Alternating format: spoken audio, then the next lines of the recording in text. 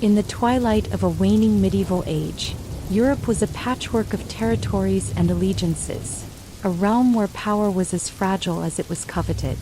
At the heart of this vast, turbulent landscape lay two great kingdoms, England and France, each born from a tumultuous legacy of feudal bonds, bloodlines, and bitter rivalries. The roots of conflict were not sown overnight. They had grown over generations, nurtured by the ambitions, marriages, and battles of dynasties whose actions would echo through the centuries. The story begins in a time when the fabric of society was woven from the threads of feudal loyalty and honor. In the cool stone halls of French chateaux and the sturdy keeps of English castles, noble families held sway over lands and lives. Lords and vassals pledged their swords and souls to kings, their destinies intertwined with the rigid hierarchy of medieval life. It was an age defined by its codes of chivalry, where every knight was expected to exhibit valor in battle and courtesy in courtly affairs, and every alliance was forged in blood and sealed with an oath. In France, a sprawling kingdom with a patchwork of semi-independent duchies and counties, the notion of a unified state was more ideal than reality. The Capetian dynasty, having reigned since the late 10th century, slowly knit together the disparate provinces under a central crown. Yet, despite the king's best efforts, local lords continued to assert their autonomy, often to the detriment of a truly cohesive nation. Rivalries simmered beneath the veneer of fealty. Regional pride and personal ambition frequently flared into open conflict, and the noble family's ambitions sometimes transcended the authority of the crown itself. Across the English Channel in England, the kingdom was emerging from the turbulent shadows of Viking invasions and internal strife. The Norman conquest of 1066 had forever altered the English landscape, infusing the island with continental influences and forging a new aristocracy. The ruling Plantagenet dynasty, with its roots in both Normandy and the lands of England, was a living embodiment of the melding of cultures and interests. English kings, though possessing a firm grip on their island, often looked beyond their shores with covetous eyes, dreaming of fortunes and territories that lay in wait across the Channel. The tapestry of dynastic politics was richly embroidered with intermarriages and rival claims, which over time had bound the fates of England and France in a delicate, ever-shifting balance. Marriage alliances, once seen as strategic necessities, had become a double-edged sword. While they promised unity and peace, they also carried the seeds of discord. When noble families intermarried, the inheritance of lands and titles became a convoluted affair. It was not uncommon for one claimant's rights to be disputed by another, with the legitimacy of bloodlines frequently called into question. Within this intricate web of alliances, the notion of sovereignty was often blurred. Kings were as much custodians of tradition as they were rulers by divine right. They were expected to be paragons of virtue, yet their courts were rife with intrigue and ambition. Royal marriages were orchestrated to cement alliances, but the offspring of these unions could become pawns in a larger game, a contest where the ambitions of powerful families intersected with the destinies of entire nations. In the heart of this dynamic interplay between power and passion stood the dynastic roots that would eventually kindle one of history's longest and most devastating conflicts. The intricate lineage of European nobility was a tapestry of intertwined fates. At its center were disputes over rightful inheritance and the legitimacy of claims. These disputes were more than legal technicalities. They were reflections of personal honor, national pride, and the enduring human desire for recognition and dominion. A misinterpreted word in a treaty, a slight in a marriage contract, or the untimely death of an heir could ignite passions that would span decades and even generations. As the centuries turned, the seeds of discord took root more deeply. In France, the fragmentation of power meant that while the king sought to extend his influence, many powerful lords preferred to maintain their de facto independence. These regional rulers, entrenched in their local customs and rivalries, sometimes found themselves at odds with the central authority. Their ambitions and jealousies created fissures within the realm, setting the stage for conflicts that would eventually invite external intervention. The rich, fertile lands of France, its vineyards, fields, and fortified towns, were not just the source of wealth but also the prize for any who wished to assert their supremacy. Meanwhile, in England, a growing sense of national identity was emerging alongside the traditional feudal bonds. The English language and customs began to assert themselves, slowly displacing the vestiges of Norman culture. The English nobility, increasingly proud of their distinct heritage, looked toward the continental mainland with a mixture of longing and determination. England's kings, aware of the vast riches and influential territories that lay across the Channel, nurtured ambitions that transcended the confines of their island kingdom. This ambition, fueled by a blend of inherited pride and calculated political maneuvering, would ultimately push England toward a destiny marked by both glory and ruin. One cannot overstate the role of geography in this unfolding drama. The natural barrier of the English Channel had long separated the two nations, yet it also served as a bridge, a conduit for cultural exchange, trade, and, inevitably, conflict. The waters between England and France were both a shield and a challenge. For centuries, they had kept the two realms distinct, but as political and economic ambitions grew, even the seas could not contain the spread of rivalry. Merchants, pilgrims, and soldiers traversed these waters, carrying with them not only goods and ideas but also the seeds of conflict that would eventually blossom into war. Against this backdrop of feudal loyalties, dynastic ambitions, and geographical divides, the stage was set for a confrontation that would reshape the destinies of nations. Every marriage, every treaty, every battle of wits in the corridors of power contributed to a mounting tension that could no longer be contained by diplomatic niceties. The interplay of personal ambition and national interest had created a volatile mix, one where every decision had the potential to spark a conflict of monumental proportions. As the sun set over the rolling hills of Normandy and the mist rose off the fields of central France, the people of both realms went about their daily lives, blissfully unaware that the calm before the storm was slowly giving way to the brewing tempest. In the marketplaces of Paris, in the halls of London, and in the quiet villages scattered across the countryside, there was an undercurrent of change. Conversations in local taverns and quiet discussions in noble courts alike hinted at a growing restlessness, a sense that the old order was under threat from new, inexorable forces. Within the intricate dance of alliances and enmities, individuals emerged whose lives would become emblematic of this era. Ambitious lords who sought to expand their power, wise counselors who advised caution, and even commoners whose lives were caught in the crossfire of shifting allegiances all played their parts in this grand narrative. Their stories, fraught with hope, despair, triumph, and tragedy, formed the mosaic of medieval life. Every act of loyalty or betrayal, every act of valor or deceit, was a thread in the vast tapestry of history that bound England and France together. In this volatile period, the seeds of the 100 Years' War were sown not by the clash of armies alone, but by the interplay of human ambition, tradition, and the immutable forces of fate. The dynastic roots of conflict were deep and multifaceted, touching on everything from the legitimacy of claims to the very nature of sovereignty. It was a time when the actions of one generation could reverberate across centuries, leaving an indelible mark on the history of Europe. As the narrative of medieval Europe unfolded, the stage was being meticulously set for a conflict that would not only alter borders but also redefine the identities of nations. The legacy of these early years, filled with intricate political maneuvering, the drama of courtly life, and the everyday struggles of a people bound by honor and duty, would echo throughout history, serving as a constant reminder that the roots of war often lie in the very foundations of society. Thus, in the cool, candlelit corridors of ancient castles and under the vast, starry skies of a medieval night, the story of Europe's dynastic roots was being written, a story that would ultimately lead to the unfolding drama of the 100 Years' War.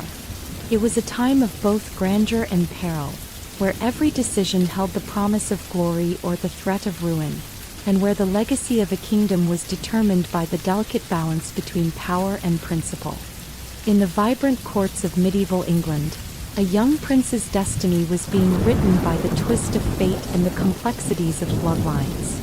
Edward III, born into a world where lineage determined the measure of one's power, would soon step into the glare of controversy as he laid claim to a throne that many believed was not his to assert. His claim to the French crown was not a simple matter of inheritance. It was a tapestry of intertwined dynasties, intricate legal arguments, and the bold ambition that would set the stage for one of the most storied conflicts in European history. Edward's claim was rooted in his ancestry, a lineage that stretched back to the kings of France through his mother, Isabella of France. Isabella, daughter of the powerful King Philip IV of France, had grown up amidst the sumptuous tapestries of the French court, where art, chivalry, and politics merged in a delicate dance. Yet it was in the shadow of her father's reign that the seeds of discord were sown. The French crown, with its evolving traditions and emerging legal principles, was governed by a custom that would later be known as the Salic law, a principle that forbade inheritance through the female line. This edict, though not formally codified in every era, became a touchstone for French identity and sovereignty. For Edward III, the challenge was twofold. On one hand, his mother's heritage provided a direct line to the Capetian dynasty, a legacy steeped in splendor and burdened with expectations. On the other, the very laws and traditions that had long governed the succession of the French throne were poised to deny him any rightful claim. Many in France argued that his lineage, being derived through Isabella, rendered his claim illegitimate. Yet in England, his supporters saw in him the embodiment of an ideal, a claim not just based on blood, but on a shared history and mutual respect between the two nations that had been eroded over centuries. Young Edward's early life was marked by the nurturing of both ambition and an acute awareness of the precarious balance between personal entitlement and the responsibilities of kingship. Tutored by scholars and steeped in the chivalric code, he learned early that the authority of a monarch was as much a matter of moral righteousness as it was of military might. As he matured, the whispers of destiny grew louder. In the corridors of power, advisors debated not only the merits of his claim but also the potential consequences of asserting a right that could unravel centuries of political stability. The legal arguments in support of Edward's claim were as intricate as the family trees that spanned across England and France. His advocates argued that the French crown had, in effect, become a matter of hereditary right, a right that should not be confined by gendered interpretations of lineage. They contended that the blood of kings was not diluted by the medium through which it was passed. Edward's claim was, they argued, a reclamation of what was inherently his by descent, a challenge to an interpretation of law that was as much a product of political expediency as of ancient tradition. In the courts of London, the debate raged as scholars pored over dusty manuscripts and ancient charters. Legal treatises from earlier centuries were invoked, and the interpretations of the French succession became a battleground for competing ideas of justice and legitimacy. Edward's claim was not just a question of inheritance. It was a statement about the nature of kingship itself. It questioned whether the divine right of kings could be curtailed by arbitrary laws, and whether a monarch's destiny was determined solely by the narrow confines of gender and custom. Yet the path to asserting his claim was fraught with peril. For every argument made in favor of his right to the French throne, there was a counterargument steeped in the centuries-old traditions of French law. The French, proud of their sovereign identity, viewed the idea of an English monarch laying claim to their crown as an affront to their national dignity. The tension was palpable, simmering beneath the surface of diplomatic exchanges and royal proclamations. In the minds of the French nobility, the very notion of the Salic law was not merely a legal principle but a bulwark of their cultural identity, a statement that their nation was to be ruled by those of true French blood. As Edward grew into his role as a prospective ruler, he faced the challenge of reconciling these divergent views. On the one hand, he was a product of the English court, where ambition and martial prowess were celebrated virtues. On the other, he was a scion of a lineage that connected him intimately with the heritage of France. His claim was not announced with the bluster of a conqueror. Rather, it was articulated with the measured resolve of a man who understood the weight of his birthright. In private councils and during long, contemplative nights, he weighed the implications of asserting such a claim. He knew that to press his case would be to risk igniting a war that could engulf both nations. A war that might well last for generations. The narrative of Edward III's claim was interwoven with personal sacrifice and political strategy. His decision to pursue the French crown was as much a reflection of his personal conviction as it was a calculated move to consolidate his position on the international stage. The question of succession was not isolated to the realm of abstract legal principles. It was deeply personal. It was about the identity of a king who believed that his destiny was not to be confined by the narrow interpretations of tradition, but to reach beyond the constraints of established norms and redefine what it meant to be a ruler. In the quiet moments of reflection, Edward's thoughts often turned to the memory of his ancestors, whose lives had been marked by both triumph and tragedy. He recalled the stories of valor and sacrifice that had been passed down through the generations, tales of kings who had fought not only for their lands but for the honor of their lineage. These memories were both a source of inspiration and a reminder of the heavy burden of responsibility. To claim the French crown was to challenge the established order, to stand at the crossroads of history and destiny, and to risk not only the prosperity of his own realm but the very stability of Europe. The debate over his claims soon found expression in the language of diplomacy and war. In England, supporters of Edward's claim rallied behind him with a fervor that bordered on religious zeal. They saw in his assertion a vindication of a broader, more inclusive interpretation of dynastic right, one that transcended the limitations imposed by gender and custom. In their eyes, Edward III was not merely seeking a crown. He was seeking to restore a sense of rightful order to a world that had long been marred by arbitrary rules and exclusionary practices. However, in the courts of France, the reaction was markedly different. The French nobility, already wary of external interference in their domestic affairs, regarded Edward's claim as an encroachment on their sovereignty. The claim ignited passions among those who had long defended the sanctity of the Salic tradition, and many feared that accepting an English king as their sovereign would dilute the very essence of what it meant to be French. The stage was thus set for a confrontation that would not only test the strength of legal argument but also the resolve of two proud nations. As tensions escalated, the political landscape of Europe began to shift. Alliances were redrawn and long-standing loyalties were called into question. The claim of Edward III, with its roots in both English ambition and French heritage, became a rallying point for those who sought to challenge the status quo. It was a claim that promised change, even as it threatened to upend the delicate balance of power that had been maintained for generations. In this charged atmosphere, every diplomatic gesture, every written proclamation, carried the weight of potential conflict. Edward III himself, ever the thoughtful strategist, understood that his claim was not merely a legal contest. It was a challenge to the very order of the medieval world. His decision to press his claim was underpinned by a belief in the transformative power of rightful leadership. He envisioned a future where the boundaries of kingship were not limited by archaic rules but were defined by the qualities of wisdom, justice, and valor. His claim was as much a statement of personal conviction as it was a manifesto for a new era of royal authority, one that sought to bridge the divide between inherited tradition and the evolving needs of a dynamic, interconnected Europe. In the end, the question of succession was not decided in the quiet halls of legal debate or the private councils of advisors. It was etched into the annals of history through a series of bold actions, intricate maneuvers, and, ultimately, the clash of armies on battlefields that spanned the French countryside. Edward III's claim to the French crown would come to serve as the spark that ignited a conflict of epic proportions.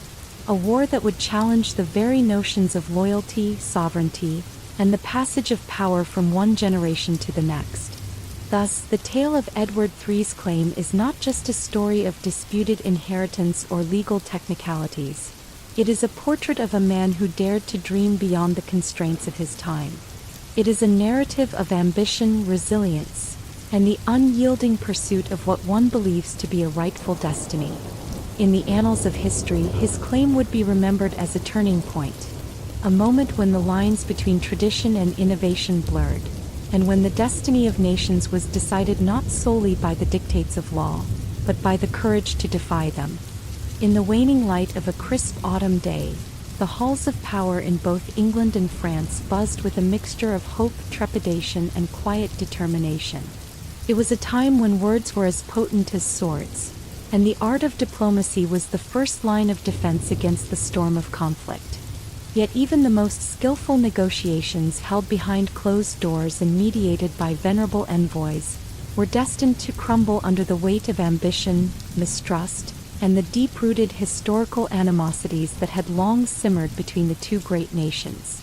For decades, both kingdoms had clung to the notion that peaceful resolution was possible. The intricate dance of negotiations had, for a time, instilled a fragile optimism among the nobility and commoners alike, a hope that disputes over territory, claims, and rights might be settled not by the clash of steel, but by the measured cadence of debate. However, beneath this veneer of civility lay a maelstrom of competing interests that would ultimately prove too turbulent to contain. In the grand chambers of the French royal court, where tapestries depicting heroic deeds and divine favor adorned the walls, King Philip VI and his trusted advisors labored tirelessly to forge alliances and secure concessions that would safeguard the sovereignty of France. Every missive and treaty was weighed with the care of one balancing the fate of a nation.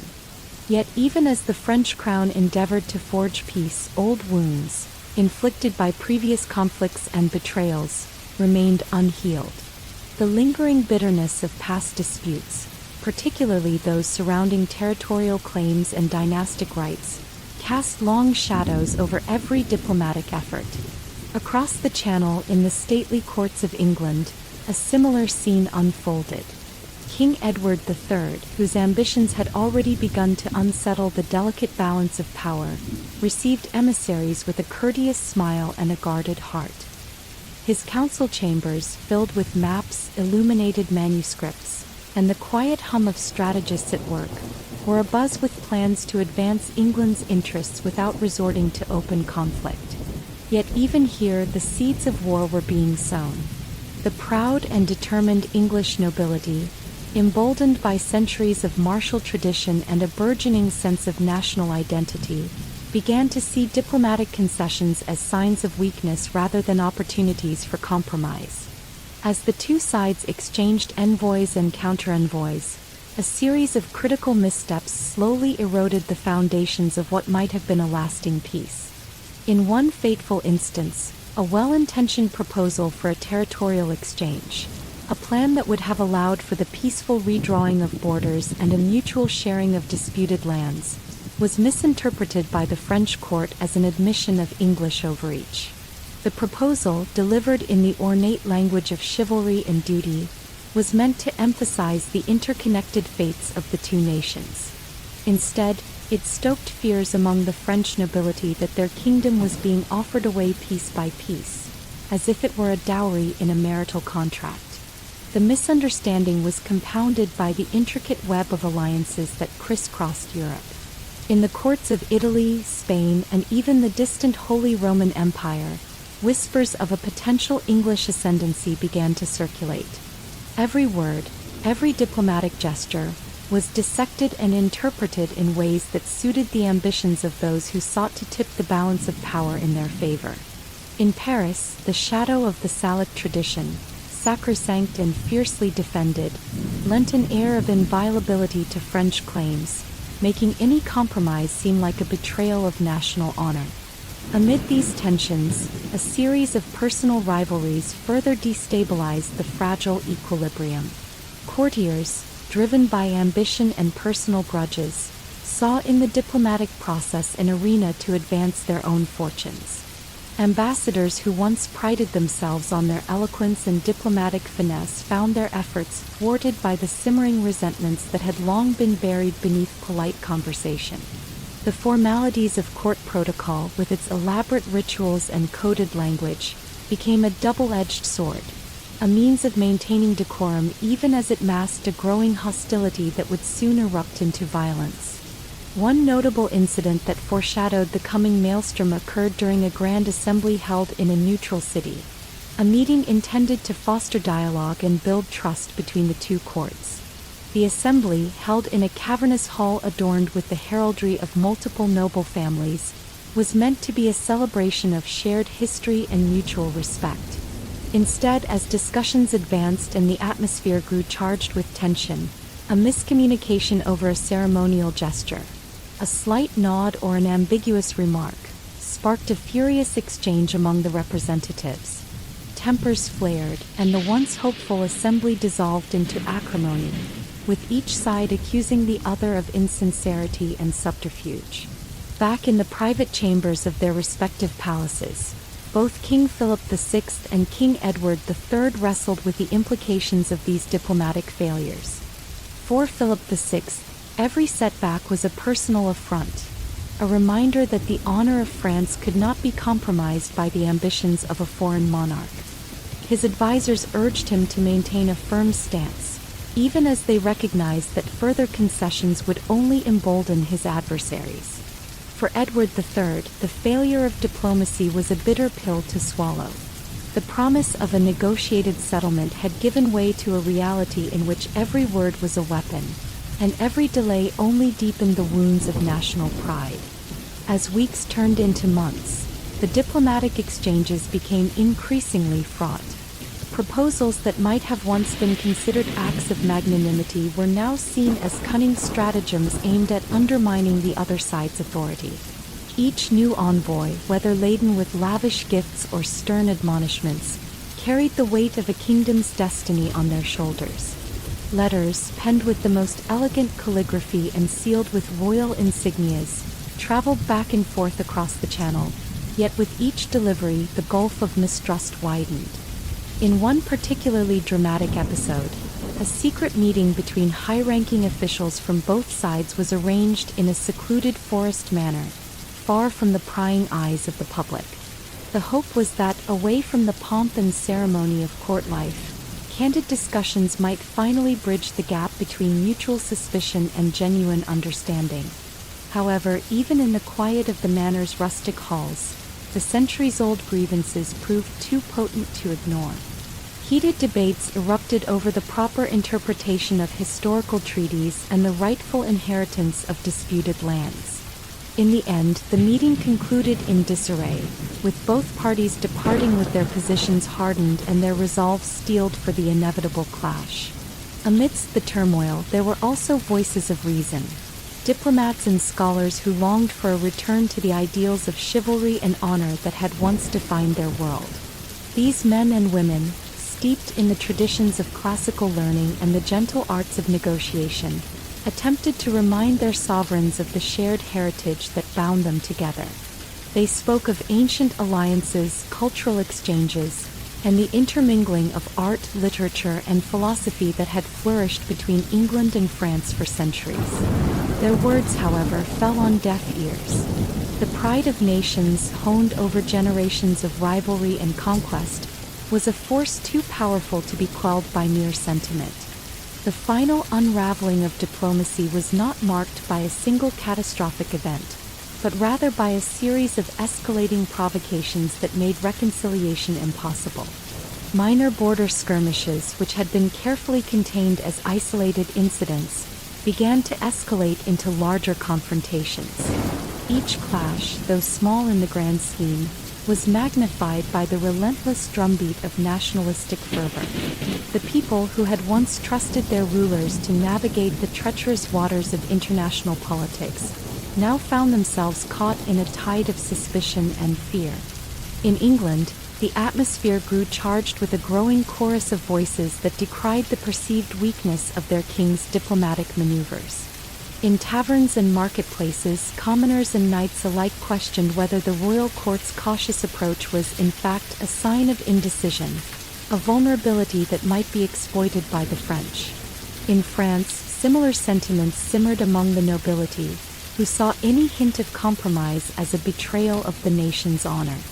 The seeds of doubt, once sown by isolated incidents of miscommunication and perceived slights, had blossomed into a full-blown crisis of confidence on both sides. As the summer gave way to the biting chill of early winter, the diplomatic channels that had once offered a glimmer of hope finally fell silent. The last of the exchanged missives arrived with tones of finality, each word imbued with a resignation to fate. In the shadow of the fading light, the great powers of England and France found themselves staring into an abyss, a future in which the only certainty was the clash of armies on blood-soaked battlefields. Thus, the road to war had been paved not by the grand designs of a single tyrant, but by the cumulative failures of diplomacy, a slow, inexorable process in which every misstep, every misinterpreted gesture, and every hardened resolve contributed to the unraveling of a peace that had once seemed possible. The dream of reconciliation, once cherished by those who believed in the noble ideals of chivalry and honor, was shattered by the unyielding forces of pride, ambition, and the long shadows of history. In that final, somber moment, as the royal courts closed their doors and the last envoys retreated into the darkness of uncertainty, both kingdoms braced themselves for the inevitable. The art of diplomacy, once a beacon of hope amid the turbulence of medieval politics, had failed to forestall the coming storm. In its place loomed the grim certainty of war, a war that would redefine the destinies of England and France, and whose echoes would resound through the ages as a testament to the price of failed negotiation.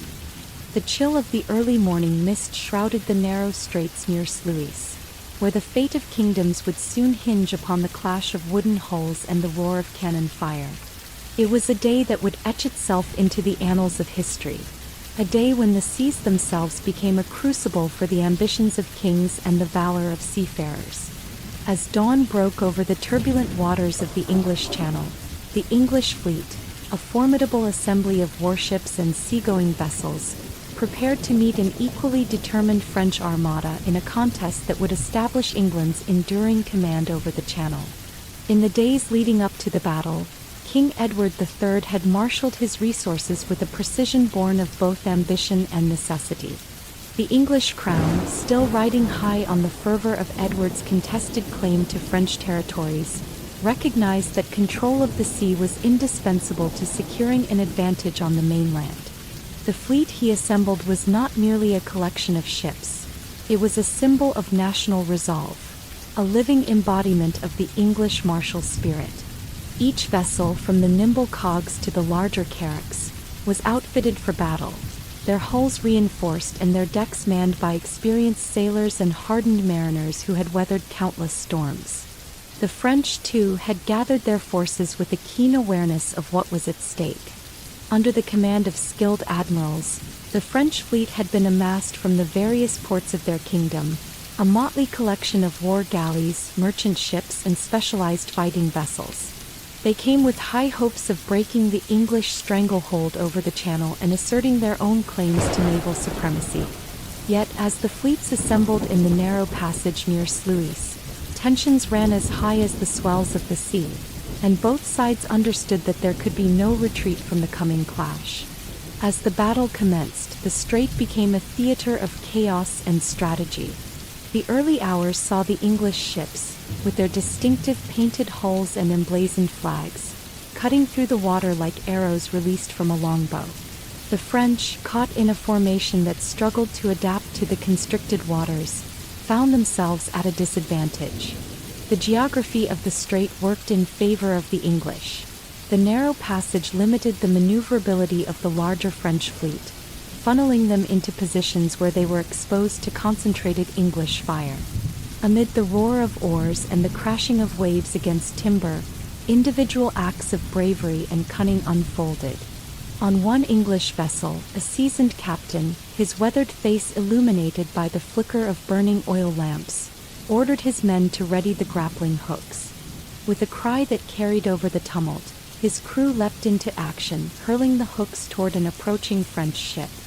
The metal tangibly clanged against the hull as the hook latched on, initiating a desperate struggle to board the enemy craft.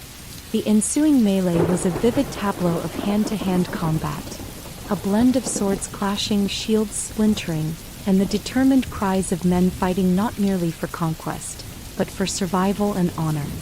Elsewhere, on a slightly larger warship, a young officer, his eyes wide with both fear and determination, manned a heavy crossbow. The weapon, a prized asset in the naval arsenal, was aimed at the deck of a French galleon as it attempted to break formation. Each bolt shot by the officer found its mark, puncturing sails and disorganizing the enemy's ranks.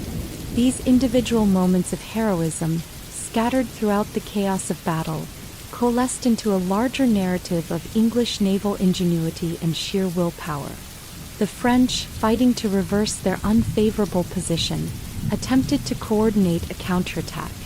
Their admirals, having spent years perfecting the art of naval warfare on the open seas, called for a rallying of forces. However, the confined space of the strait and the English mastery of its geography thwarted these efforts. The French ships, unable to spread out and utilize their numbers effectively, found themselves ensnared in a deadly game of cat and mouse. Their attempts to reposition were met with a barrage of arrows, bolts, and the thunderous impact of boarding parties that surged onto their decks. The battle raged for hours, each moment marked by the interplay of strategy and raw courage. The ebb and flow of combat mirrored the rhythmic pulse of the tide. As the sun climbed higher, its light glinted off the splintering masts and shattered rigging, revealing a scene both majestic and brutal. Smoke billowed from the decks where incendiary devices had been set alight, and the sharp tang of burning wood mingled with the salt of the sea. The chaos was not without its order, for even amidst the melee, the English commanders orchestrated their maneuvers with disciplined precision, a testament to their extensive training and the unyielding belief in their cause. For many in the thick of the action, the battle was a maelstrom of fear and fervor. Soldiers and sailors alike found themselves grappling with the stark reality of combat at sea, a world where the fragility of life was starkly exposed against the vast, indifferent backdrop of the ocean. In the midst of this crucible, the experienced mariners who had navigated countless storms drew upon their deep well of knowledge. They exploited every eddy and current, positioning their vessels so that even the slightest advantage could be turned into a decisive blow.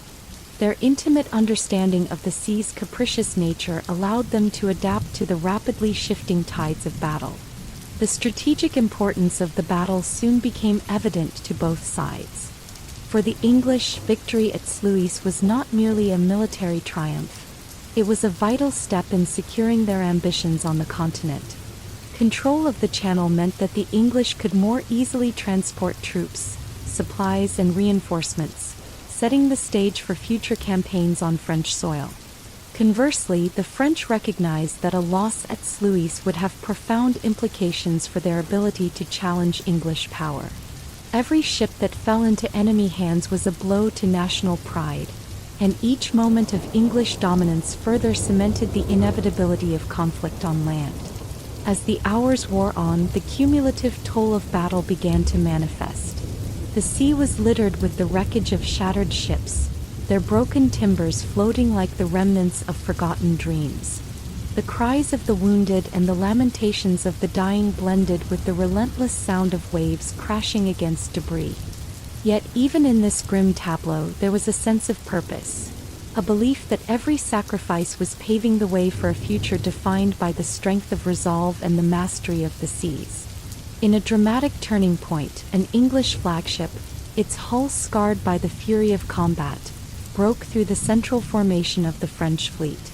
The flagship's captain, a veteran whose eyes had witnessed the rise and fall of many naval engagements, issued orders that would galvanize the remaining English vessels. With a surge of coordinated fury, the English fleet converged on the beleaguered French ships, cutting off their escape and leaving them with no recourse but surrender or destruction. The precision of this maneuver, executed under the most adverse conditions, underscored the superiority of English naval tactics and the indomitable spirit of its sailors. The ensuing moments were a blur of decisive engagements. French crews, overwhelmed and demoralized, began to capitulate, their ships falling one by one into the hands of the relentless English tide. Amid the triumphant shouts of victory and the clamor of battle, King Edward III's vision of a unified, maritime dominant England was coming to life. The victory at Sluis was not only a personal vindication of his claim but a strategic coup that would reverberate across Europe. The seas, once seen as unpredictable and untamable, had been tamed by the English will, a testament to the power of disciplined strategy and unwavering resolve. As the battle drew to its inevitable close, the surviving French vessels retreated into the obscurity of the horizon, leaving behind a legacy of defeat that would haunt them for years to come. The English fleet, though battered and scarred by the ordeal, emerged triumphant, a force that now commanded the Channel and could project its power with newfound authority. The victory at Sluis was celebrated not merely for its immediate tactical success, but for the profound strategic advantage it conferred upon England in the protracted struggle that was to follow. In the aftermath of the conflict, the echoes of the battle resonated through the courts and councils of both nations. In England, the victory at Sluis was hailed as a turning point, a moment when the destiny of the nation was irrevocably altered by the mastery of naval warfare. It served as a rallying cry for future endeavors, a vivid reminder that the seas could be as decisive a battleground as any field of combat. In France, the loss at Sluis ignited a fierce determination to rebuild and rearm, even as the specter of impending conflict loomed ever larger. For those who had borne witness to the tumult of Sluis, the battle remained etched in memory as a dramatic convergence of fate and valor. The men who had fought amid the chaos and the carnage carried with them not only the scars of physical wounds but the indelible marks of an experience that transcended the ordinary. Their stories, told in hushed tones in taverns and passed down through generations, became part of a rich oral tradition that celebrated the triumph of the human spirit over adversity. They recounted how the relentless determination of a few could shape the destiny of many, how the mastery of the sea had redefined the balance of power between two proud nations. In the years that followed, historians would look back on the Battle of Sluis as a watershed moment in the 100 Years' War. Its significance was measured not solely in the immediate losses inflicted upon the French fleet but in the enduring legacy of naval innovation and strategic acumen that it epitomized. The battle would inspire future generations of seafarers, who would study its lessons and emulate its triumphs, further embedding the memory of that fateful day in the collective consciousness of a nation determined to rule both land and sea. Thus, as the tides continued to shape the course of history, the Battle of Sluis stood as a testament to the power of naval dominance, a vivid chapter in the long saga of conflict that spanned continents and centuries. In the annals of history, the battle's echoes remind us that control of the seas is not a mere footnote in military campaigns but a decisive factor that can tilt the balance of power in favor of those bold enough to seize it. In the quiet, mist-shrouded woodlands of medieval England, a silent revolution was taking shape, one that would forever alter the face of warfare. Among the rolling hills and dense forests, where the air carried the scent of damp earth and budding oak, generations of skilled archers honed their craft. They did not wield swords or shields alone. Instead, they were the guardians of an extraordinary weapon known as the longbow, a tool whose very design and prowess would come to define an era. The longbow was born not in the hallowed halls of royal courts but in the humble villages of rural England. Here, in the shadow of towering cathedrals and amidst the sprawling estates of the nobility, common folk discovered that survival in a land perpetually at war depended on resourcefulness and unity. Over time, these villagers transformed their daily practice of archery into an art form, developing a weapon that was both simple and devastating in its effectiveness. Crafted from a single piece of yew, the longbow was light yet imbued with tremendous strength, capable of propelling arrows with lethal speed over long distances. For the archers who would soon become the backbone of English military might, the longbow was more than just a tool of defense. It was a symbol of national pride and a testament to the ingenuity of a people determined to defend their homeland. Training in the longbow began in childhood, with lessons passed down from parent to child in small, tight-knit communities. Every stretch of sinewy wood and every notch carved into its limb bore the marks of tradition and experience. In the quiet moments before dawn, as the first light broke over the dewy fields, the sound of arrows whistling through the air became a constant refrain, a chorus that heralded both the promise and the peril of the coming day. It was in these early years, amid the vibrant tapestry of rural life, that the longbow's true potential began to emerge. As English armies faced the formidable knights and heavily armored warriors of their continental rivals, it became increasingly clear that conventional methods of warfare were evolving. Where once battles had been decided by brute force and the clashing of steel, a new kind of conflict was on the horizon. One where precision, range, and the relentless volley of arrows could break even the strongest of defenses. The longbow, with its capacity to pierce armor and disrupt formations, quickly proved to be a game-changer. The transformative power of the longbow was first demonstrated on the training grounds of the English countryside. Here, under the tutelage of veteran archers whose eyes had witnessed countless skirmishes, young recruits learned to draw the bow with an almost meditative focus. The act of drawing the string was both physical and spiritual, a moment where muscle and mind merged to achieve an almost transcendent state of readiness. In these gatherings, the bow was not simply an instrument of war. It was a conduit for expressing a deep-seated connection to the land and its history.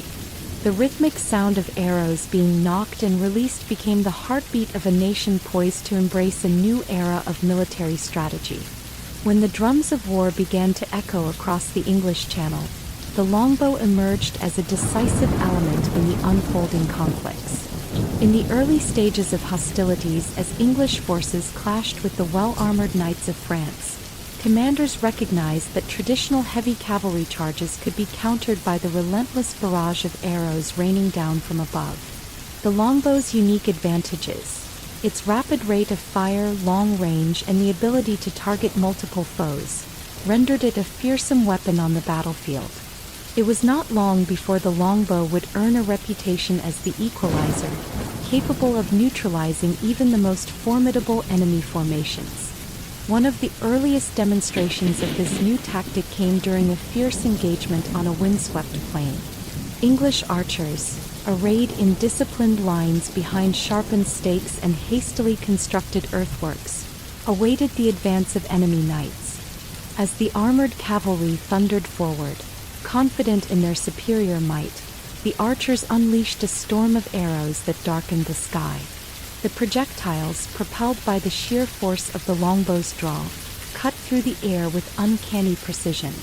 In moments, the momentum of the assault was shattered as knights, caught in the deadly hail, faltered before the combined might of technology and training. The longbow had not only disrupted a charge, it had redefined what was possible on the battlefield. The success of these early encounters spurred further innovation and refinement in the art of archery. Recognizing that the longbow was more than a weapon, it was a cornerstone of national defense. Royal commanders and local militias alike began to invest in training programs that would spread its use throughout the realm. Archery schools sprang up in villages and towns, where master archers passed on their skills to eager pupils. These institutions, though humble in appearance, became incubators for military excellence, ensuring that every generation would be prepared to take up the bow in defense of their country. Through rigorous practice and a deep respect for tradition, the longbow evolved from a simple tool into a symbol of resistance against oppression and a harbinger of change. Perhaps the most celebrated moment in the longbow's rise came during a battle that would etch its name into the annals of history. On a misty morning, with the chill of uncertainty hanging over the battlefield, An English army prepared to face an enemy renowned for its might and valor.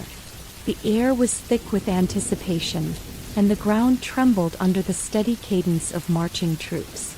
Amid the ranks of armored knights and disciplined infantry, the archers stood ready, a silent force united by their mastery of the longbow. As the enemy advanced in a show of traditional power, the English commanders gave the signal, and the archers drew their bows in unison. In that moment, the battlefield was transformed into a canvas of light and shadow. Arrows, propelled by the concerted effort of hundreds of skilled hands, soared through the air like shards of ice. The precision of their aim was nothing short of astonishing. Each arrow found its mark with an inevitability that seemed predestined by fate. The enemy, caught off guard by the sheer volume and accuracy of the longbow's volley, faltered in its advance. What had begun as an orderly charge soon descended into chaos, as the longbow's rapid-fire assault disoriented even the most disciplined formations. The impact was profound, a decisive blow that underscored the longbow's transformative role in modern warfare. The victory on that fateful day resonated far beyond the battlefield. The longbow, once considered a mere implement of rural life, had ascended to a position of unparalleled military significance. It was now recognized as the weapon that could turn the tide of war, capable of undermining the supremacy of heavily armored knights and redefining the art of combat. Its success prompted a re-evaluation of tactics not only in England but across the war-torn expanse of Europe. Armies began to incorporate massed archery into their battle plans, and commanders, inspired by the effectiveness of the longbow, reimagined strategies that emphasized mobility, precision, and sustained firepower. Beyond the practical implications of its use, the longbow carried with it a profound symbolic weight. It represented the triumph of innovation over tradition, a reminder that progress often emerged from unexpected quarters. The weapon's ascent challenged the established hierarchies of warfare, suggesting that true strength lay not solely in the opulence of heavy armor or the spectacle of mounted knights, but in the collective resolve and skill of those who embraced change. In the eyes of the English people, the longbow was more than a military asset. It was a manifestation of their national identity, a proud declaration that the common man's ingenuity could rival the power of kings. As the wars raged on, the influence of the longbow continued to expand. It became a cornerstone of English military doctrine, celebrated in songs and stories that were passed down through generations. Its presence on the battlefield served as a constant reminder of the power of determination and the enduring impact of innovation. In quiet moments, around flickering campfires and within the ancient walls of rural cottages, tales of heroic archers and their fabled longbows were recounted with reverence. These stories, imbued with both fact and legend, helped to cement the longbow's status as a weapon of both practical might and cultural significance. In the broader tapestry of medieval warfare, the rise of the longbow signified a turning point, a moment when traditional methods were challenged by new ideas and when the course of history was irrevocably altered by the skillful hand of an archer. It was a reminder that in the unpredictable theater of war, the courage of the few, armed with determination and a simple yet potent tool, could reshape the destiny of nations. The longbow had become a beacon of hope, a testament to the resilience of a people united in the pursuit of freedom and justice. Thus, as the long shadows of evening stretched across the battlefields and the echoes of arrows faded into history, the legacy of the longbow endured. It was a weapon that had transcended its humble origins, evolving into an icon of martial prowess and a symbol of the transformative power of innovation. Its rise was not merely a chapter in the annals of war. It was a revolution that had redefined the very nature of combat, leaving an indelible mark on the history of Europe. In the years that followed, as armies clashed and new strategies emerged, the lessons of the longbow remained ever relevant. Military leaders studied its tactics, and young archers continued to train under the same watchful eyes that had first recognized its potential. The longbow, with its graceful arc and relentless precision, had earned its place in history as a game-changer. A silent force that proved time and again that sometimes the simplest tools can bring about the most profound change. On a misty morning in August of 1346, the fields near Crécy-en-Ponthieu bore witness to an encounter that would forever alter the course of medieval warfare. Beneath a sky draped in shifting hues of grey and gold, the armies of England and France converged on a battleground that was as much a test of innovation as it was of valor. The Battle of Crécy, though fought on earth, would soon be remembered for the way it reshaped the very art of war.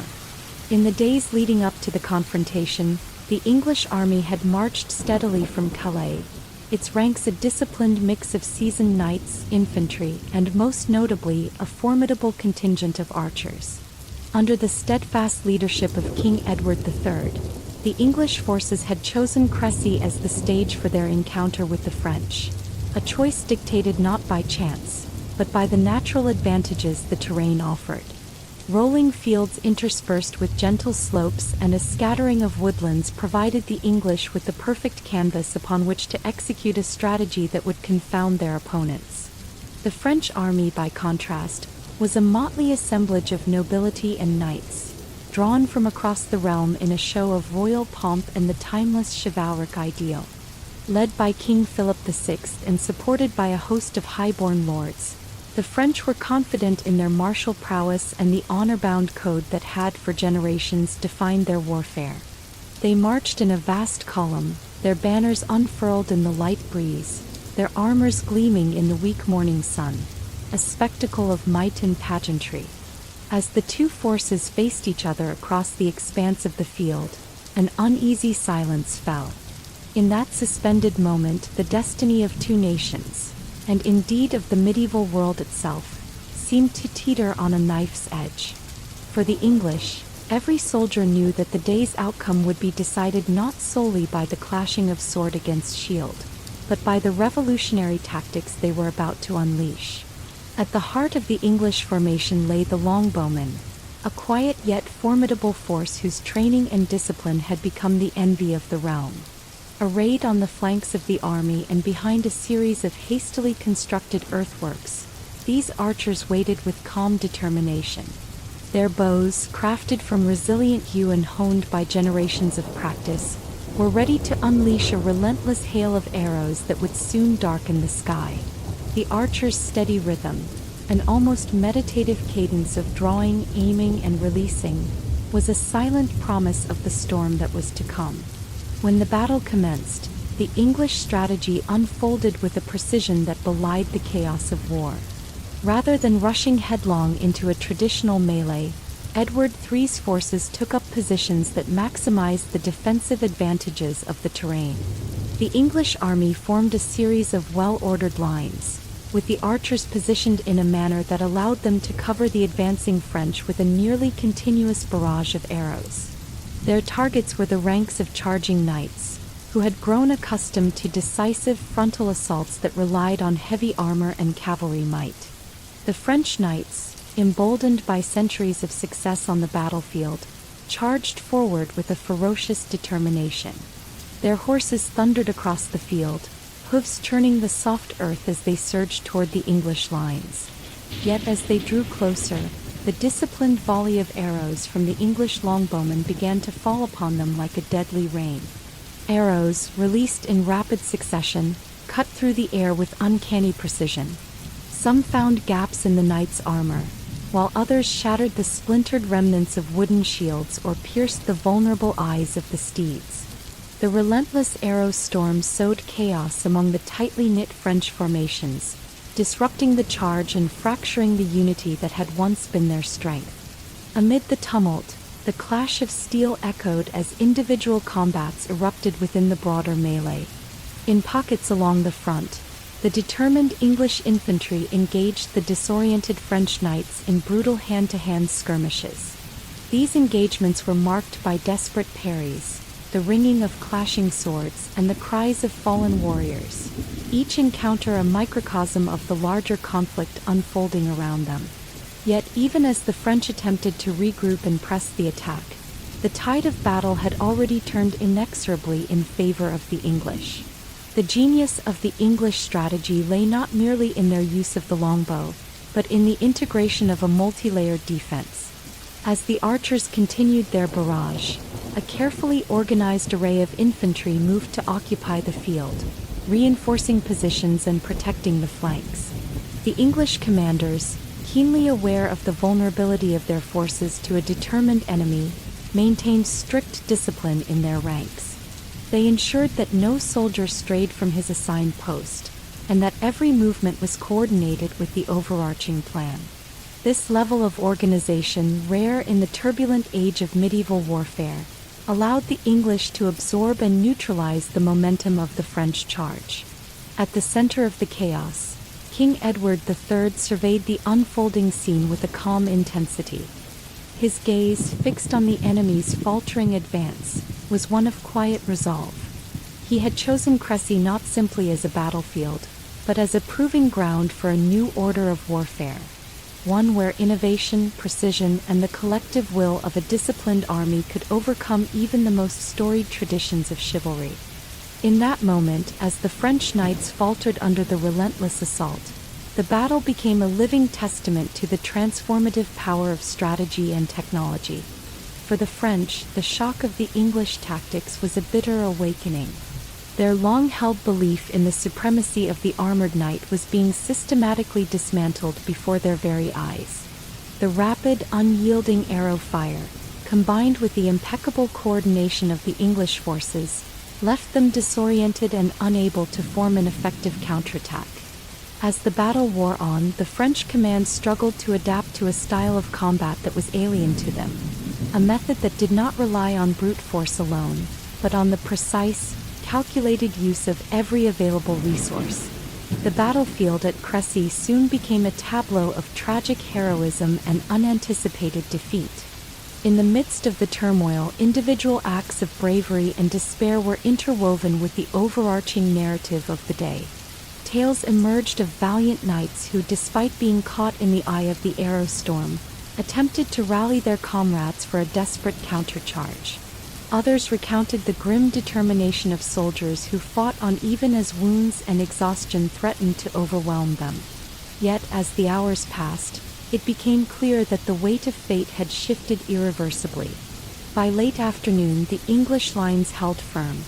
The French, their ranks shattered and morale in tatters, began to retreat amidst the chaos they had unwittingly unleashed.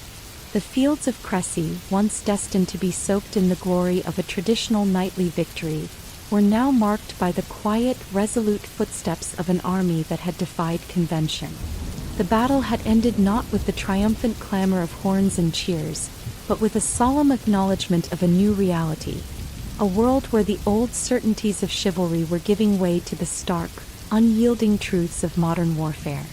In the aftermath of the conflict, the significance of the Battle of Crécy resonated far beyond the immediate carnage. The victory was a turning point, heralding the decline of the heavily armored knight and the rise of a new kind of soldier, one defined not by noble birth or the gleam of polished armor, but by the discipline, innovation, and collective resolve of a modern fighting force. The effectiveness of the longbow had been irrefutably proven, and the French, along with many others across Europe, were forced to reckon with the inevitability of change. Military treatises and chronicles would soon recount the events of Crécy with a mix of admiration and melancholy, acknowledging that the battle had rewritten the rules of engagement for generations to come. For the English, the victory at Crécy was more than a tactical success. It was a vindication of a bold vision for the future of warfare. It had demonstrated that ingenuity, careful planning, and the unyielding spirit of a united people could overcome even the most deeply entrenched military traditions. In the quiet hours that followed, as the wounded were tended and the fallen mourned, King Edward III's men took solace in the knowledge that their sacrifices had paved the way for a new era, one in which the power of strategy and technology reigned supreme. Thus, on that misty August day near Crécy, history was irrevocably altered. The fields, now stained with the blood and sweat of countless warriors, bore silent witness to the dawn of a new age, an age where the art of war was transformed by innovation, and where the might of the many could triumph over the glory of the few. In the annals of history, the Battle of Crécy would forever be remembered as a pivotal clash, a moment when the ancient order of chivalry was irrevocably challenged by the unrelenting force of progress. In the simmering heat of a late summer afternoon in 1356, as the French countryside lay bathed in a golden haze, destiny converged on the field of Poitiers. The air was thick with tension and the scent of impending conflict, and on this fateful day, the courageous leadership of a single man would reshape the narrative of a war that had long torn at the fabric of two great nations. Edward of Woodstock, widely known as the Black Prince, emerged as the emblem of chivalric resolve and martial innovation, a leader whose daring exploits on that battlefield would echo through the ages. The Black Prince was not a man born solely of royal privilege, but one forged in the crucible of warfare and tempered by personal sacrifice. Clad in dark, imposing armor that seemed to swallow the light around him, he was a striking figure, both admired and feared by friend and foe alike. From a young age, he had been molded by the rigors of the English court, where lessons of honor, duty, and the art of combat were imparted alongside the finer nuances of leadership. Yet it was in the heat of battle that his character truly shone, a brilliant counterpoint to the stately decorum of his royal upbringing. As the French and English forces converged near the town of Poitiers, the landscape itself bore the scars of centuries of feudal strife. The fields, marked by ancient pathways and bordered by thick groves of trees, provided a natural theater for the unfolding drama. The French army, under the command of King John II, was a formidable assembly of heavily armored knights, noble infantry and mercenary bands, all arrayed with the confidence of those accustomed to a style of warfare steeped in tradition and chivalry. They believed that their valor and noble birthright would carry the day against an enemy they presumed inferior in both number and spirit. Yet the Black Prince had long prepared for this very moment. With a keen strategic mind and an unyielding determination, he had orchestrated his forces with the precision of a master tactician. His army was a mosaic of seasoned veterans, agile archers, and disciplined infantry, each unit carefully positioned to exploit the weaknesses of the opposing force. Unlike the typical displays of pomp that had characterized earlier medieval conflicts, the battle plans at Poitiers were marked by flexibility and innovation. The Black Prince recognized that victory would not be achieved through mere brute force or traditional knightly charges. Instead, it required a judicious blend of heavy cavalry, rapid maneuvers, and crucially the lethal volley of English archers. As the battle commenced, the ground trembled under the weight of advancing troops and the cries of war. The French knights, resplendent in polished armor and waving the banners of their noble houses, surged forward with an unwavering belief in their own might. Their charge, thunderous and resolute, was meant to break the enemy lines and assert the superiority of French martial tradition. However, as they thundered across the field, they were met with a meticulously prepared defensive line, a barrier of disciplined English infantry and archers. From behind these ranks, the Black Prince directed his archers to unleash a storm of arrows that cut through the air with deadly accuracy. The projectile assault was relentless, each arrow a harbinger of ruin that disrupted the momentum of the charging French cavalry. Amid the chaos of clashing steel and the whistling of arrows, the Black Prince himself became a figure of almost mythic prowess. Mounted on his steed and leading from the front, he demonstrated an uncanny blend of valor and tactical acumen. With each measured command, he orchestrated the shifting tides of battle. His presence on the field was not merely symbolic. It was a rallying cry for his men.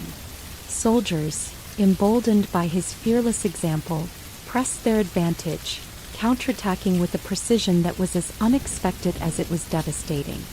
In the heat of the struggle, the Black Prince proved that true leadership was not solely about issuing orders from afar, but about being in the thick of the fray, undaunted by the roar of battle and the specter of death. For the French, the shock of facing such resolute opposition was compounded by the disarray that the Black Prince's tactics engendered. As the French knights attempted to regroup and mount a second desperate charge, the well-coordinated English forces responded with calculated ruthlessness. The battlefield, once set for the grandeur of traditional warfare, transformed into a labyrinth of skirmishes and counterattacks.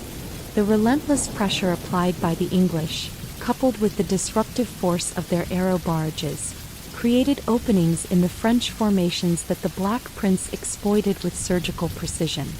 One of the defining moments of the battle came when, amid a chaotic melee, the Black Prince led a daring cavalry maneuver aimed directly at the heart of the French command. With the swiftness of a falcon diving from the sky, his mounted knights circled around the flanks, targeting the leaders and disrupting the chain of command. In a flurry of motion and steel, the Black Prince himself engaged in close combat, his sword flashing in the sunlight as he parried blows and carved a path through enemy ranks. The intensity of his personal combat was such that even his adversaries could not help but be struck by the sheer force of his will, a will that had been honed by years of training and the bitter lessons of previous battles. The turning point of the battle, however, lay not only in the tactical brilliance of the Black Prince but in a moment of profound consequence that would resonate far beyond the field of Poitiers. As the English lines tightened their grip on the disoriented French forces, the enemy king, John II, found himself isolated from his bodyguard and cut off from the command structure. In a climactic and dramatic maneuver, the Black Prince, seizing the opportunity with the decisiveness of fate, orchestrated the encirclement and subsequent capture of King John. The king's capture was more than a mere tactical victory. It was a symbolic rupture of French martial pride and an emphatic demonstration of the new order that the Black Prince and his contemporaries were forging on the battlefield. The capture of King John sent shockwaves through the ranks of the French army. In that moment, the momentum of the battle shifted irreversibly. What had begun as a contest of chivalric ideals now transformed into a struggle for survival and honor. With their king in captivity, the morale of the French forces crumbled, and many soldiers, recognizing the futility of further resistance, began to surrender. For the English, the victory was not simply measured in the territory gained or the numbers of foes subdued. It was etched into history by the dramatic capture of a monarch, a moment that signified the eclipse of the old order and the rise of a new era in warfare. As the battle drew to a close, the field of Poitiers was strewn with the remnants of a conflict that had been as swift as it was brutal. The Black Prince, his armor splattered with the marks of combat and his eyes burning with the fervor of victory, surveyed the aftermath with a mix of somber reflection and unyielding resolve. The cost of victory was heavy, and the lives lost on that sunlit field bore silent witness to the harsh realities of war. Yet, in the midst of the carnage, there was also a profound sense of transformation, a recognition that the very nature of power had been irrevocably altered. In the days that followed, the capture of King John and the resounding success at Poitiers became rallying points for both celebration and contemplation in England. The Black Prince was lauded as a hero, a warrior who had not only demonstrated the superiority of innovative tactics but had also reaffirmed the timeless values of courage, honor, and loyalty. His actions at Poitiers would be recounted in hushed tones in the corridors of power and celebrated in the taverns of the common folk alike. In the chronicles of history, his leadership at Poitiers stood as a testament to the capacity of a single man to change the destiny of nations, to challenge established traditions, and to herald the dawn of a new age in which merit and valor reigned supreme. For France, the repercussions were profound and lasting. The loss of their king and the demoralizing defeat on the field of Poitiers forced a period of introspection and reorganization. The battle had exposed the vulnerabilities inherent in the old feudal order, a system that prized noble lineage and chivalric splendor over flexibility and strategic innovation. In the aftermath, French military leaders and political figures were compelled to reconsider the very foundations of their power, initiating a slow and painful process of reform that would, in time, reshape the nation's approach to warfare and governance. The legacy of the Black Prince's triumph at Poitiers endured well beyond the immediate tactical and strategic gains. It resonated as a symbol of the shifting paradigms of medieval warfare, a vivid illustration of how ingenuity, discipline, and the willingness to break with tradition could yield victories that transformed the course of history. The lessons of Poitiers, inscribed in the memories of those who witnessed its unfolding, influenced generations of military thinkers and leaders. They served as a reminder that in war, as in life, the audacity to innovate and the courage to lead against all odds can alter the destiny of entire peoples. Thus, on that fateful day in 1356, as the sun dipped low over the blood-stained fields of Poitiers, the legacy of the Black Prince was irrevocably sealed. His daring maneuvers, his unyielding determination, and his momentous capture of a king were woven into the tapestry of history, a tapestry that would inspire both awe and introspection for centuries to come. In the quiet aftermath of battle, as survivors tended to their wounds and the echoes of clashing steel faded into memory, the spirit of the Black Prince endured, a beacon of valor and vision in a world forever changed by the turbulent forces of war. In a time when the clanging of swords and the whinnying of war horses filled the air, the ideals of chivalry and the valor of noble knights were not merely ornaments of a bygone era. They were the very essence of medieval society. The realm of combat was not solely defined by the brutal clash of armies, but by a code of honor that set knights apart, casting them as paragons of both martial prowess and moral rectitude. In the flickering light of castle halls and on the open fields of battle, the interplay between chivalry and combat shaped the destinies of kingdoms and the reputations of those who wore the mantle of knighthood. It was a world where a knight's worth was measured not only by the sharpness of his blade but by the nobility of his spirit. From the moment a squire first donned a suit of armor, he was immersed in a tradition that demanded courage, courtesy, and an unwavering loyalty to his liege. His training was rigorous and multifaceted, steeped in the art of warfare, but also enriched with the teachings of courtly love, honor, and the ideals of service to the crown. In the echoing corridors of ancient castles and beneath the soaring arches of great cathedrals, the future knights learned that true nobility was as much a matter of character as it was of lineage. Among these knights, towering figures emerged whose exploits on the battlefield became the stuff of legend. They were men who, in the midst of chaos and carnage, upheld a code that demanded fairness even in the throes of conflict. The chivalric ideal dictated that valor should be tempered by mercy, that a knight should always be ready to protect the defenseless, and that honor was the true mark of a warrior. Yet this noble ideal often stood in stark contrast to the harsh realities of medieval warfare, a realm where alliances were fragile and the price of honor was sometimes paid in blood. On a bright morning in the summer of a fateful campaign, the knights of both England and France prepared for a confrontation that was as much a contest of ideals as it was of martial skill.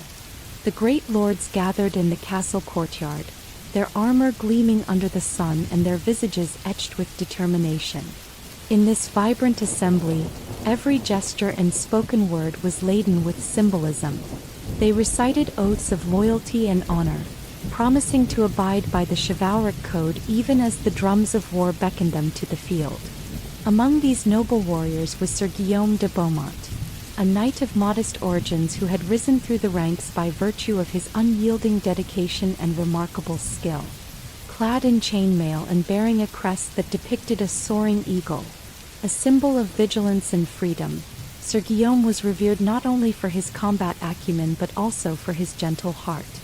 In the quiet moments before battle, he was known to pause and speak kindly to his soldiers, urging them to remember that their valor was best demonstrated through compassion as well as courage. His example served as a guiding light for those who wished to reconcile the harsh demands of war with the tender virtues of chivalry. As the armies marched toward the battlefield, the landscape itself bore witness to the complex interplay of tradition and conflict. Verdant meadows and dense woodlands, long nurtured by the steady rhythms of agrarian life, now transformed into a stage where noble knights would joust, duel, and clash in combat. Amid the swirling dust and the rhythmic pounding of hooves, the clashing of steel rang out, a sound that resonated with both the promise of glory and the sorrow of inevitable loss. The knights' charges were executed with a grace that belied the ferocity of the struggle. On horseback, their lances arced gracefully toward enemy lines, each thrust and parry choreographed with precision honed over years of disciplined training. Yet, as the battle ensued, the ideals of chivalry were tested. Amid the thunder of war, there were moments when honor and brutality collided, when the chivalric code, so eloquently professed in courtly verse, was challenged by the relentless imperatives of survival. In one such moment, Sir Guillaume found himself locked in mortal combat with a rival knight from the opposing side.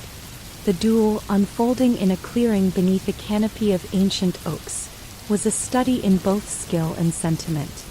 As their swords met in a resounding clash, the two combatants exchanged not only blows but silent acknowledgments of the burdens they carried: the duty to protect their homeland, the weight of expectation, and the ever-present specter of mortality. In that duel, as sparks flew from the collision of steel, the very essence of chivalry was distilled into a single poignant moment. For a brief span, time seemed to stand still.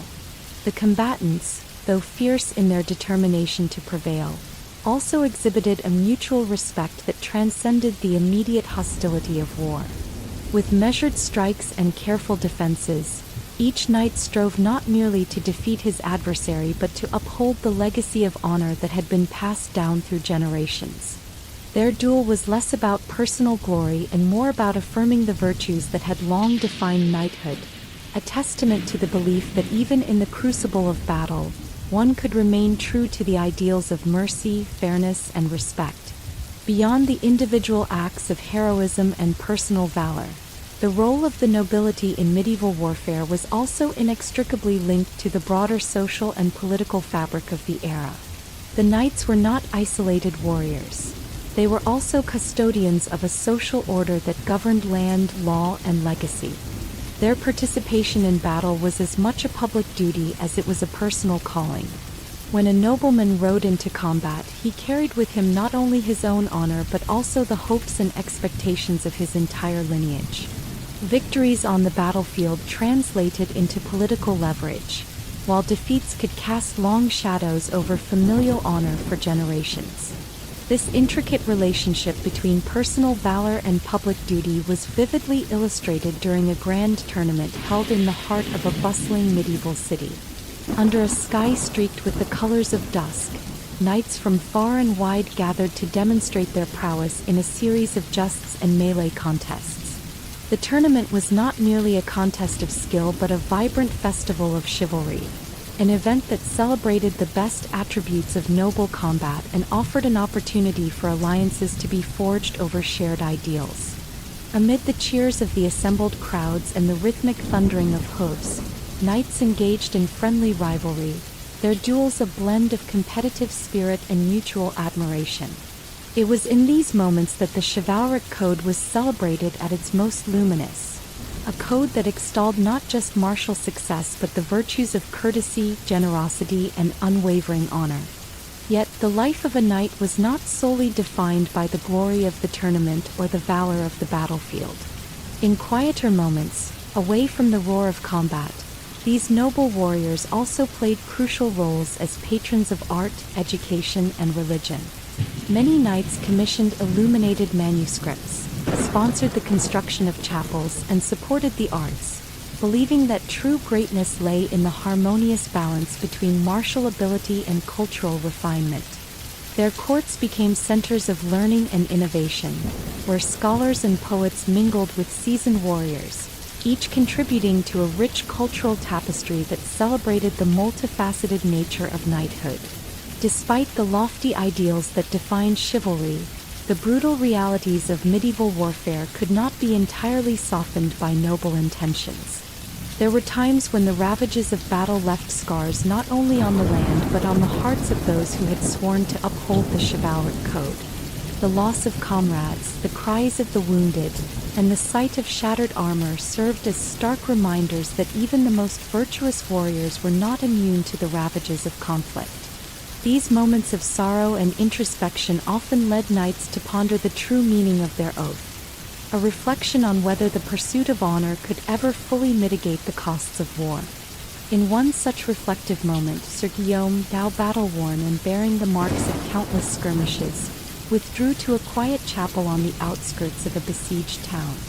There, amid the gentle glow of candlelight and the soft murmur of prayers, he sought solace and renewal. In the sacred silence, he contemplated the paradox of his existence.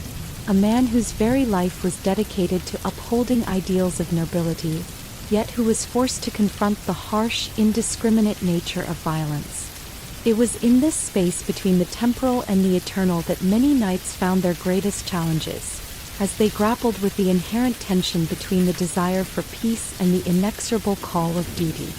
For the nobility as a whole, the legacy of chivalry was an enduring beacon, a reminder that even in the midst of war's devastation, there remained the possibility of transcendent honor and human decency. The stories of knights who had risked their lives to protect the innocent, who had spared vanquished foes out of respect for the chivalric code, and who had upheld justice even when victory seemed distant, resonated far beyond the battlefield. These narratives, passed down through ballads and chronicles, helped to shape the moral imagination of medieval Europe, inspiring generations to aspire to ideals that transcended the brutality of their times. As the sun set on another tumultuous day of conflict, the knights gathered around blazing bonfires in the encampments, their faces illuminated by the dancing flames. In these moments of communal respite, the air was filled with a blend of exhaustion and quiet hope. Tales of heroism were recounted in hushed tones, and amidst the soft murmur of conversation, the enduring legacy of chivalry was reaffirmed. Here, in the interplay between the stark realities of combat and the lofty ideals of nobility, lay the heart of medieval warfare, a complex tapestry woven from threads of valor, sacrifice, honor, and human frailty. Thus, the role of knights and the nobility in medieval combat was a dual narrative, one of fierce, unyielding strength on the battlefield and another of reflective, moral purpose off it. Their lives were a balancing act, a constant negotiation between the demands of war and the timeless pursuit of a higher, chivalric ideal. In the end, it was this delicate interplay that defined an era, leaving an indelible mark on the history of Europe and echoing through the corridors of time as a testament to the enduring power of honor in the face of relentless conflict. In the heart of medieval France, beneath the veneer of a proud and storied kingdom, a silent tempest was brewing, a storm of internal conflicts that threatened to unravel the delicate tapestry of unity. The land, once imagined as a single cohesive entity under the banner of a mighty monarchy, was in truth a mosaic of feudal territories, each ruled by powerful lords with ambitions as fierce as the summer sun. In the corridors of French power, rivalries simmered and alliances shifted like the changing winds, and it was this internal strife that would set the stage for some of the most consequential events in the history of the Hundred Years' War. The roots of French division ran deep, seated in the very structure of feudal society. The medieval French realm was not a centralized state as modern nations are conceived today. Rather, it was a patchwork of semi-autonomous provinces, duchies, and counties. Each region was ruled by a noble whose authority was both inherited and fiercely defended, often at the expense of the royal crown's ability to assert control. In the sprawling domains of the French nobility, pride and regional identity were paramount. Lords and barons, steeped in centuries-old traditions, viewed themselves not merely as subjects of a king but as sovereign rulers in their own right, guardians of customs and custodians of local power. At the heart of this turbulent environment was the monarchy itself, striving to impose order on a fractious realm. King Philip VI, who had ascended to the throne amid contentious succession disputes, found himself navigating a labyrinth of competing interests. His court, resplendent with advisors and courtiers, was a microcosm of the broader challenges facing France. While the king's proclamations sought to unite the land under a single banner, the reality was far more complex. Regional lords often saw the crown's authority as a distant ideal, something to be acknowledged only when it served their own interests. In the northern reaches of France, powerful dukes like those of Burgundy and Brittany wielded considerable influence. Their vast estates, rich in resources and steeped in independent tradition, were bastions of regional pride. These lords maintained private armies and pursued policies that sometimes conflicted with the central directives of Paris. Their courts were centers of political intrigue, where whispered plots and secret pacts were as common as the clink of armor in the castle armories. At times, these nobles even flirted with the idea of alliances that could enhance their autonomy, or, in the most volatile moments, challenge the very legitimacy of the king's rule. Elsewhere, in the heartland of France, rivalries between local magnates intensified. The once united nobility found itself divided along lines of feudal loyalty, family feud, and territorial ambition. In the shadow of the Loire and along the banks of the Seine, centuries-old grudges resurfaced as lords vied for control over fertile lands and lucrative trade routes. Their ambitions were magnified by the fact that, in many regions, the lines of succession were murky and contested. The death of a noble without a clear heir could ignite a bitter power struggle, one in which even distant relatives or ambitious retainers could lay claim to a lordship. One such story unfolded in the province of Aquitaine, a region prized not only for its vineyards and commerce but also for its strategic position along the Atlantic. Here, the local nobility had long enjoyed a degree of independence that bordered on quasi-sovereignty. When a prominent count died under mysterious circumstances, a fierce contest erupted over his vast holdings. Rival factions, each with its own ideas of justice and rightful inheritance, clashed not only in the courts of law but also on the fields surrounding ancient castles.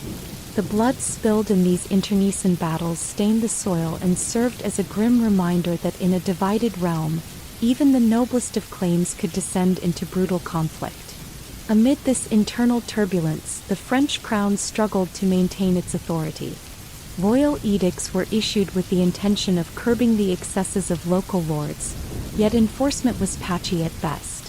In many instances, the king's soldiers found themselves outnumbered and outmaneuvered by regional militias, whose loyalty lay with their local benefactors rather than with the distant monarch.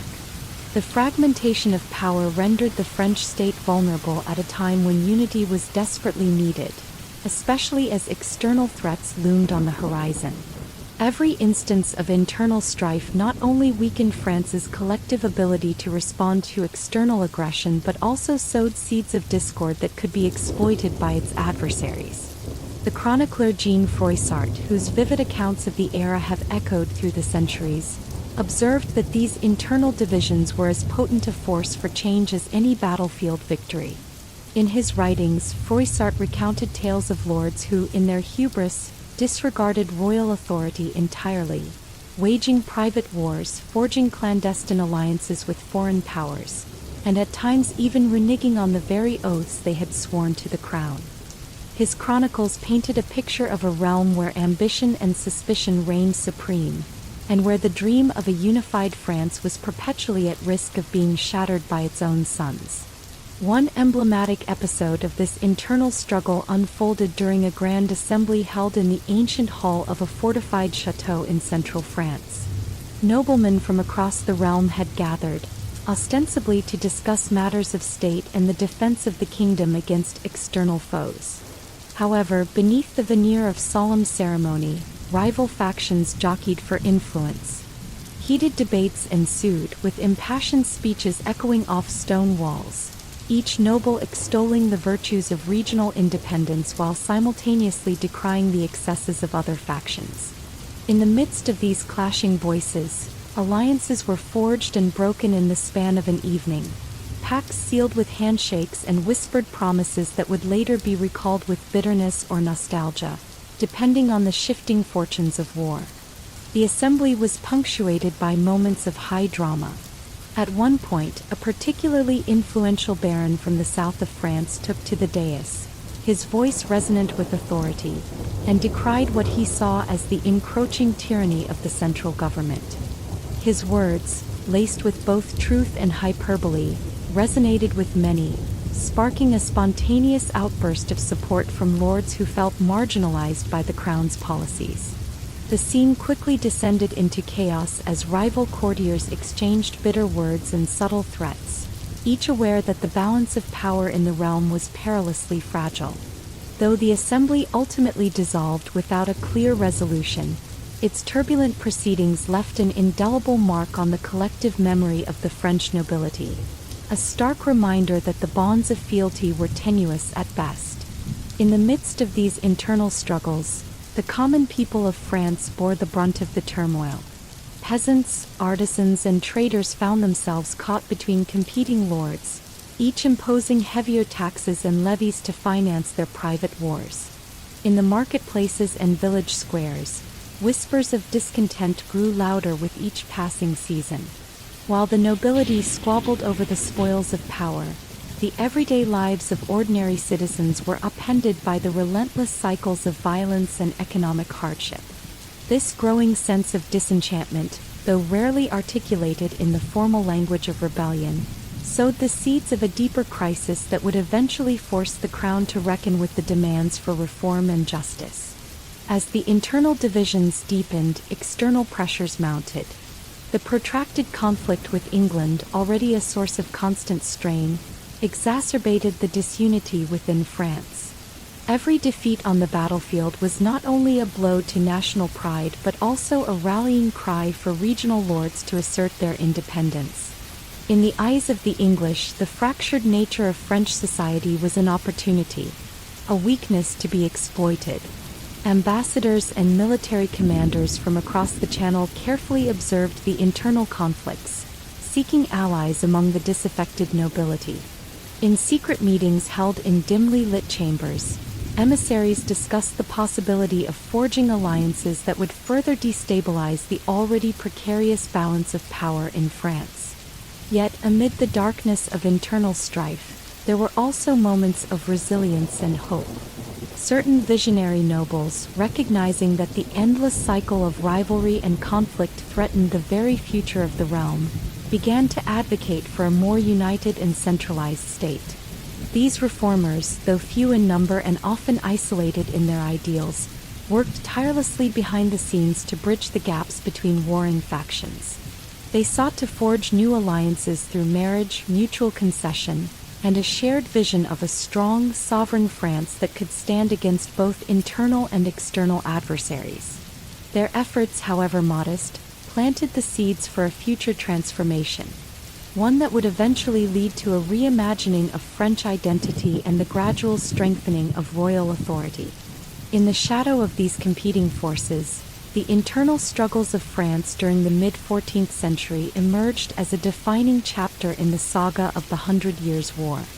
The divisions that had long been tolerated in the feudal order were now coming to a head, threatening to tear apart the very fabric of the nation. The legacy of these internal rivalries would be felt for generations, influencing not only the conduct of the war but also the evolution of French political culture in the centuries that followed. Thus, the internal struggles and rivalries among the French nobility were not mere footnotes in the grand narrative of medieval warfare. They were a fundamental aspect of the era's character. The disunity of the realm, born of pride, ambition, and historical grievance, underscored the challenges of forging a truly unified state in a world defined by localized loyalties and ancient traditions. It was a period when the aspirations of a single king were constantly undermined by the ceaseless ambitions of his vassals, and when the dream of a cohesive national identity was as elusive as the shifting mists over the French countryside. In this turbulent landscape, every battle fought against external foes was also a battle fought within, between the ideals of unity and the realities of division. The French nation, struggling to reconcile its many internal contradictions, stood on the brink of profound transformation, a metamorphosis that would eventually pave the way for a more centralized and modern state. Yet, in the crucible of internal strife, the scars of division would remain a somber reminder of the price of disunity. In a time when despair and division had gripped the heart of a beleaguered nation, a singular light emerged from the mist of uncertainty. a light embodied in the figure of a young peasant girl from Domremy. Joan of Arc, whose name would soon echo across battlefields and courtrooms alike, appeared as a beacon of hope for a France torn apart by internal strife and external aggression. Her emergence was as mysterious as it was transformative, heralding a turning point that would not only alter the course of the Hundred Years' War but also redefine the very spirit of a nation. Born into humble circumstances in a small village near the border of Champagne and Lorraine, Joan was no stranger to hardship.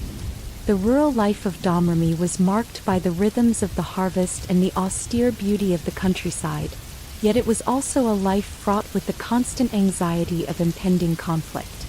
From an early age, Joan felt the weight of a destiny that stretched far beyond the narrow confines of her village. She was known among her neighbors for her quiet determination, an inner light that shone through even in the darkest of times. Rumors began to circulate that she was visited by visions, mysterious apparitions of saints and angels who spoke in gentle yet resolute tones, urging her to rise and save her country. These divine visitations, occurring in the still hours of the night, were as vivid as they were inexplicable. Joan described how Saint Michael, Saint Catherine, and Saint Margaret appeared to her in the silence of her modest room, their voices carrying a message of salvation and unity. They spoke of a France in turmoil, a land that had lost its way under the burden of internal divisions and the relentless pressure of an enemy that seemed to have encircled it on all sides. In these quiet, almost otherworldly moments, Joan began to believe that she had been chosen by God to lead her people from the depths of despair into a future of hope and redemption. Word of her divine encounters and unyielding convictions spread like wildfire throughout the region. At first, many dismissed her as merely a fervent, imaginative girl caught up in dreams too grand for her station. Yet, as her declarations grew bolder and more insistent, even the skeptical began to wonder if there might be something extraordinary about this unassuming maiden. In the surrounding villages, whispers of her destiny mingled with prayers and cautious optimism, a belief that perhaps the voice of heaven had finally reached the ears of a nation in desperate need of deliverance. As the tides of war raged on and the French crown struggled to maintain its grip over a fractured realm, Joan's message found fertile ground among the common folk and even among some disillusioned nobles. The hope she ignited was not born of military strategy or political maneuvering but of a deep, almost primordial desire for renewal. It was the hope that one pure, courageous soul could rally an entire people to overcome insurmountable odds. A belief that faith and determination could triumph over the machinations of fate and the cruelty of war. In 1429, when the situation for France appeared most desperate, with English forces advancing steadily and internal dissent fracturing what little unity remained, Joan made her way to the court of the Dauphin, Charles, the future King Charles VII. It was an arduous journey fraught with skepticism and danger. Traveling through war-torn regions, she encountered both staunch opposition and moments of unexpected kindness from those who sensed that her conviction was genuine. Her unyielding determination, underscored by her simple yet fervent proclamations of divine purpose, eventually earned her an audience with the Dauphin. Many saw in her the incarnation of a higher calling, a call that transcended the petty squabbles of feudal lords and spoke directly to the soul of a nation longing for salvation. In the halls of the royal court, where tradition and political expediency usually reigned supreme, Joan's presence was nothing short of revolutionary. Clad in a modest habit that belied her growing authority, she spoke with a clarity and passion that captivated even the most jaded courtiers. She recounted her visions with a sincerity that left little room for doubt, urging the Dauphin to reclaim his birthright and lead France to victory. Her words were not the hollow rhetoric of a seasoned diplomat but the heartfelt entreaties of one who believed that destiny had chosen her to be an instrument of divine will. Moved by her conviction and the clarity of her message, the Dauphin granted her the authority to accompany an army to the besieged city of Orleans, a critical stronghold whose liberation would mark a turning point in the long, bitter struggle against the English. Joan's journey to Orleans was one marked by both harrowing challenges and moments of transcendent inspiration. The city, under siege and nearly overwhelmed by despair, had become a symbol of French vulnerability, a testament to the fractures that had long weakened the realm. As she approached the battered walls of Orleans, Joan's presence seemed to breathe a new life into the weary defenders. Clad in armor that she herself had donned, a striking ensemble that blended practicality with a radiant simplicity, she exuded an aura of unshakable faith. Her mere arrival stirred a palpable change in the air. Soldiers who had nearly lost hope found themselves reinvigorated by her steadfast gaze and impassioned declarations of divine support. Under Joan's inspired leadership, the French forces at Orleans began to reassemble with a newfound sense of purpose. Her strategic insights, though unorthodox by the standards of conventional military command, were imbued with an intuitive understanding of both the terrain and the human spirit. She urged the soldiers to cast aside the weight of despair and to embrace the possibility of victory as a matter of both faith and duty. Slowly, through a series of coordinated maneuvers and daring sorties, the beleaguered defenders pushed back against the encircling enemy. The siege, which had seemed an insurmountable obstacle, gradually began to yield to the indomitable will of a people united under a singular banner of hope.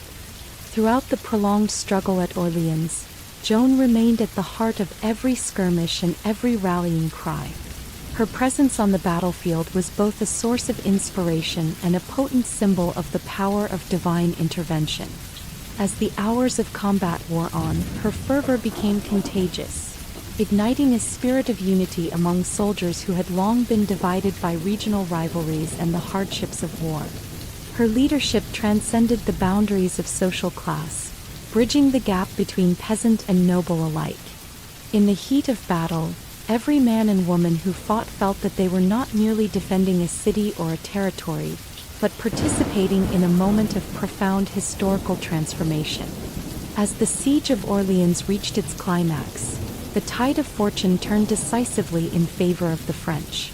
The English, caught off guard by the renewed vigor and strategic ingenuity of their opponents, began to falter.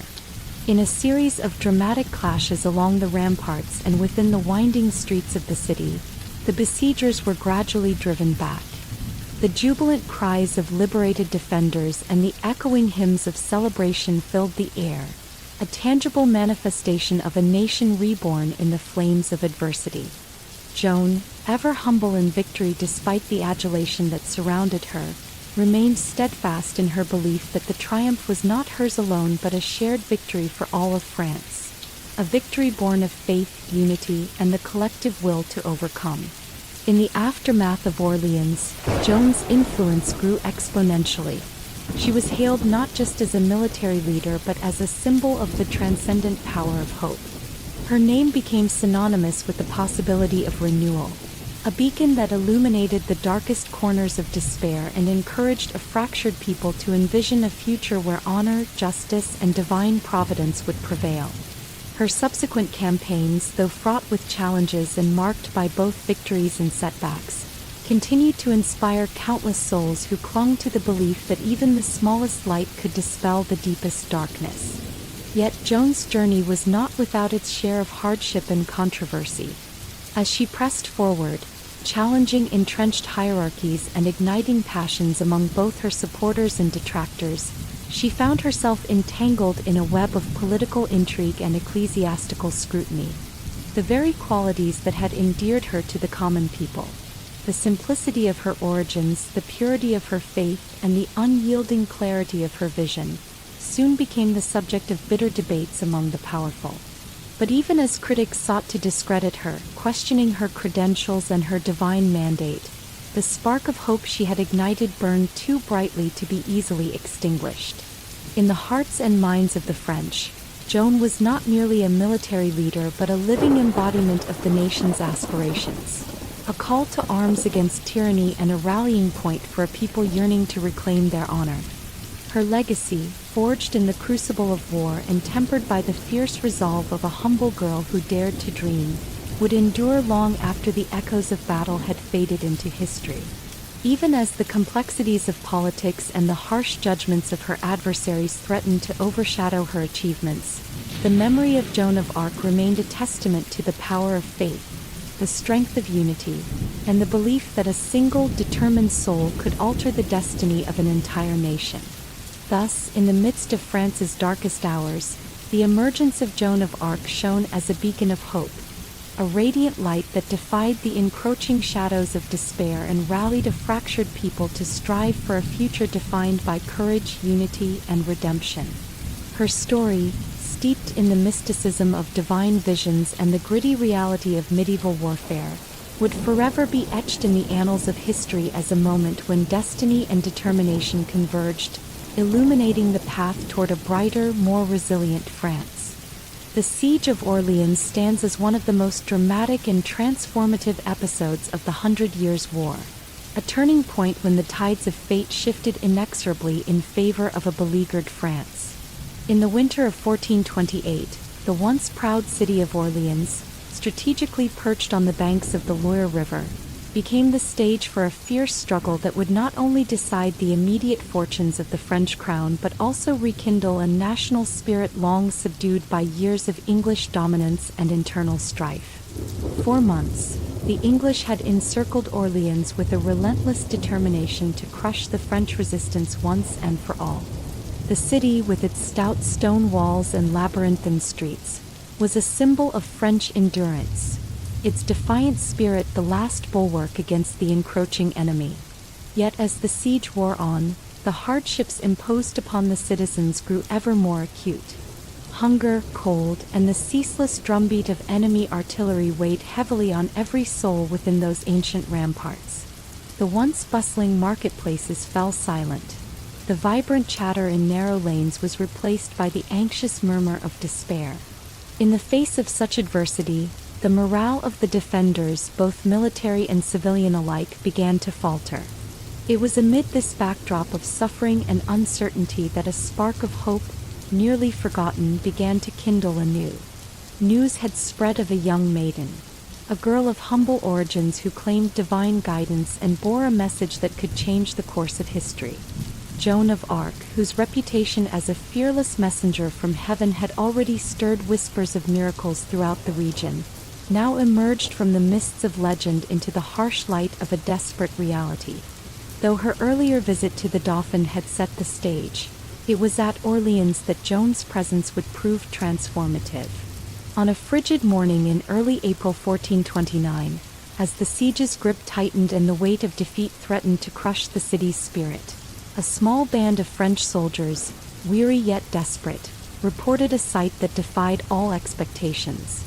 Amid the battered walls and in the dim light of dawn, a figure clad in simple, unadorned armor strode purposefully toward the besieged garrison.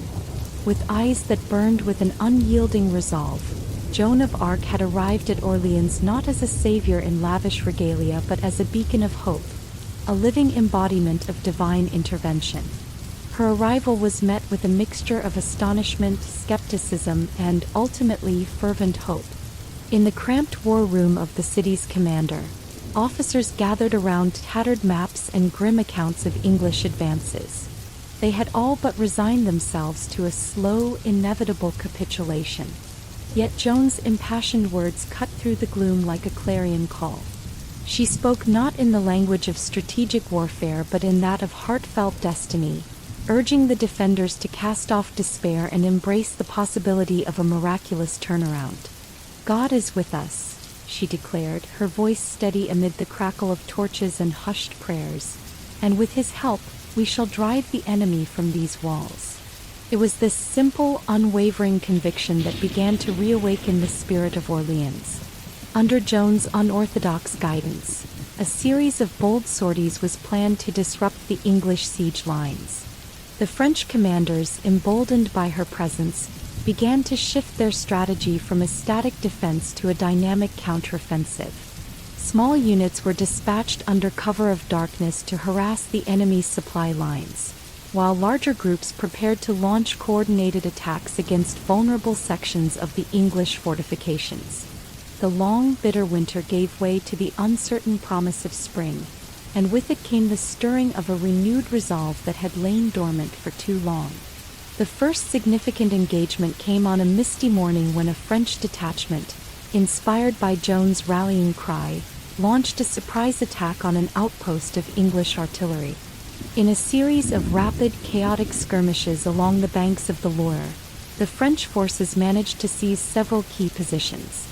English soldiers, caught off guard by the ferocity and unexpected coordination of their foes, found themselves scrambling to reorganize under a barrage of arrows and hastily thrown stones. The success of this attack was more than tactical, it was symbolic. It shattered the myth of invincibility that had long cloaked the besiegers, demonstrating that hope, when kindled by belief and daring, could turn the tide of war. As the weeks passed, the momentum gained at that outpost spread like wildfire. Reinforcements, previously held in reserve by a wary command, were now sent to bolster the French lines. In the labyrinthine streets of Orleans, the people rallied behind their defenders. Citizens volunteered to repair breached walls and to tend to the wounded in makeshift hospitals set up in the basements of ancient buildings. The once muted alleys resounded with the renewed clamor of life, a stark contrast to the oppressive silence of siege. In every heart, there flickered a fragile yet tenacious light of optimism. Joan, ever at the forefront, remained a constant presence amid the chaos of battle. Leading by example, she would often ride out with small units, her voice rising above the clamor of combat as she urged her comrades onward. Her strategies were not always conventional. In one instance, she ordered a feint attack that deliberately drew a portion of the enemy forces into a narrow, wooded corridor. There, hidden archers and pikemen awaited, and when the English soldiers advanced in a tight formation, they were met by a devastating volley of arrows and the sharp thrusts of disciplined pikes. The maneuver not only inflicted heavy casualties but also sowed confusion in the enemy's ranks, a confusion that would prove to be a critical factor in the eventual lifting of the siege. One particularly dramatic episode unfolded on a brisk April afternoon. As the French prepared to launch what would become the decisive counteroffensive, the English, believing their position secure, began to relax their vigilance. In that moment of overconfidence, Joan seized the initiative.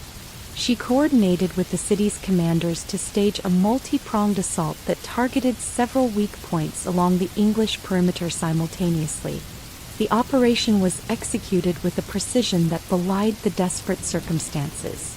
In the chaos of battle, English soldiers found themselves beset on all sides by determined French fighters whose zeal had been reinvigorated by Joan's stirring presence.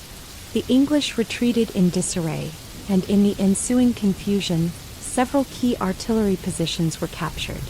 The symbolic fall of these fortifications sent shockwaves through the besieging force and marked the beginning of the end for the siege. With each successive victory, the momentum of the French recapture of Orleans grew. The English, now faced with mounting losses and the unraveling of their carefully constructed siege works, began to withdraw their forces to more defensible positions further from the city.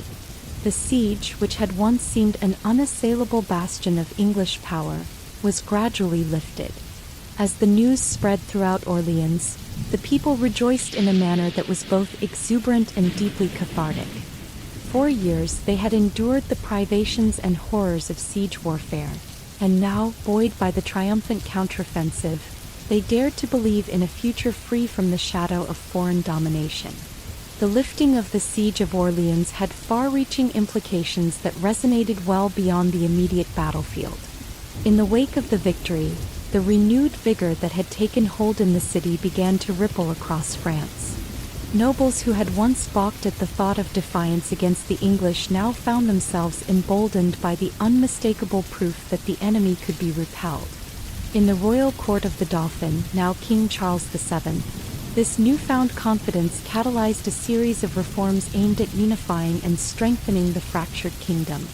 The siege had not only liberated a city but had rekindled a national identity, a sense of pride and determination that had lain dormant for too long. For Joan of Arc, the Siege of Orleans became the crucible in which her legend was forged. Though she was not a military strategist in the conventional sense, her ability to inspire those around her proved to be the most potent weapon of all. Her faith, her unwavering conviction, and her refusal to bow to despair resonated deeply with both soldiers and civilians alike. In the years that followed, chronicles and ballads would recount the miraculous events at Orleans, extolling her as the divinely inspired liberator of France, a symbol of the resilience and indomitable spirit of a people who refused to be subjugated. Yet even as the siege was lifted and the joyous celebrations began, the scars of those long, grueling months of conflict remained etched upon the city and its inhabitants. The toll of loss and suffering was immense, and the rebuilding process would be slow and arduous. But in that moment, as the Loire flowed freely once more and the distant rumble of retreating enemy forces faded into memory, a palpable sense of hope prevailed. Orleans, once a city on the brink of surrender, had become a beacon of resistance, a living testament to the idea that even in the darkest hours, the light of courage and unity could overcome the deepest shadows. In the aftermath, the Siege of Orleans was celebrated not merely as a military victory but as a turning point in the Hundred Years' War, a moment when the seemingly inexorable tide of English power was decisively halted. It was a victory that transformed the strategic landscape of the conflict and set in motion a series of events that would eventually lead to the restoration of French sovereignty and the reawakening of national pride. Thus, the Siege of Orleans endures in history as a dramatic reminder of the power of hope, unity, and the courage to defy overwhelming odds. It stands as a testament to the fact that even when besieged on all sides, the human spirit, fired by conviction and the belief in a greater destiny, can turn the tide of fate and carve a new path toward freedom and renewal. In the wake of the triumphant lifting of the Siege of Orleans, a new chapter began to unfold for France, a chapter defined by the unstoppable energy of a peasant girl whose faith and fervor had become the rallying cry of an entire nation. Joan's campaign, now in full swing, was not merely a series of military maneuvers. It was a sweeping movement that mobilized the hearts and minds of a people long subdued by despair and division. In the days following Orleans, as the Loire's waters ran clear once again, the liberated city pulsed with the energy of hope. Citizens poured into the streets, their voices raised in celebration, their eyes shining with the promise of a future reclaimed. Yet even as Orleans reveled in its newfound freedom, Joan of Arc and her retinue were already on the move. With the Dauphin's blessing and the cautious support of the royal court, she set out on a determined march through the troubled provinces of France, a journey aimed not only at retaking occupied towns but at unifying a fragmented nation under the banner of renewed national pride. Joan's approach was unconventional, her methods as much spiritual as they were martial. Rather than relying solely on the rigid discipline of a formal army, she embraced the idea of a people's revolution, a campaign in which every villager, every disillusioned noble, and every weary soldier could find a place. As she advanced from one beleaguered town to another, her presence seemed to stir an almost mystical transformation in those who met her. In small hamlets nestled among the rolling hills of Berry and along the wooded borders of Normandy, peasants who had long suffered under oppressive taxes and constant strife began to believe in the possibility of change. Her words, simple, direct, and infused with an unshakable certainty, spoke to the common folk as much as to the battle-hardened veterans of past conflicts. It was during a passage through the countryside of Poitou that Joan's true talent for mobilizing a nation became evident. In a modest market town that had endured years of neglect and pillage, she paused to address a gathering of farmers, merchants, and local craftsmen. Beneath the modest wooden canopy of the town's central square, she recounted her divine visions and her mission to liberate France from its oppressors.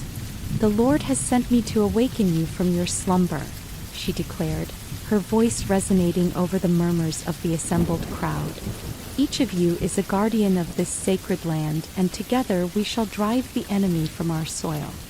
Her words, imbued with both celestial authority and earthy resolve, kindled a flame of collective determination.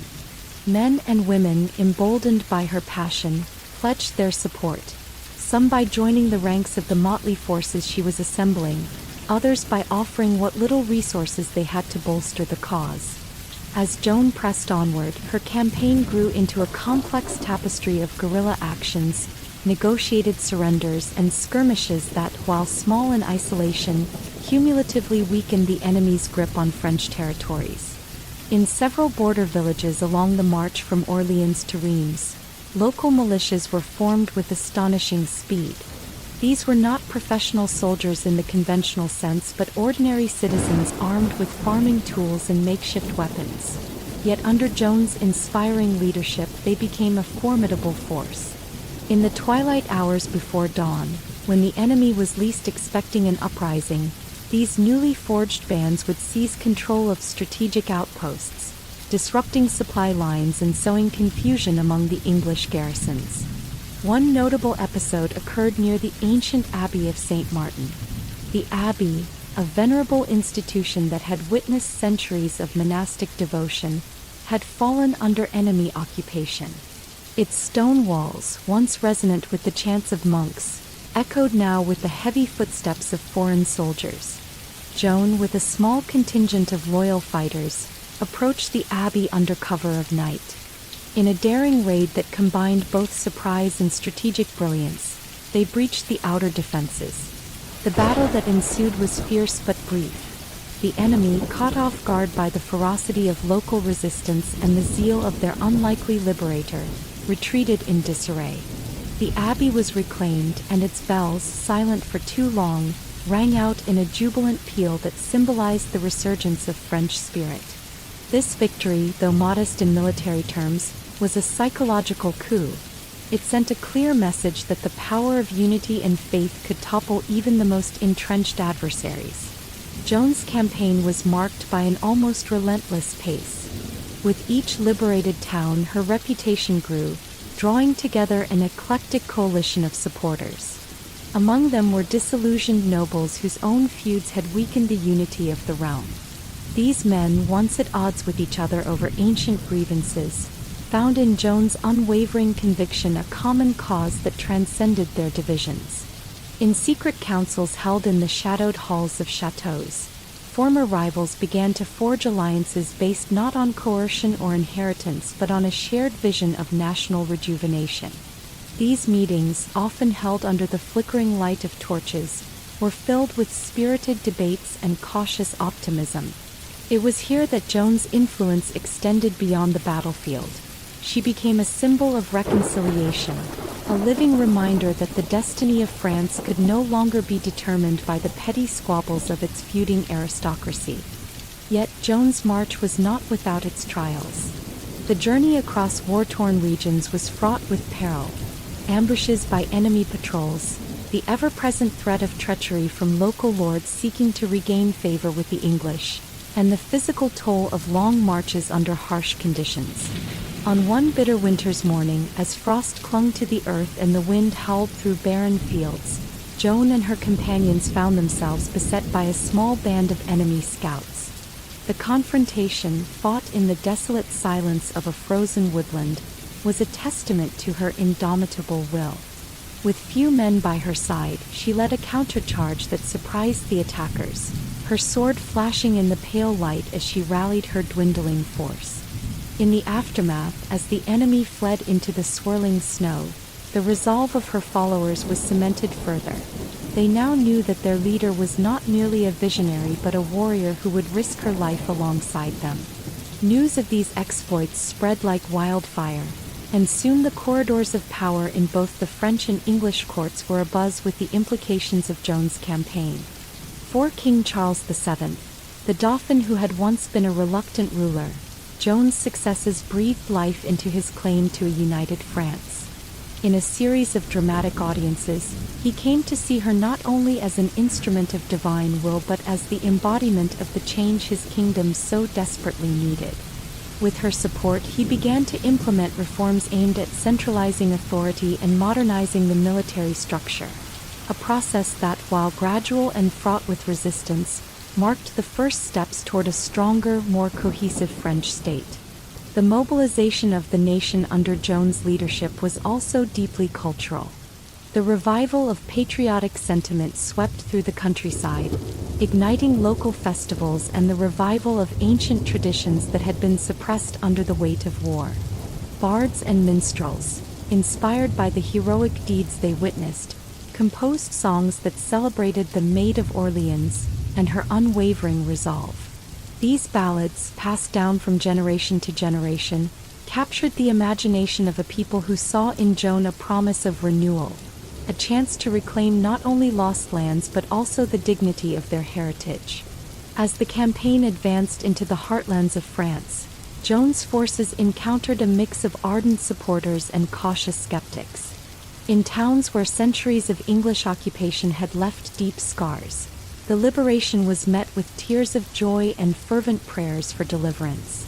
Yet in other regions where local rivalries ran deep and the scars of feudal discord were not so easily healed, her arrival was met with ambivalence.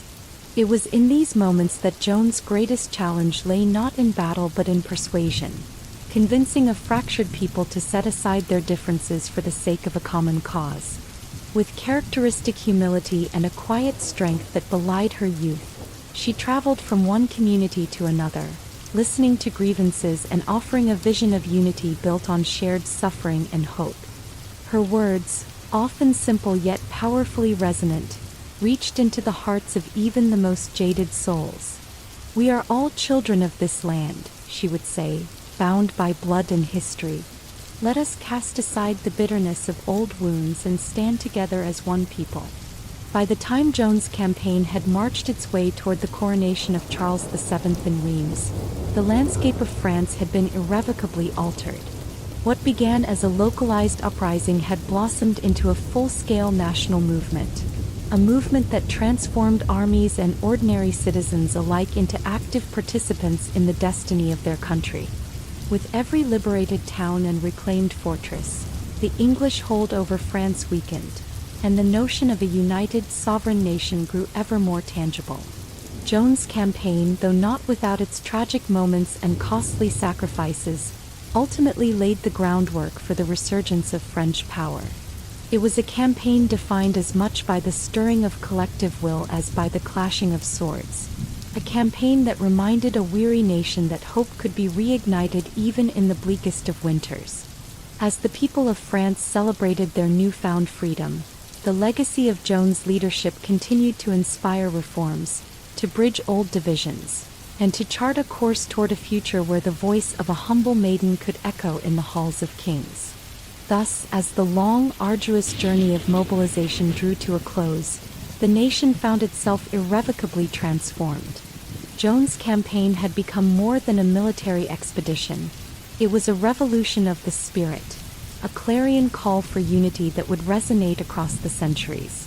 In the hearts of those who fought and in the songs of those who remembered, the legacy of this campaign endured as a symbol of what a single determined soul could achieve when driven by faith, courage, and an unyielding love for her country.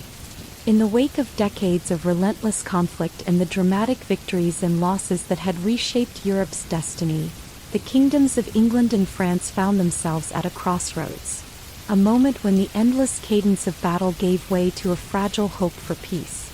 The Treaty of Troyes emerged from this maelstrom as a contentious accord, an uneasy compromise that attempted to bring a semblance of order to the chaos of the Hundred Years' War. Signed in 1420, the treaty was not so much a resolution as it was a temporary truce, a pause in hostilities that reflected the shifting ambitions and the deep-seated grievances of the warring nations. The negotiations that led to the treaty were as complex as the intricate web of rivalries and alliances that had characterized the medieval world. In the grand, echoing halls of Troyes, a city that had witnessed its own share of turmoil, envoys from both sides gathered with a mixture of hope and trepidation. For the French, this was a desperate bid to salvage what remained of their sovereignty in the face of a seemingly unstoppable English advance. For the English, It was an opportunity to consolidate gains and legitimize claims that had been disputed for generations. At the heart of the discussions was the figure of King Henry V of England, a monarch whose military genius had transformed the face of English warfare. His victories at battles such as Agincourt had not only shattered the myth of invincible French chivalry but had also carved out a new destiny for England, a destiny that now sought to extend its reach into the heart of France. Henry V's presence at Troyes was both commanding and resolute. He arrived not only as a conqueror but also as a negotiator determined to reshape the political order of the continent. His vision was one of a united realm, albeit one that was to be dominated by English authority, with his heirs positioned to inherit the French crown. Across the negotiation table sat representatives of the French crown, led by the aging King Charles VI, a monarch whose bouts of madness and frailty had long undermined his rule, and more crucially by the ambitious Queen Isabeau and influential noble factions desperate to reclaim a sense of national dignity. For the French, the treaty was both a curse and a necessity. Accepting an English heir as the future King of France was a bitter pill, a concession that threatened to erase centuries of cultural identity and sovereign pride. Yet, in the face of military defeat and internal strife, it was a compromise that many felt could at least halt the relentless tide of destruction. The discussions at Troyes unfolded in a charged atmosphere, where every word was scrutinized, every clause dissected, and every signature weighed against the cost of ongoing warfare. In the opulent yet somber chambers of the chateau where the negotiations were held, diplomats pored over manuscripts and charters, invoking ancient rites, divine mandates, and the subtle intricacies of feudal law. There was talk of lineage, legitimacy, and the divine right of kings, an intricate dance of rhetoric designed to justify the radical reordering of European power. One of the central points of contention was the fate of the Dauphin, the heir to the French throne. Under the terms of the treaty, King Henry V was recognized as the regent of France, and his heirs would inherit both the English and French crowns. To many French nobles, this represented not the end of a war but the beginning of a long period of foreign domination, a situation that threatened to erode the very fabric of French identity.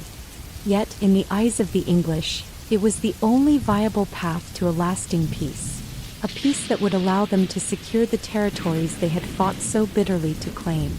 As the negotiations dragged on for weeks, the toll of the war was evident not only in the ravaged countryside and the mourning of countless families but also in the palpable exhaustion of the negotiators themselves. The treaty was drafted amid an atmosphere of resignation and cautious optimism, a recognition that neither side could endure the unending cycle of bloodshed much longer. In the final hours of deliberation, as candlelight flickered against stone walls and the distant sounds of a restless city provided a muted backdrop, the parties reached an accord that was as much a testament to the desperation for peace as it was to the complex realities of power. The Treaty of Troyes, when it was finally signed, represented an unsteady peace, a temporary suspension of hostilities that would later prove to be as volatile as the battles that had preceded it. The agreement ceded vast swathes of French territory to English control, and more controversially, it recognized King Henry V and his heirs as the rightful rulers of France. For centuries, the knight had been the undisputed hero of medieval battlefields, a towering figure clad in gleaming armor, mounted on a powerful steed and charged with upholding the chivalric code. Yet, as the tumult of the 100 Years' War raged on, a slow but inexorable transformation began to unfold. The era of the heavily armored knight, once the symbol of martial prestige and aristocratic honor, was gradually giving way to a new form of warfare, a shift marked by the rise of disciplined foot soldiers and innovative tactics that would forever alter the art of combat. In the early years of the conflict, knights had been the vanguard of armies. Their charges, executed with ferocious momentum, were intended to break enemy lines and sow chaos among opposing ranks. But as the war dragged on, The battlefield itself became an arena of experimentation, where age-old methods met the harsh realities of modern conflict. The changing nature of warfare was driven by several intertwined factors: the advent of new weaponry, the evolution of military organization, and the relentless pressure of protracted engagements that made traditional cavalry-dominated tactics increasingly unsustainable. One of the most transformative innovations was the effective use of ranged weapons, most notably the English longbow. Longbowmen, trained from childhood in the art of rapid, sustained fire, could unleash volleys of arrows with a speed and accuracy that no knight in heavy armor could counter. In battles such as Crécy and Poitiers, the longbow proved decisive by thinning the ranks of charging cavalry long before they reached the foot soldiers arrayed behind hastily constructed earthworks. No longer could a knight's charge rely solely on brute force when his momentum was shattered by a relentless barrage from disciplined archers. Over time, this shift forced military commanders to rethink the value of their most prized cavalry units. The English, recognizing the potent combination of infantry and archery, began to adopt formations that maximized the synergy between these forces. Rather than positioning knights at the center of battle, commanders reconfigured their armies so that foot soldiers formed a robust defensive corps, with archers flanking them on either side. This arrangement allowed infantry to absorb the initial shock of enemy advances, while the archers provided continuous, devastating support. Over time, as battles evolved and tactics were refined, the role of the knight was reimagined, not as the primary force of attack, but as an elite unit tasked with exploiting breaches in enemy lines or protecting strategic flanks.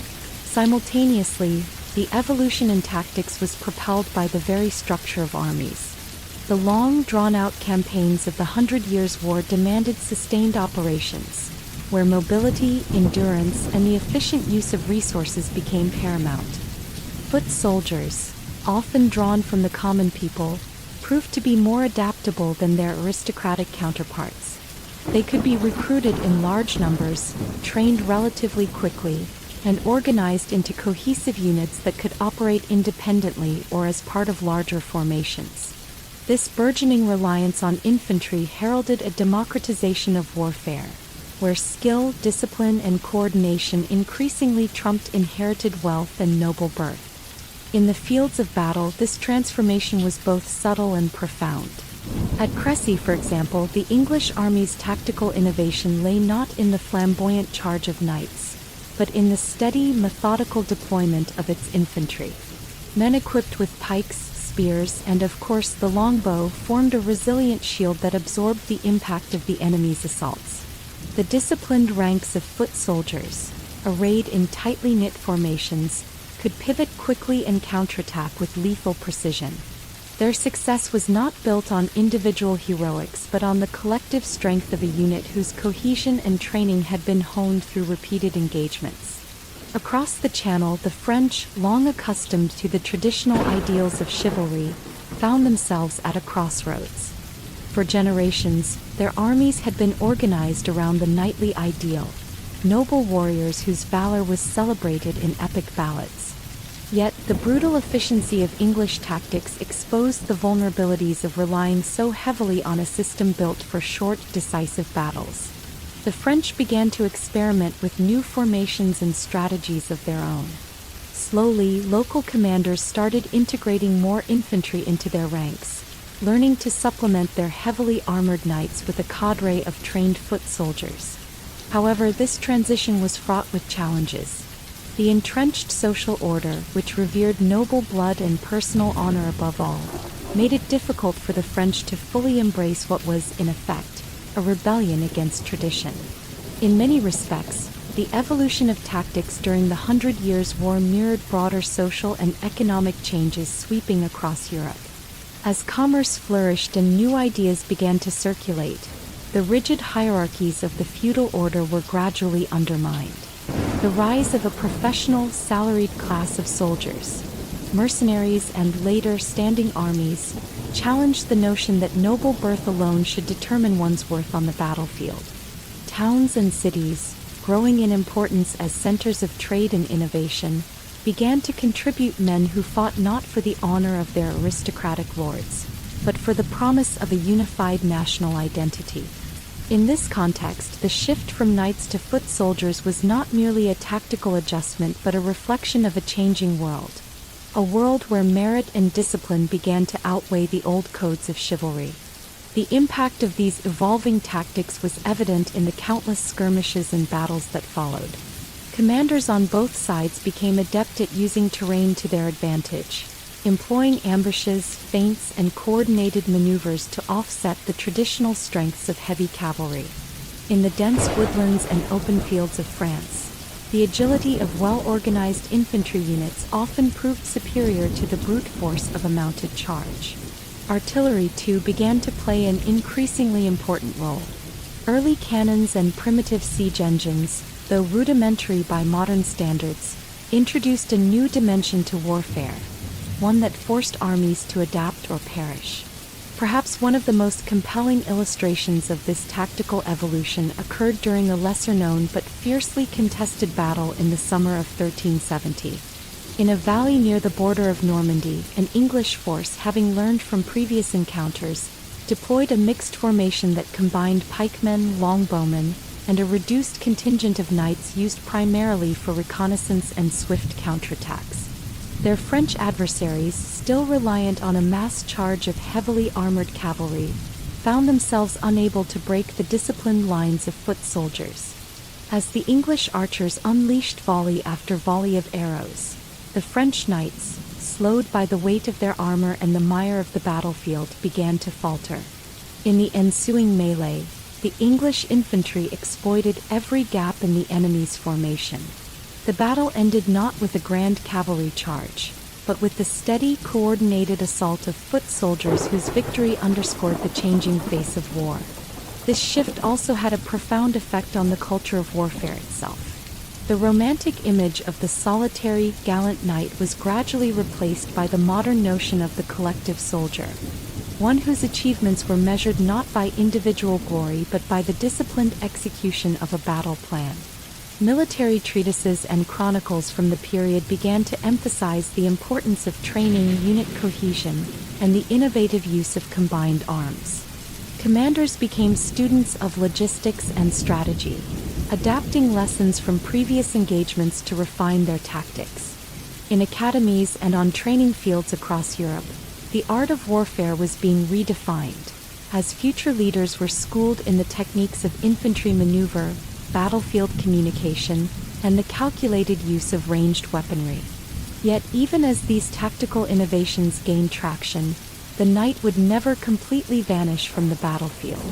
Rather, his role was transformed. In the later stages of the Hundred Years' War, elite knights continued to serve, but often as shock troops or as the vanguard of rapid response units. Their presence, though no longer the linchpin of the army, still carried symbolic weight, an enduring reminder of a storied past. But it was clear that the fulcrum of military power had shifted. The age of massed armored cavalry was drawing to a close, replaced by an era where the disciplined foot soldier, supported by archers, pikes, and even early artillery, formed the backbone of modern armies. The evolution of tactics during the Hundred Years' War had far-reaching consequences that extended well beyond the immediate outcomes of battles. In the centuries that followed, European military doctrine would continue to evolve along these lines, paving the way for the emergence of professional armies and the development of strategies that emphasized flexibility, technology, and coordinated action. The transformation from a feudal system of individual heroics to a more collective, rational approach to warfare laid the groundwork for the modern nation-state, where the power of a country was measured not by the prowess of its noble warriors, but by the strength and discipline of its entire population. In the grand narrative of the war, the gradual transition from knights to foot soldiers stands as a testament to the inexorable force of change. It is a story of adaptation, of armies and leaders compelled to abandon the old ways in the face of relentless innovation and the brutal demands of prolonged conflict. It is also a story of opportunity, a chance for the common man to rise from the fields and villages into the ranks of a new, professional military force that would come to define the future of warfare. Thus, as the battlefields of France echoed with the clamor of arrows and the disciplined shouts of infantry, a new chapter in the art of war was being written. A chapter that would reshape not only the course of the 100 Years' War, but also the destiny of Europe itself. The evolution of tactics from knights to foot soldiers was more than a change in military organization. It was a microcosm of a broader transformation. A transition from a world ruled by birth and tradition to one where merit, discipline, and innovation would determine the fate of nations. In the long shadow of battle and the clamor of armies, the true cost of the 100 Years' War was often measured not in the glory of conquest or the valor of knights, but in the quiet, unrelenting suffering of everyday life. Beyond the epic clashes on muddy fields and the thunderous roar of trebuchets, the war etched deep scars into the economic and social fabric of medieval France and England, scars that would shape the destinies of communities for generations. As armies marched and fortresses were besieged, the countryside itself bore the brunt of the conflict. Villages that once bustled with the rhythms of agrarian life became ghostly echoes of their former selves. Fields, tilled with care by generations of farmers, were left fallow or trampled by marching soldiers. Crops that would normally feed entire communities were burned or abandoned, leaving a trail of famine in their wake.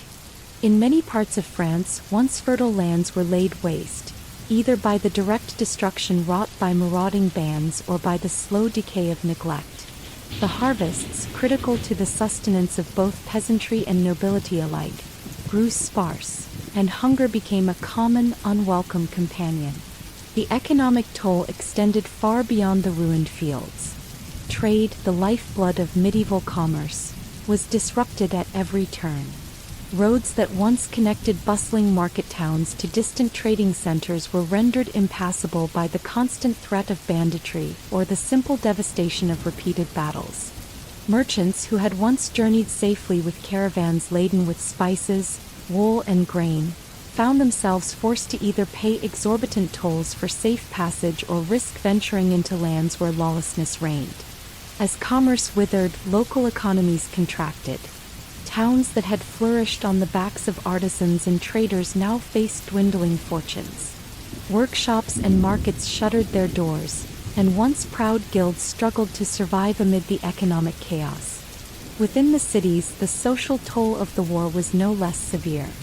The constant pressure of conflict exacerbated old social divisions while creating new ones. Nobles and knights, whose reputations were forged on the battlefield, found themselves increasingly divorced from the hardships of common folk. While the aristocracy often retreated into fortified chateaux and castles, the peasantry was left to bear the full brunt of the devastation.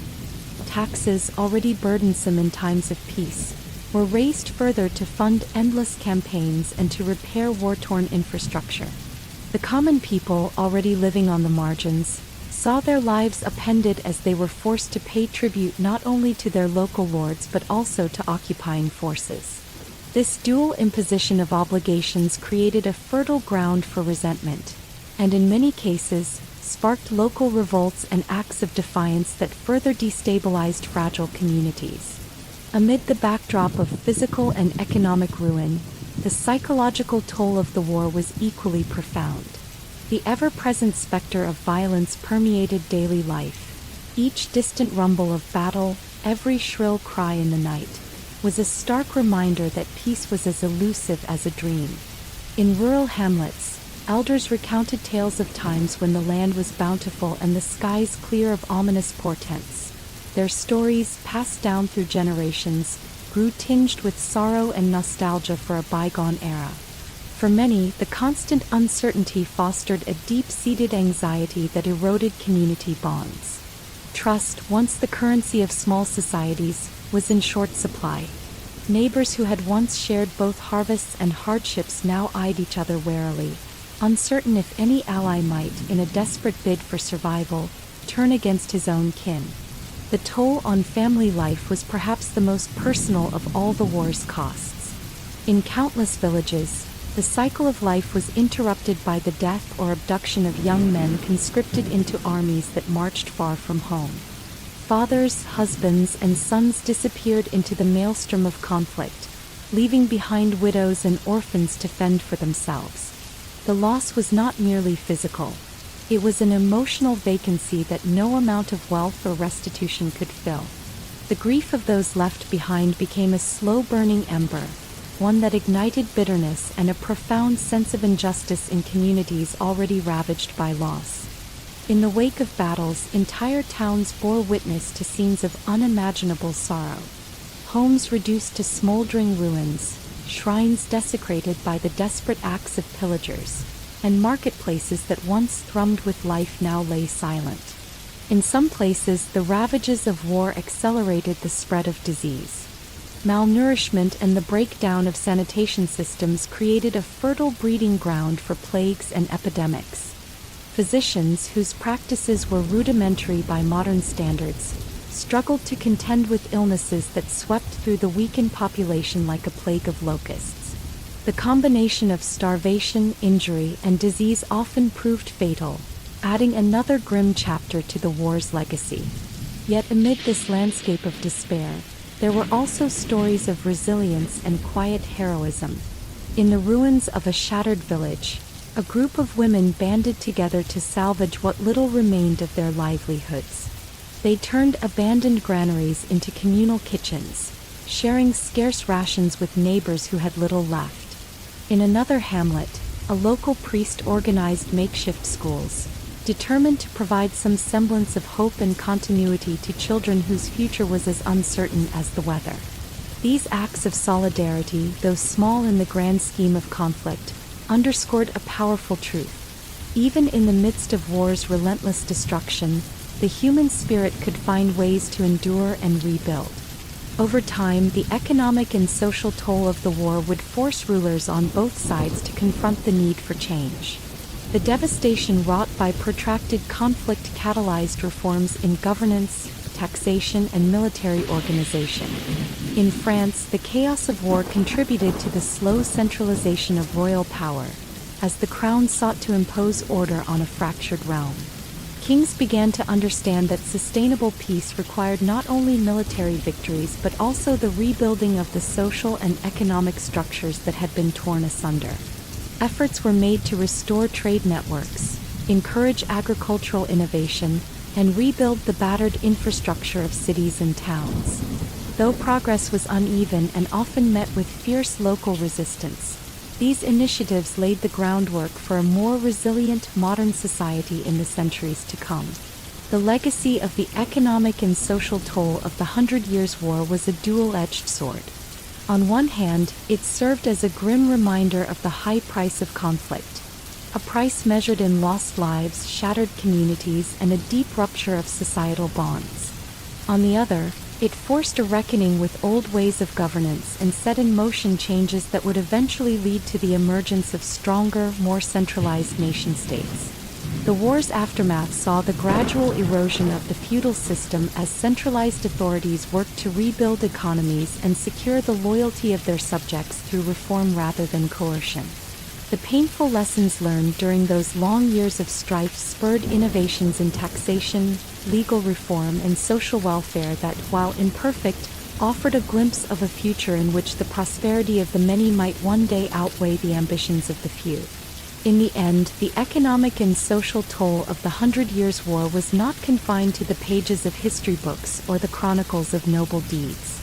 It was etched in the scars on the land, in the hollow eyes of those who had lost everything, and in the quiet determination of communities that, despite unimaginable hardships, found ways to heal and rebuild. The memory of this toll served as a constant reminder that the true cost of war extends far beyond the battlefield, a cost paid in the currency of human suffering, loss, and the slow, often painful journey toward renewal. Thus, amid the ruins of once thriving communities and the ghostly remnants of abandoned fields, the enduring spirit of the people persevered. In the hearts of peasants, merchants, and even some nobles, there remained a stubborn hope that one day the wounds of conflict could begin to heal.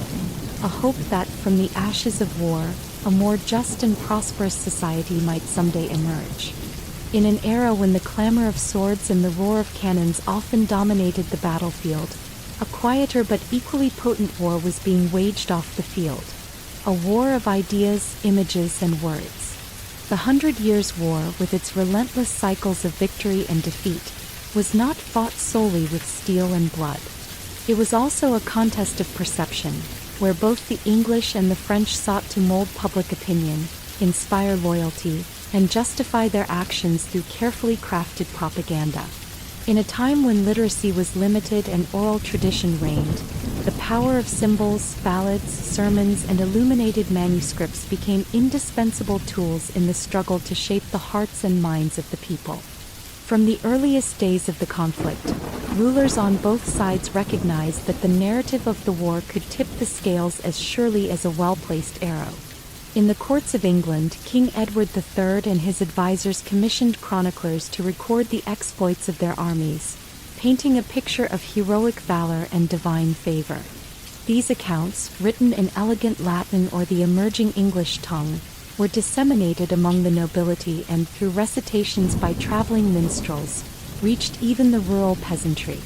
The chronicles exalted the longbowmen as instruments of a righteous cause, while portraying the enemy as villains unworthy of the sacred traditions of chivalry. In these texts, the war was not a series of brutal conflicts but a noble crusade, a righteous struggle to restore order and honor to a world mired in chaos. Across the Channel in France, a similar effort was underway. French chroniclers and poets, often working under the patronage of embattled nobles or desperate monarchs, endeavored to counter the English narrative. They recounted the valor of French knights, the sacrifices of local heroes, and the suffering of the common people under foreign domination. Illuminated manuscripts and tapestries depicted scenes of heroic martyrdom and tragic loss, capturing not only the physical devastation of war but also its emotional toll. These artistic expressions served a dual purpose. They documented the conflict for posterity while also stoking the fires of national pride and resistance among a populace hungry for a return to a more glorious past.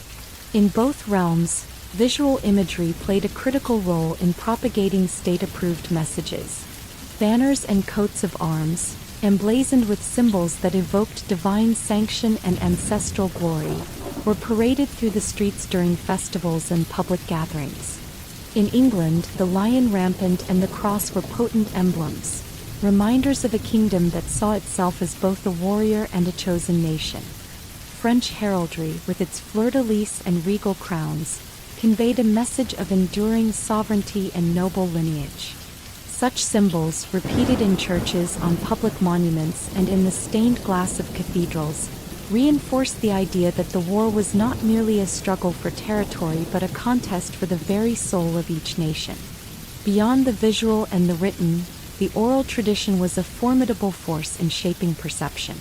Traveling minstrels, known as jongleurs and travers, roamed the countryside, their ballads carrying the legends of battle to audiences in village squares and market stalls. Their songs, imbued with both sorrow and hope, recounted the feats of heroes and the tragic fates of fallen warriors. In England, the epic narrative of the Black Prince and the valorous deeds of longbowmen were celebrated with melodies that resonated in taverns and around campfires. In France, lamentations for lost kings and impassioned calls for liberation stirred a sense of collective identity. These oral traditions were vital in an age when few could read, ensuring that the ideas of patriotism, duty, and sacrifice were passed down from generation to generation. Religious institutions, too, played a central role in the propaganda war. The Church, with its vast network of parishes and monasteries, was uniquely positioned to influence public sentiment. Sermons delivered by charismatic preachers wove the war into a divine narrative, casting it as an instrument of God's will. In England, the clergy extolled the virtues of a king who fought to defend Christendom, while in France, sermons often depicted the conflict as a trial ordained by heaven, a test of faith for a people burdened by sin and oppression. The sacraments, confessions, and the simple act of attending Mass became intertwined with the political struggle, as the faithful were urged to see in every battle the hand of God and in every loss a call to repentance and renewal. Pamphlets and broadsheets, though primitive by modern standards, also emerged as early forms of printed propaganda. With the gradual spread of movable type and increased literacy among the urban middle class, these inexpensive texts could circulate ideas far beyond the confines of royal courts. They often featured stark imagery, illustrations of heroic figures, monstrous depictions of the enemy, and allegorical representations of virtue and vice. Even when the texts themselves were written in a language accessible only to the elite, the accompanying images could convey powerful messages to those who might not be literate. The dissemination of these pamphlets helped to build a shared narrative, one that emphasized the righteousness of each side's cause while demonizing their opponent. As the war dragged on, the propaganda war became more sophisticated and insidious.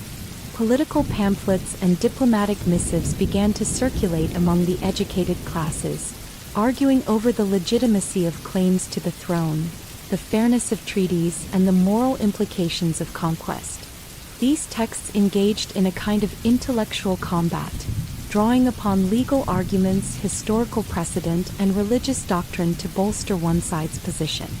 Debates raged in the halls of universities and the salons of nobility, as scholars on both sides sought to claim the mantle of truth. In this arena, the power of rhetoric was as decisive as the power of the sword, and the ability to sway opinion through reasoned argument became a prized skill among statesmen and clerics alike.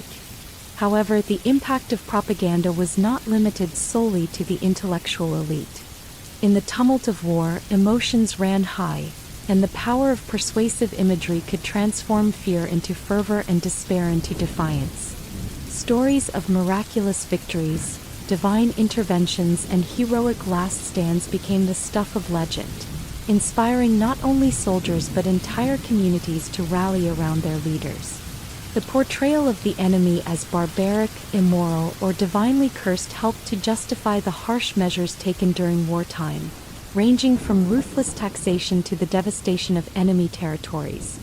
In both England and France, the battle for public opinion was as relentless as the physical conflict, and the ability to shape perception often determined the resilience of a nation's spirit. Yet, as with all forms of propaganda, there was a duality to its effects. While it could unite and inspire, it could also distort reality and deepen divisions. The narratives constructed by both sides sometimes exaggerated or even fabricated events to serve a political purpose. Heroic deeds were amplified to mythical proportions, while failures were glossed over or blamed on treachery and incompetence. Over time, these narratives became self-reinforcing myths, stories that not only reflected the values of their time but also helped to shape them. As chroniclers, minstrels, and preachers repeated these tales, they cemented a collective memory of the war that would influence generations long after the last sword had fallen silent. The consequences of this propaganda war were profound and lasting. In the immediate aftermath of the 100 Years' War, both England and France were left to grapple with the legacies of a conflict that had been as much about shaping identity as it was about territorial conquest. The myths that had been woven during the war would go on to inform national identities, influencing how future generations understood the past and envisioned the future. In France, the romanticized memory of heroic resistance and divine deliverance, embodied in the figure of Joan of Arc, became a rallying cry for the eventual resurgence of national unity.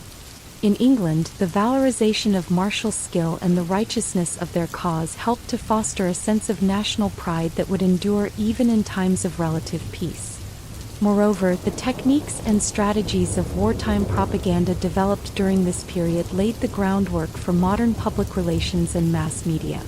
The idea that perception could be managed, that images and words could mobilize entire populations, was a revolutionary one. A notion that would eventually find expression in the printed press, in visual arts, and later in the digital age. The Hundred Years' War, therefore, was not only a turning point in military history but also in the evolution of communication and the power of narrative.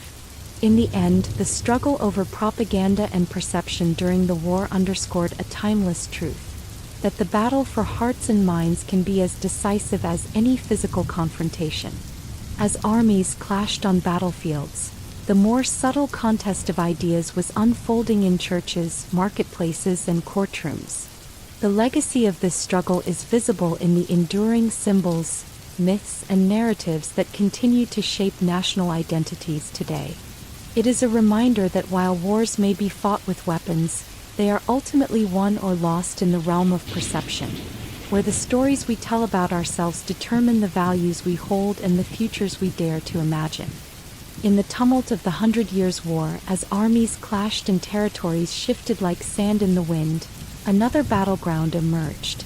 A battleground of spirit and conviction, where the power of religion wove its influence into every facet of life. In medieval Europe, faith was not confined to the quiet of a chapel or the whispered prayers of a humble peasant. It was a force that could galvanize armies, shape public opinion, and legitimize the might of kings. Throughout the long conflict between England and France, religion played a multifaceted role, merging devotion with political strategy and transforming pilgrimages, sermons, and sacred art into potent tools of propaganda. The medieval church stood as the preeminent institution of its time, its authority reaching deep into the lives of every subject. In a society where literacy was a luxury and the spoken word reigned supreme, the church not only taught spiritual truths but also communicated the values and ideologies of the era. Bishops and abbots, draped in vestments and wielding considerable influence, became both spiritual guides and political advisors. Their sermons carried messages that intertwined divine will with the earthly affairs of kings and commoners alike. During the Hundred Years' War, both the English and French crowns sought to harness the power of religion to serve their own ends. In England, King Edward III and his successors invoked the divine right of kings, claiming that their military endeavors were ordained by God. Public processions, where clergy and soldiers marched side by side under banners bearing holy symbols, were staged not merely as displays of piety but as bold assertions of a sacred mission. Such events were carefully choreographed to evoke images of a heavenly mandate, a celestial endorsement that transformed martial ambition into a holy crusade. In the minds of the faithful, every victory on the battlefield was seen as a sign of divine favor, and every defeat, a trial meant to purify and strengthen the national spirit. Across the Channel, French rulers employed similar strategies, though their approach was imbued with a blend of defiance and sorrow. In a nation battered by internal strife and foreign occupation, religion offered a sanctuary, a promise that beyond the chaos of war lay the possibility of redemption. The French Church, while supportive of the monarchy, also emerged as a guardian of national identity. Majestic cathedrals and monasteries became centers not only of worship but also of resistance. The fervor of French saints and martyrs was invoked to rally the populace, to remind them that their struggle was not solely against an external enemy, but a fight for the very soul of France. In these hallowed spaces, sermons blended historical lamentations with prophecies of deliverance, urging the people to undertake pilgrimages to sacred sites as acts of both penance and defiance. Pilgrimage, in particular, emerged as a powerful expression of collective faith during the war. For many medieval subjects, journeying to shrines and relics offered a tangible connection to the divine, a means of transcending the brutal realities of conflict. In both England and France, pilgrimage routes were revitalized as symbols of hope and spiritual solidarity. Travelers set out on arduous treks to venerable sanctuaries, such as Canterbury in England or the Shrine of Notre Dame de Reims in France, where they sought blessings for safe passage and victory. These pilgrimages, often accompanied by processions, were carefully documented in illuminated manuscripts and chronicled by wandering friars. Their narratives portrayed the journey as both a physical and a spiritual odyssey, a testament to the resilience of the human spirit in the face of relentless hardship. The act of pilgrimage, with its inherent sacrifices and fervent prayers, became a metaphor for the struggle itself, a collective journey toward salvation, even as the specter of war loomed large. Yet, as much as faith inspired and sustained, it also served as an instrument of propaganda, a means to shape public perception and justify the actions of those in power. In the hands of skilled orators and visionary artists, religious symbolism was transformed into a potent tool for political persuasion. Illuminated manuscripts, with their intricate gold leaf and vivid imagery, depicted not only biblical scenes but also allegorical representations of contemporary events. In these works, the clash between good and evil was recast in the language of the sacred. The English were often portrayed as divinely sanctioned warriors, while the French were depicted as valiant, suffering martyrs fighting against an oppressive force. Such images, widely disseminated through churches and public spaces, served to reinforce the idea that the war was more than a secular dispute. It was a cosmic battle between the forces of righteousness and the agents of chaos. The Church's influence extended into the realm of political discourse as well. Papal bulls and ecclesiastical decrees were issued to bless military campaigns, bestow indulgences on those who fought for the faith, and condemn acts of treachery.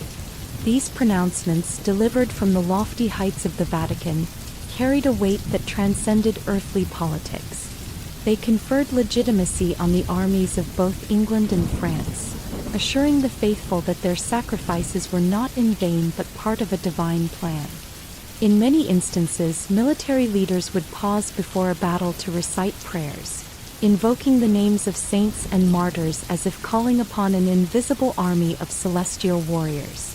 Such rituals, steeped in tradition and mystery, underscored the conviction that the war was fought under the watchful eyes of God, a notion that not only boosted morale but also sowed the seeds of enduring cultural memory. However, the intertwining of religion and warfare was not without its contradictions and controversies. The very instruments of faith, the Church, its relics, its sacred texts, became entangled in the politics of war, sometimes exacerbating divisions rather than healing them. In moments of intense conflict, accusations of heresy and sacrilege could fly as freely as arrows from a longbow. Clerics found themselves torn between the demands of piety and the imperatives of political expediency. Some preachers, for instance, denounced the excesses of war, lamenting the needless suffering of the innocent, while others exploited the situation to enrich their own power and influence. The same pilgrimage routes that offered solace to the downtrodden sometimes became conduits for the spread of extremist ideologies, as charismatic figures twisted sacred texts to justify acts of violence. These tensions highlighted a fundamental irony, that the institutions meant to nurture peace and compassion were, in the crucible of war, often transformed into instruments of division and control. Yet, amid the complexities and contradictions, the role of religion during the 100 Years' War remained a source of profound inspiration for many. For countless soldiers, the daily ritual of prayer and confession was a moment of personal reckoning, a brief respite from the chaos of battle in which they sought to reconcile their actions with their innermost beliefs.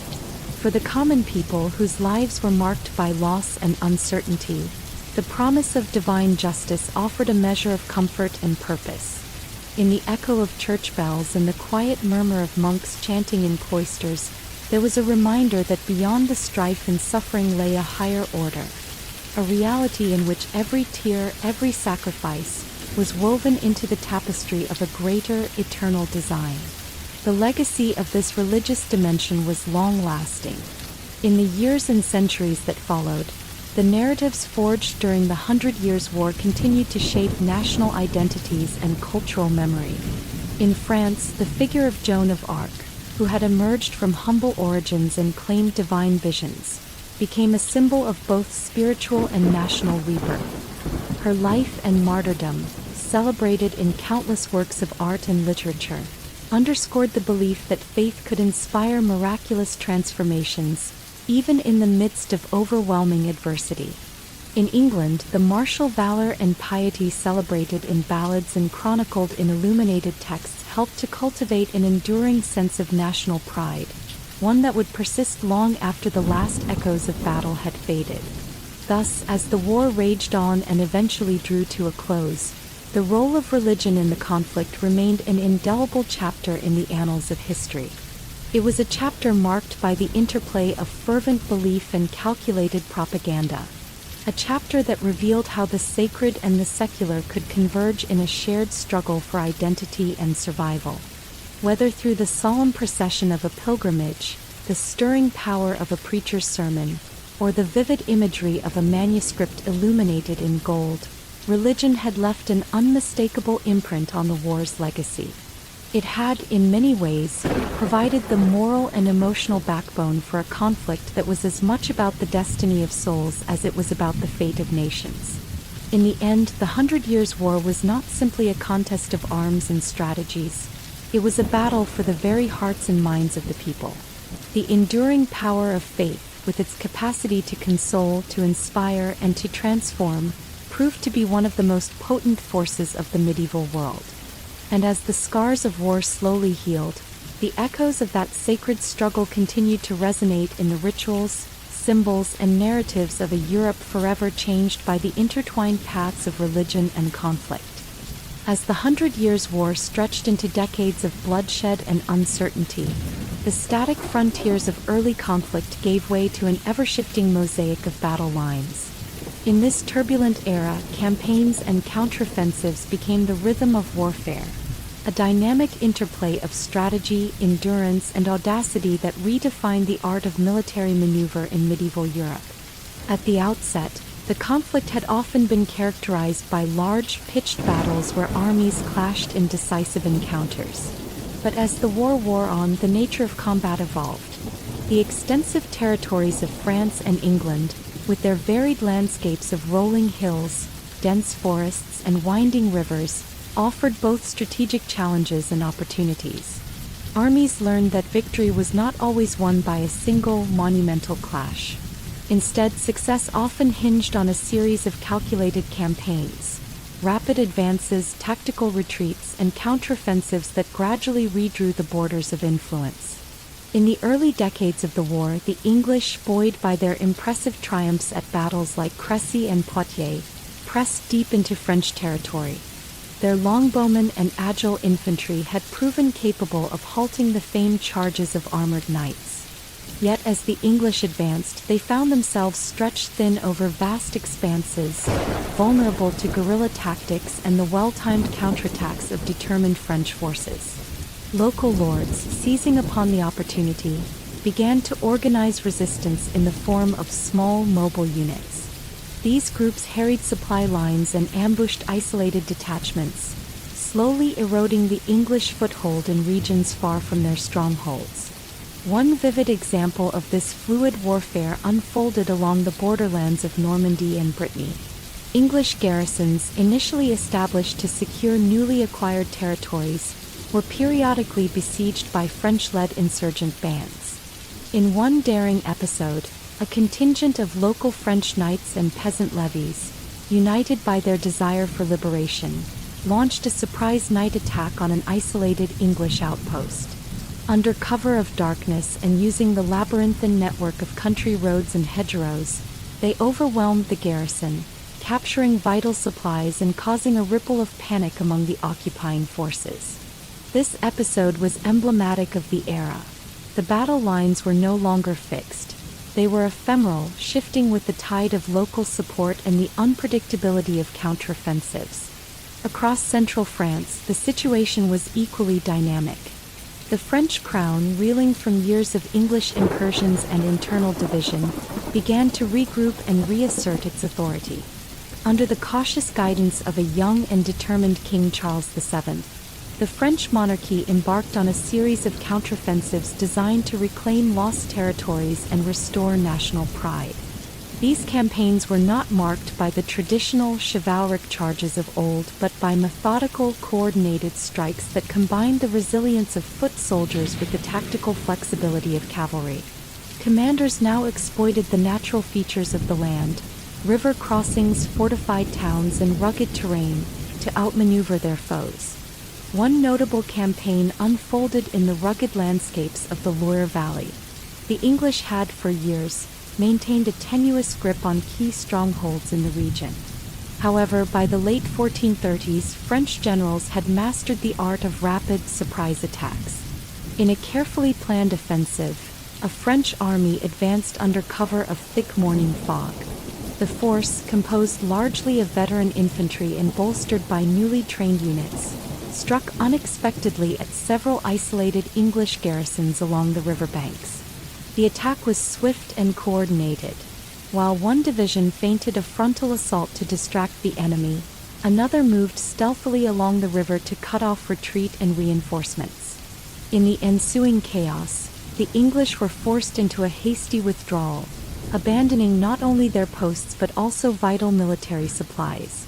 The victory was hard fought, with many casualties on both sides, yet it signaled a turning point, one in which the French could reclaim initiative and dictate the pace of engagements.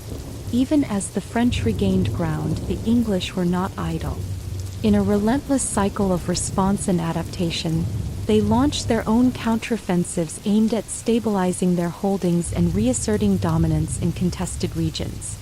In the wake of their earlier triumphs, the English command realized that holding territory required not only the might of a well-ordered army but also the flexibility to respond to the unexpected.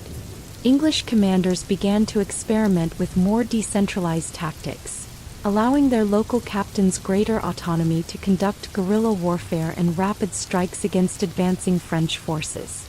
This evolution in strategy was marked by a shift from rigid formations to more fluid, responsive units capable of exploiting fleeting tactical advantages. The battlefield became a chessboard where the positions of knights, archers, and foot soldiers were rearranged with every passing campaign. Fortified castles and walled towns, once seen as impregnable bastions, now played the role of both defensive strongholds and staging posts for counterattacks. Siege warfare, with its slow, grinding attrition, was increasingly supplemented by swift raids and ambushes.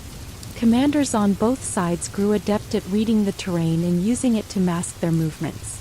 In a region crisscrossed by winding rivers and dense woodlands, even a modest force could disrupt a larger army by launching sudden, unexpected strikes and then melting back into the landscape.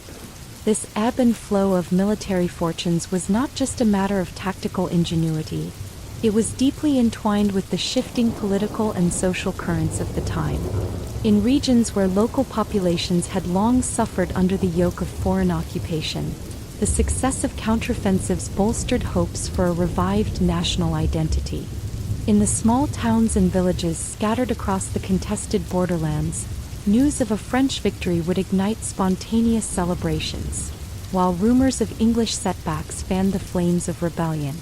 Such localized uprisings, though often short-lived and sporadic, played a significant role in undermining the broader strategic positions of the occupiers. Each small victory, each reclaimed hamlet, contributed to a growing sentiment that the war was not solely a contest of royal ambitions but a struggle for the very soul of the nation. The role of leadership was paramount in these shifting battle lines. Generals on both sides were forced to contend with an unpredictable and rapidly changing tactical environment. In France, King Charles VII's reform-minded advisors worked tirelessly to build a professional army that could fight with consistency and precision. They instituted measures to standardize training, improve logistics, and centralize command. Efforts that, while met with resistance from traditional feudal lords, gradually paid dividends on the battlefield.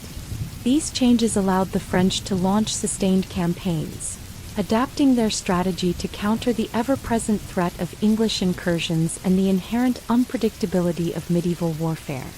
In England, the pressures of holding on to distant territories drove military innovation as well. Commanders had to balance the legacy of earlier victories with the harsh lessons of overextension and vulnerable supply lines. The evolution of military thought led to more robust fortification techniques and a renewed focus on maintaining flexible, mobile units capable of rapid redeployment. These tactical innovations were not mere responses to immediate setbacks but reflected a deeper understanding of the changing nature of warfare. A recognition that the old, static methods of battle were no longer sufficient in a conflict defined by fluid fronts and shifting allegiances.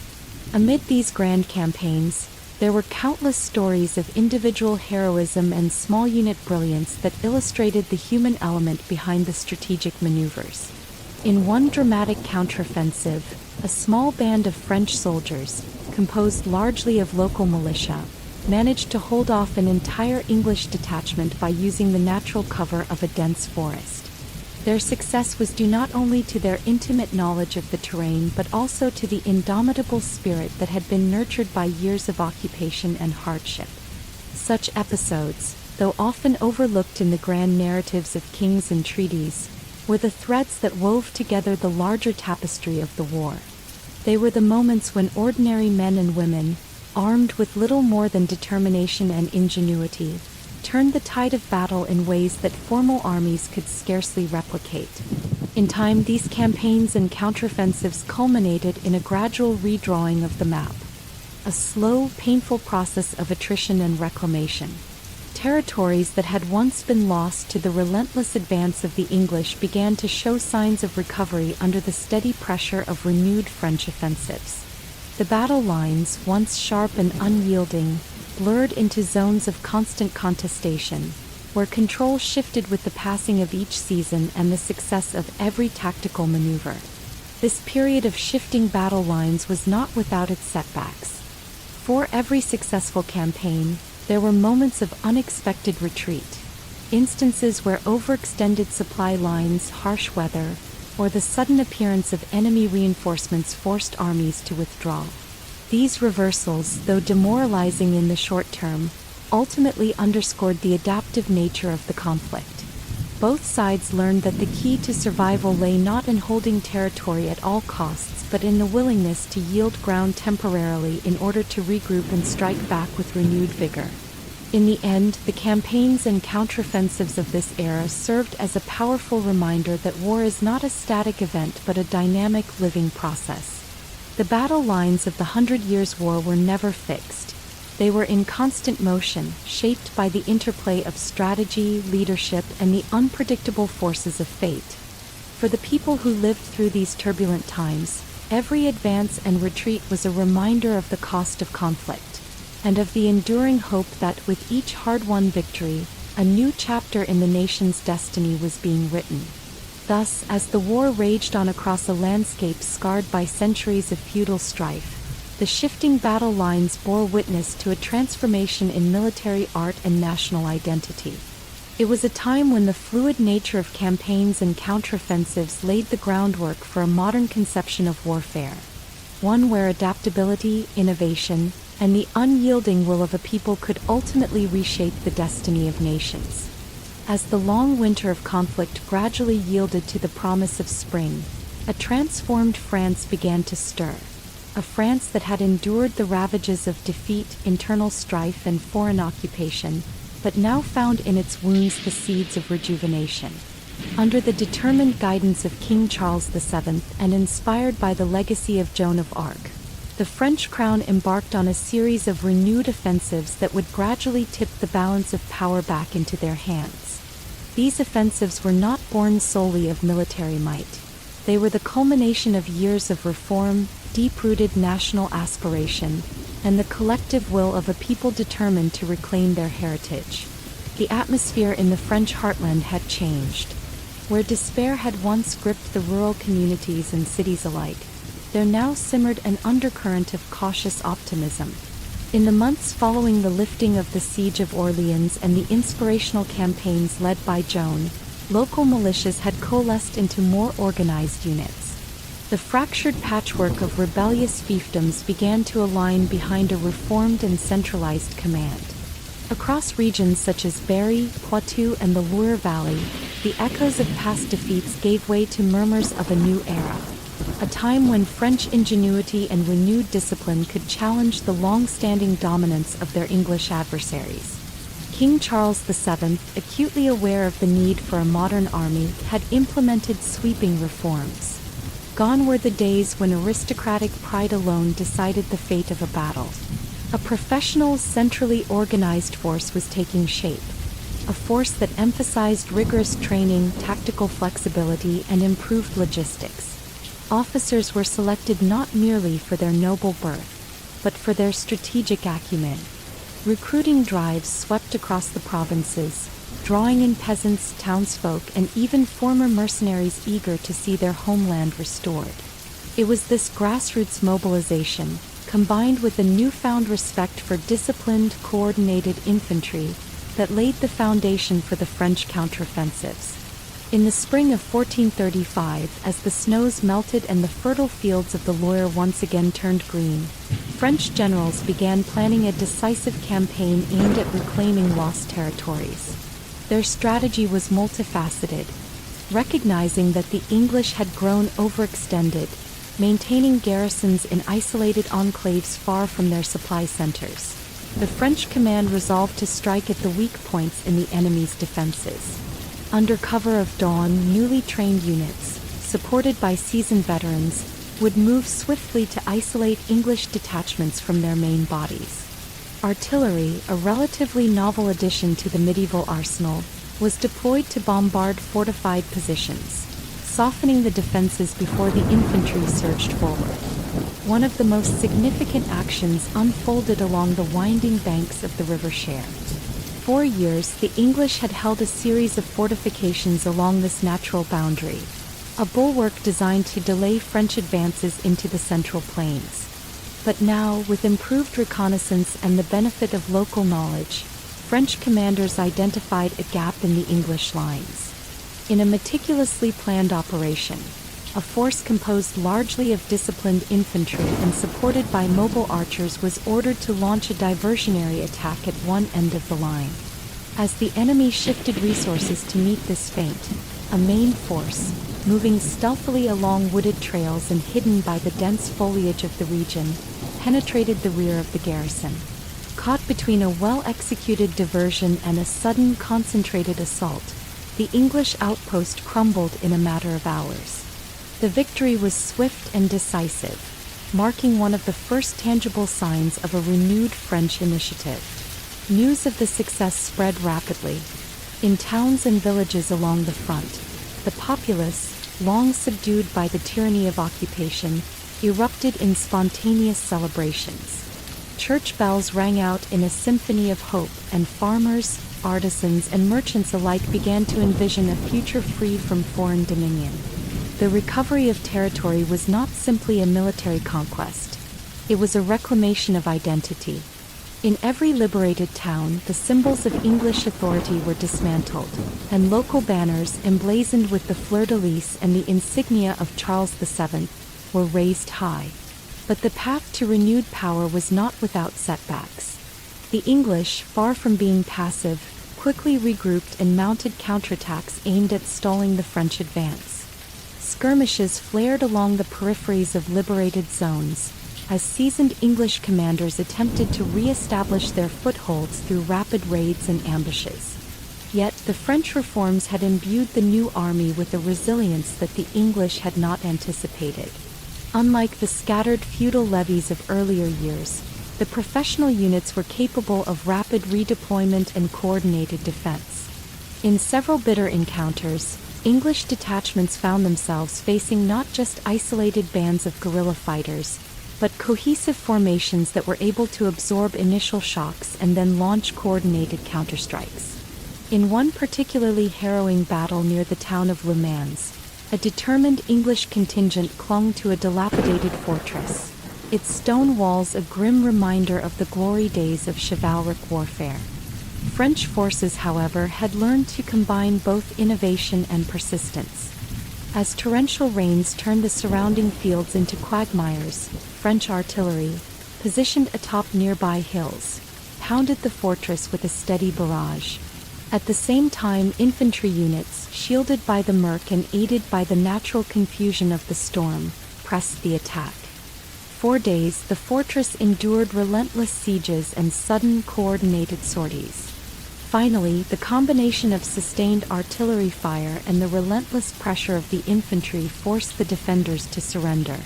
The victory was hard-won and came at a significant cost, but it served as a powerful symbol. The Old English hold on the region was breaking and French power was reasserting itself. King Charles VII himself took a keen interest in these campaigns, frequently visiting the front lines to inspect troops and bolster morale. His presence was a beacon for soldiers who had once fought with the hopelessness of occupation. In one memorable instance, during a lull in the fighting on a chilly autumn day, the king rode out on a modest steed alongside his generals, speaking with the common soldiers in language that bridged the gulf between royalty and the rank and file. His words, simple yet imbued with the weight of authority, reminded them that each reclaimed village, each retaken castle, was a step toward restoring the nation's honor. This personal involvement not only elevated the spirits of his men but also reinforced the idea that the renewed offensives were the manifestation of a national revival, a collective effort to reclaim a lost destiny. The impact of these renewed offensives rippled far beyond the immediate military gains. In the wake of each victory, the French government initiated a series of administrative and economic reforms aimed at consolidating control over the reclaimed territories. Efforts were made to rebuild war-torn infrastructure, restore local markets, and encourage the return of displaced populations.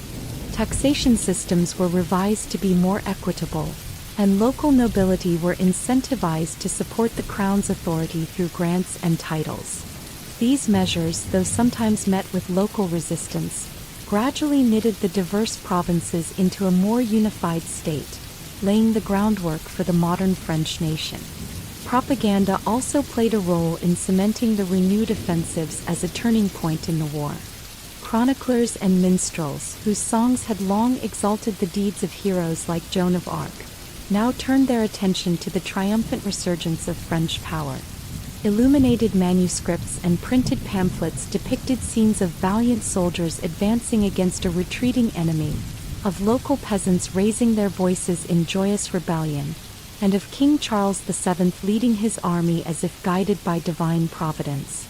These artistic and literary works spread far and wide, inspiring not only the French but also future generations who would come to see this period as the moment when France began its long journey back to greatness. As the offensive continued into the mid-1430s, the strategic landscape of the war began to change irrevocably.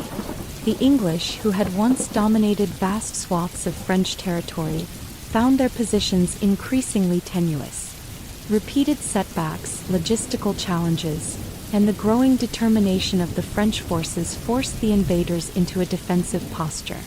They began to consolidate their remaining holdings into fortified strongpoints, seeking refuge in castles and walled cities.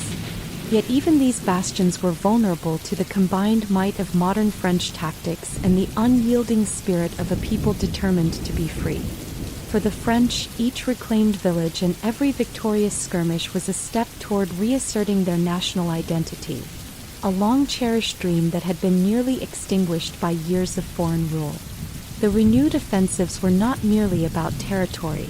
They were about the restoration of pride, the rekindling of hope, and the affirmation that a nation's destiny could be forged anew from the crucible of adversity.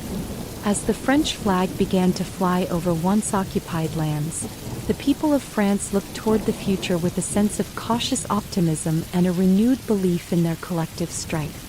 Thus, the renewed French offensives of this period stand as a testament to the transformative power of resilience and reform.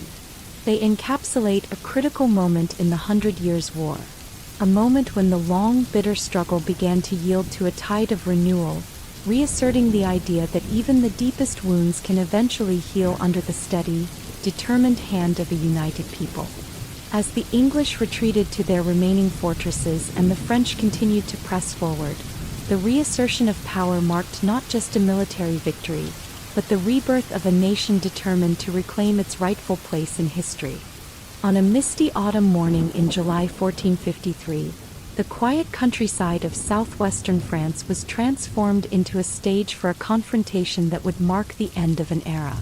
The Battle of Castillon, fought near the small town of Castillon, was not merely a clash of armies but a decisive turning point that signaled the final unraveling of English ambitions on French soil.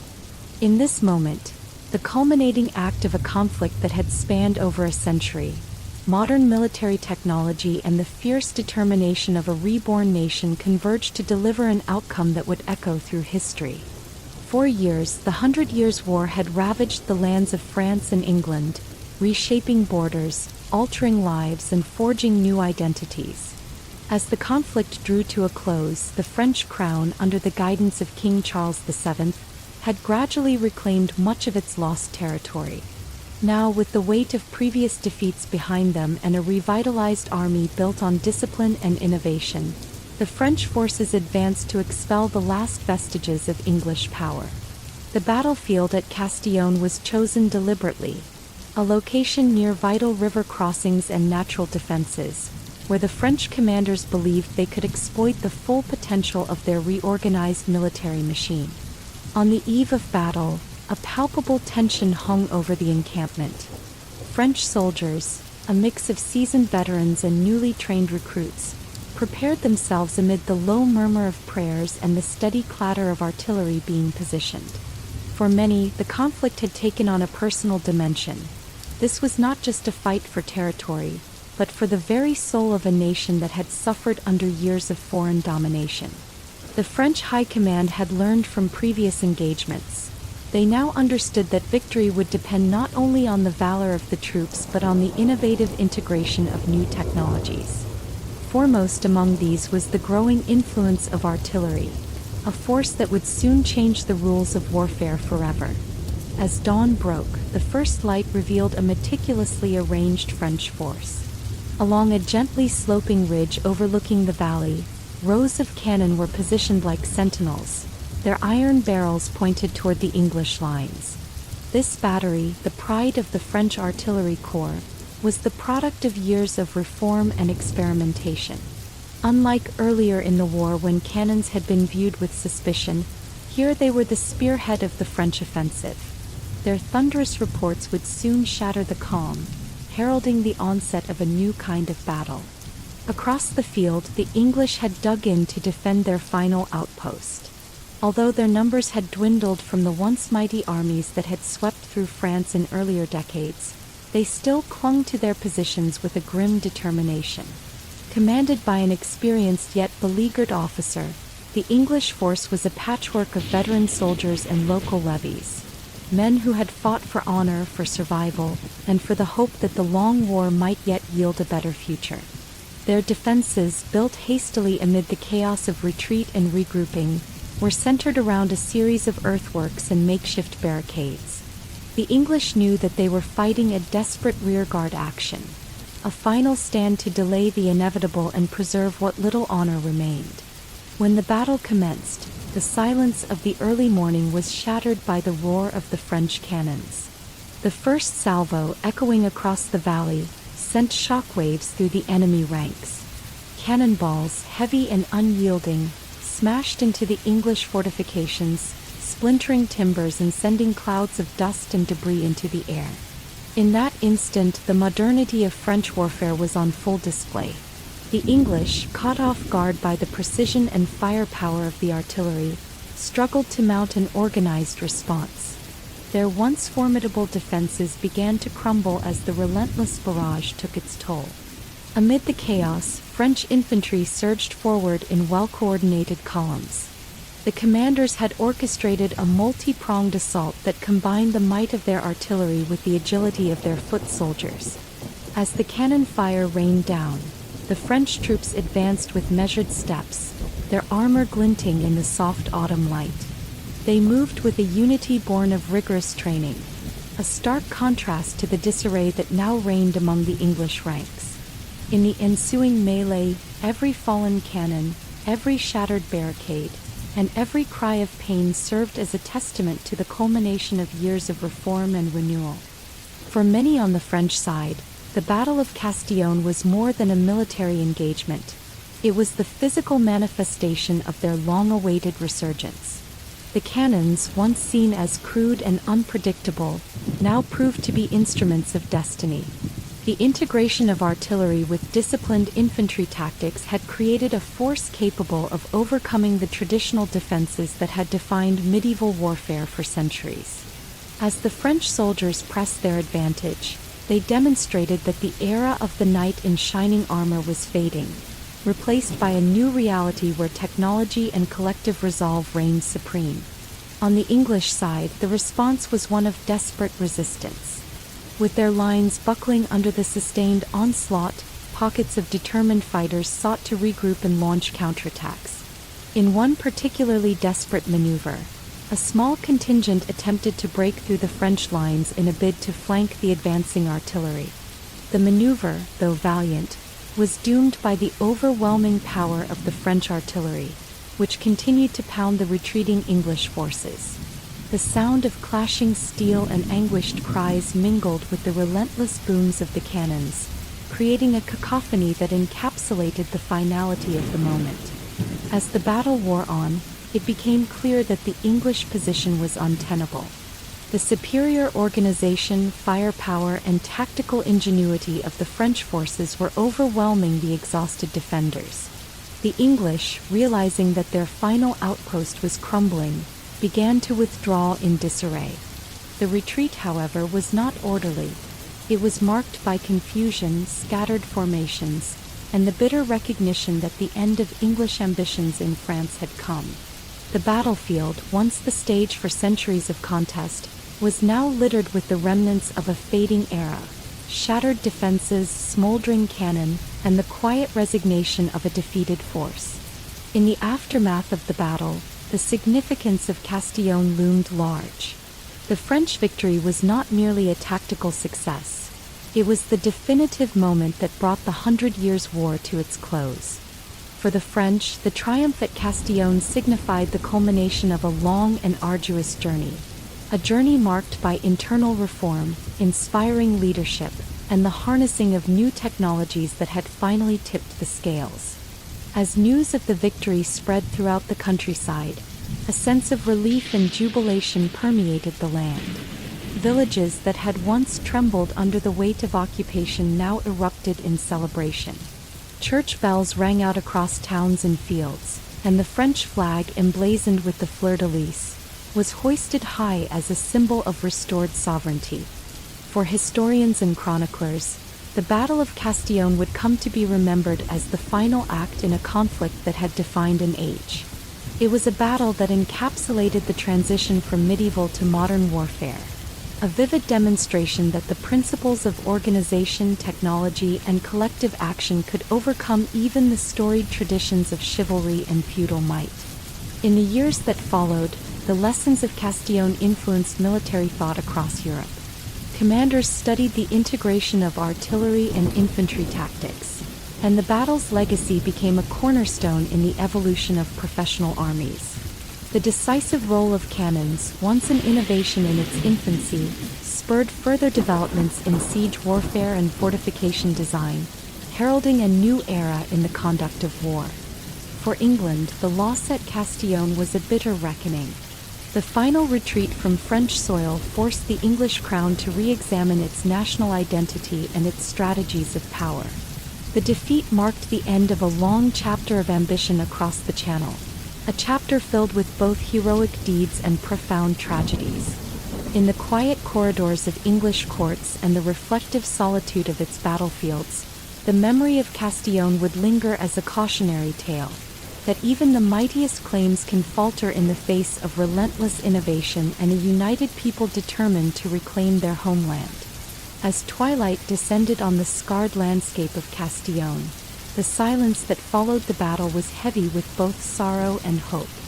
For the French, the victory represented a new beginning, a chance to rebuild, to reconcile, and to chart a future free from the burden of foreign domination. In the hearts of those who had fought and in the stories passed down through generations, the Battle of Castillon became more than a military engagement. It became a symbol of renewal and the triumph of a nation's enduring spirit. Thus, on that fateful autumn day in 1453, the final act of the Hundred Years' War was written in cannon fire, blood, and the resolute march of a people reborn. The Battle of Castillon not only ended a protracted conflict but also heralded the dawn of a new era, one in which the legacy of medieval strife would give way to the promise of modern nationhood, forever altering the destiny of France and, by extension, the future of Europe. In the aftermath of the crushing defeat at Castillon, a somber realization began to settle over the remnants of the once mighty English presence in France. What had once been a bold, century-spanning ambition to rule vast swathes of continental territory was now receding like a tide, leaving behind echoes of lost glory and an urgent need for introspection. England's retreat was not a single dramatic exit but a gradual withdrawal, a painful relinquishment of claims and a re-examination of a legacy that had both defined and divided a nation. The fields of southwestern France, scarred by artillery fire and the remnants of battle, bore silent testimony to the final collapse of English power on French soil. After Castillon, the English garrisons, stretched thin across a territory now inhospitable and hostile, found themselves isolated by the relentless advance of French forces. Supply lines that once connected their fortified outposts to a proud network of continental strongholds were severed. Communication became sparse. The vibrant echoes of English ambition were replaced by the anguished murmurs of soldiers forced to retreat under the relentless pressure of a resurgent foe. As the English command reluctantly ordered the withdrawal, scenes of disarray and despair unfolded along the once proud march routes. Men who had once marched with the unyielding confidence of a conquering army now trudged in silence, their armor dulled by fatigue and their spirits weighed down by the bitter taste of defeat. In the twilight hours, as banners that had flown high for generations were slowly lowered, many soldiers could only reflect on the stark transformation of their destiny, a destiny that now demanded a painful farewell to the lands they had once claimed as their own. Back in England, the reverberations of this retreat echoed powerfully through the halls of power and in the hearts of the people. In the royal court, advisors and nobles gathered in somber assemblies, poring over the chronicles of recent defeats with a mixture of regret and resolve. The once unified vision of a dual monarchy, where the English king reigned over both England and France, had crumbled beneath the weight of relentless military setbacks and shifting alliances. Political debates, which had long centered on the legitimacy of claims and the valor of conquest, now turned inward. The question was no longer how to press the advantage on the continent but how to rebuild national pride at home and reassess the very identity of a nation defined by a protracted war. In candlelit chambers of Westminster and in the private studies of influential courtiers, a new narrative began to take shape. Chroniclers and scholars, tasked with the solemn duty of recording history, reflected on the long arc of the 100 Years' War. They wrote of battles won and lost, of heroism and heartbreak, and of a legacy that had both ennobled and tormented England. The loss of France was seen as a pivotal moment, a juncture at which the nation was forced to confront its limitations and to redefine its future. The retreat, though laden with sorrow, became a catalyst for reform, inspiring debates over military organization, economic priorities, and even the nature of kingship itself. For many English citizens, the retreat from France was a moment of collective soul-searching. In bustling market towns and quiet hamlets alike, the stories of lost battles and fallen comrades were recounted with a heavy mixture of nostalgia and determination. Families who had once seen the conquest of French lands as a mark of national prestige now found themselves grappling with the reality that such ambitions had come at a steep price. The loss of revenue from continental possessions, the disruption of trade networks, and the lingering shadow of military defeat began to reshape the economic landscape of England. Merchants and landowners, once buoyed by the promise of cross-channel prosperity, now had to contend with a future defined by introspection rather than expansion. In the military academies and training grounds of England, a quiet revolution was underway. The tactics that had once carried the day on the fields of Crécy, Poitiers, and Castillon were re-examined with a critical eye. Commanders who had once prided themselves on the valor of cavalry charges and the prowess of longbowmen now turned to the study of strategy and logistics. Lessons learned in the bitter retreat spurred innovations in fortification, infantry tactics, and the nascent art of artillery warfare. The defeat forced the English military establishment to acknowledge that the old ways, steeped in the traditions of chivalry and feudal loyalty, could no longer guarantee success in an evolving theater of war.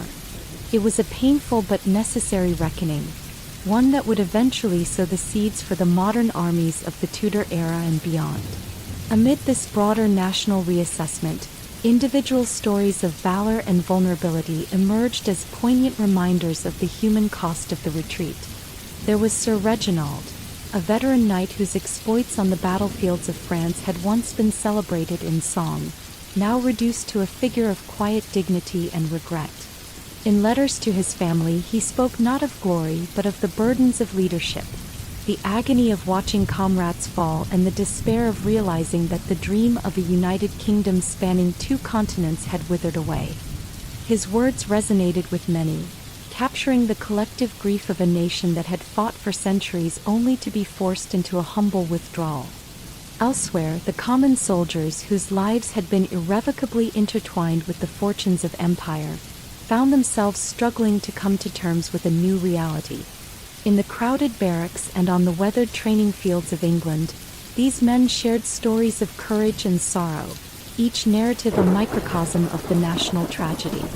Their voices, once loud with the fervor of conquest, now carried a quieter tone, a blend of resignation and a cautious hope that from the ashes of defeat might emerge a stronger, wiser nation.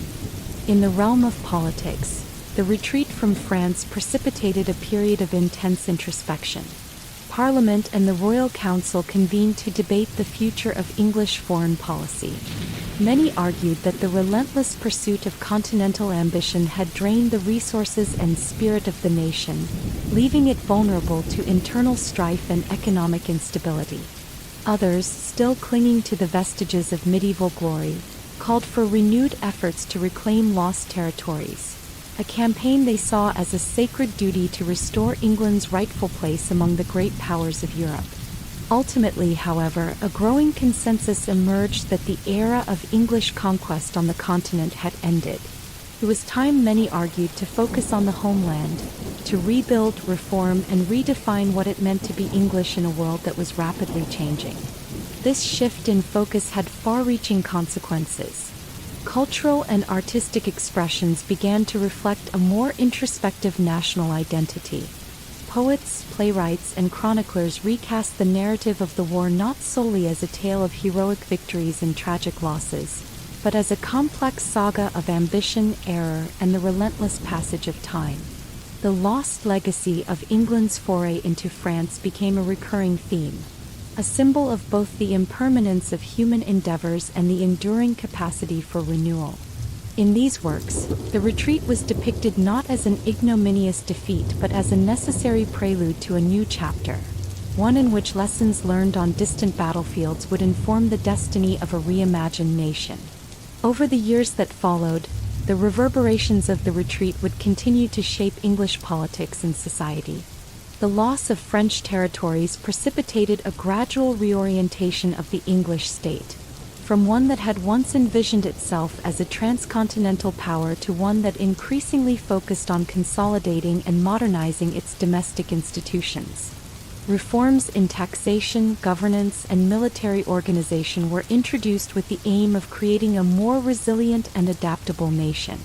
These changes, though initially met with resistance from those who had long reveled in the grandeur of medieval conquest, eventually paved the way for the emergence of a modern state, a state that would lay the foundation for the transformation of England in the centuries to come. In the quiet reflection of a new era, England's retreat from France came to be understood as both an end and a beginning.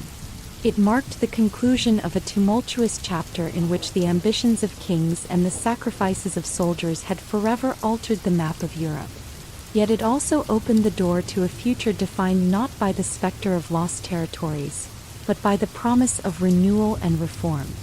As the nation turned inward, a process of self-examination and reinvention began, one that would eventually lead to the rise of a parliamentary system, the flowering of Renaissance culture, and the gradual emergence of England as a modern, sovereign power. Thus, the legacy of England's retreat was a paradoxical one, a tale of both sorrow and hope, of defeat and the resilience to rise again. It was a reminder that even the grandest ambitions can sometimes falter, and that true strength is found not in the relentless pursuit of conquest, but in the capacity to learn, to adapt, and to rebuild. For a nation that had once strode boldly onto the continental stage, the painful withdrawal from France became a defining moment, a turning point that forced England to reassess its past and reimagine its future. In the years that followed, as the pages of history turned and new conflicts emerged, the story of the retreat and the lost legacy of the 100 Years' War continued to resonate in the collective memory of England. It served as both a cautionary tale and a source of inspiration, a reminder that from the depths of defeat can spring the seeds of transformation, and that every ending, however bitter, holds within it the promise of a new beginning. The end of the 100 Years' War did not bring the instant joy of victory nor the swift restoration of order. Instead, post-war France emerged as a land scarred by conflict, its fields, cities, and hearts bearing deep wounds that time alone could not mend. Yet, from the ashes of devastation rose a determined effort to rebuild, a painstaking process of reconstruction and reconciliation that would eventually restore the shattered realm to a semblance of unity and hope. In the immediate aftermath of the war, France was a patchwork of ruins. Castles lay in rubble, towns bore the scars of prolonged sieges, and the once vibrant countryside was marred by the remnants of battle. The English withdrawal, though a necessary turning point, had left behind a legacy of destruction and dislocation. In the months that followed, the French crown, under the cautious yet resolute leadership of King Charles VII, turned its attention to a daunting challenge: how to rebuild not only the physical structures of the nation but also the bonds between its fractured peoples. The initial phase of reconstruction was one of survival and basic restoration. Local lords and peasants, many of whom had suffered immeasurably during the war, began to clear debris from ruined villages and salvage what could be reused. In the ruins of fortified towns, small groups of citizens organized makeshift councils, determined to restore order and provide relief for the starving and the displaced. Church bells, once silenced by the clamor of warfare, rang out again, calling communities to prayer and to mutual aid. In these early days, every act of rebuilding, be it repairing a crumbling wall or replanting a scorched field, was imbued with both desperation and the quiet hope of renewal. The French monarchy recognized that national recovery required more than patching up the visible damage. It necessitated a fundamental reordering of society. Recognizing the dangers of lingering regional divisions that had long plagued the nation, King Charles VII initiated a series of administrative reforms designed to strengthen royal authority and promote unity. Feudal privileges were gradually curtailed as the crown sought to standardize laws and taxation across the realm. Local assemblies and magistracies were reorganized to ensure fairer representation and to foster a sense of shared citizenship that transcended old loyalties. In the town squares of Paris, Lyon, and Reims, public proclamations echoed with the promise of a new era, one where the scars of the past would serve as lessons for a more just and equitable future. Rebuilding France was not solely an exercise in political reorganization. It was equally a cultural and social renaissance. The devastation of war had, paradoxically, sown the seeds for creative renewal. Artists, writers, and scholars, many of whom had fled the ravages of conflict, returned to their homeland with a renewed passion for life and a deep desire to capture the spirit of a nation in transition. Illuminated manuscripts, once used to chronicle battles and royal deeds, began to depict scenes of pastoral beauty and communal celebration. Poets composed verses that lamented the sorrow of lost loved ones yet also celebrated the resilience of the human spirit. In the quiet corners of monasteries and the bustling workshops of urban centers, a slow but steady revival of art and literature signaled the healing of a fractured society. Economic recovery, however, proved to be an even more formidable challenge. The war had disrupted centuries-old trade networks and decimated agricultural production. The once thriving markets of medieval France were in disarray, with many merchants forced to abandon traditional routes that had become dangerous or impassable. In response, the crown introduced measures aimed at revitalizing commerce and restoring confidence in the economy. Tax reforms were implemented to reduce the burden on the peasantry and to encourage the growth of local industries. Roads were repaired and new bridges built over rivers that had long been natural barriers to trade. In the revitalized market towns, merchants began to re-establish connections with distant trading partners, and slowly the wheels of commerce began to turn once more. Yet, reconstruction was not merely an economic or administrative exercise. It was also a deeply human process of reconciliation. The ravages of the war had fostered deep-seated resentments, particularly in regions where communities had suffered under the dual yoke of feudal exploitation and foreign occupation. The memory of betrayal and loss was etched into the collective consciousness, and the task of healing these wounds required more than rebuilding walls and roads. It required dialogue, forgiveness, and a commitment to a shared future. In many villages, community leaders and local priests played pivotal roles in mending the social fabric. They organized gatherings where neighbors could come together to share their stories and to acknowledge their grief. In the dim light of communal halls, the elderly recounted memories of pre-war prosperity and peace, while the young listened with a mix of wonder and determination. These gatherings were often accompanied by acts of communal charity, feasts where scarce resources were shared, and festivals where long-forgotten traditions were revived as symbols of unity. Such moments of collective remembrance and celebration served as small but potent steps toward reconciliation. The Church, too, emerged as a crucial mediator in the post-war era. Monasteries, which had long been centers of learning and spiritual solace, opened their doors to those seeking refuge from the tumult of rebuilding. Clergy and abbots, recognizing the moral imperative to heal a fractured society, preached sermons that emphasized forgiveness and the common bond of suffering. They organized pilgrimages to sacred sites where relics of saints were believed to confer divine protection, hoping that such journeys might inspire a sense of shared destiny and reconciliation.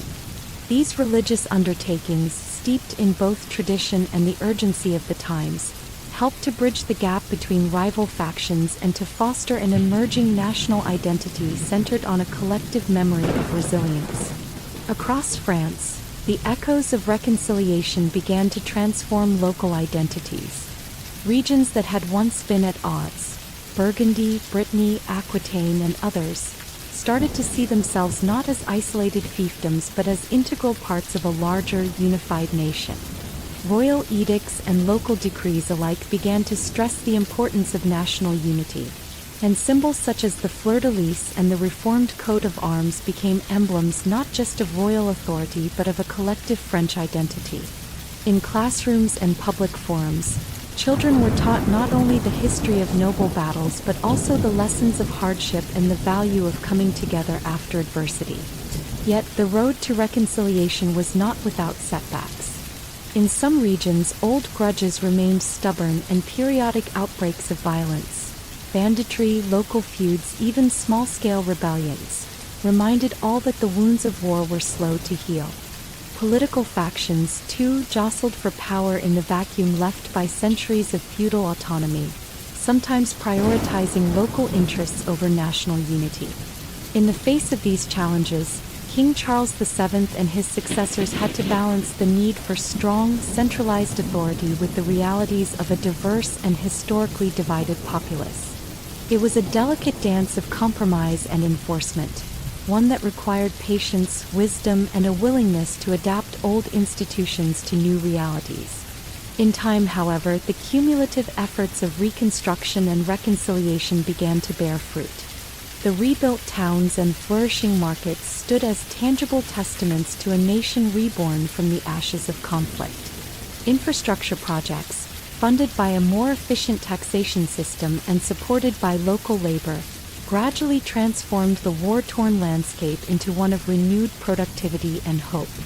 New trade routes emerged, linking rural producers with urban markets, and the flow of goods and ideas across the country fostered a sense of interdependence that transcended old divisions. Moreover, the process of reconciliation helped to forge a new cultural narrative, one that honored the sacrifices of the past while envisioning a future defined by unity and progress. Chroniclers, whose pens had once recorded the epic battles of the 100 Years' War, now turned their attention to the quiet triumphs of Reconstruction. Their writings celebrated not only the might of kings and the valor of knights, but also the resilience of common folk who, in the face of overwhelming adversity, had chosen to rebuild and forgive. In the pages of these chronicles, the story of post-war France was recast as a journey from darkness into light, a journey marked by both the sorrow of loss and the joy of renewal. Thus, as the years unfolded, France emerged as a nation transformed. The reconstruction of its physical and social landscapes became the foundation upon which modern France was built, a France where the legacy of medieval strife was woven into the tapestry of a resilient, reimagined state. The painful memories of war were honored as lessons of the past, even as the collective gaze turned steadily toward a future defined by unity, prosperity, and the enduring strength of the human spirit. In the hearts of those who lived through this tumultuous period, the process of reconstruction and reconciliation became more than a governmental endeavor. It was a shared pilgrimage toward healing. It was a testament to the belief that even the deepest wounds could mend with time, compassion, and a steadfast commitment to a common destiny. And though the scars of the 100 Years' War would never entirely fade, they served as a poignant reminder of the cost of conflict and the extraordinary power of a people determined to rise, rebuild, and reconcile. In the aftermath of centuries of conflict, the 100 Years' War did more than reshape borders. It redefined the very notion of nationhood for both England and France. Long after the final cannon had fallen silent and treaties had been signed, the echoes of the war continued to reverberate in the hearts and minds of the people. The conflict, with all its victories, defeats, and sacrifices, became a crucible in which emerging national identities were forged, forever altering the cultural, political, and social landscapes of both realms. For the French, the war's legacy was both a painful reminder of a fragmented past and a powerful catalyst for unity. Prior to the conflict, France had been a patchwork of semi-independent duchies and counties, a land where regional loyalties often overshadowed any sense of national belonging. The prolonged struggle against a common enemy forced these disparate regions to confront their differences and gradually embrace the idea of a collective French identity. As the war progressed, the valor of local heroes, the rallying cry of resistance, and the inspirational leadership of figures such as Joan of Arc became symbols of a nation reborn from the ashes of division. In the chronicles and ballads that emerged in the decades following the conflict, the narrative of France transformed from one of fractured feudalism to a story of resilience and unity. Poets and chroniclers recounted the heroic deeds of those who had defended the land against overwhelming odds, imbuing the struggle with a mythic quality.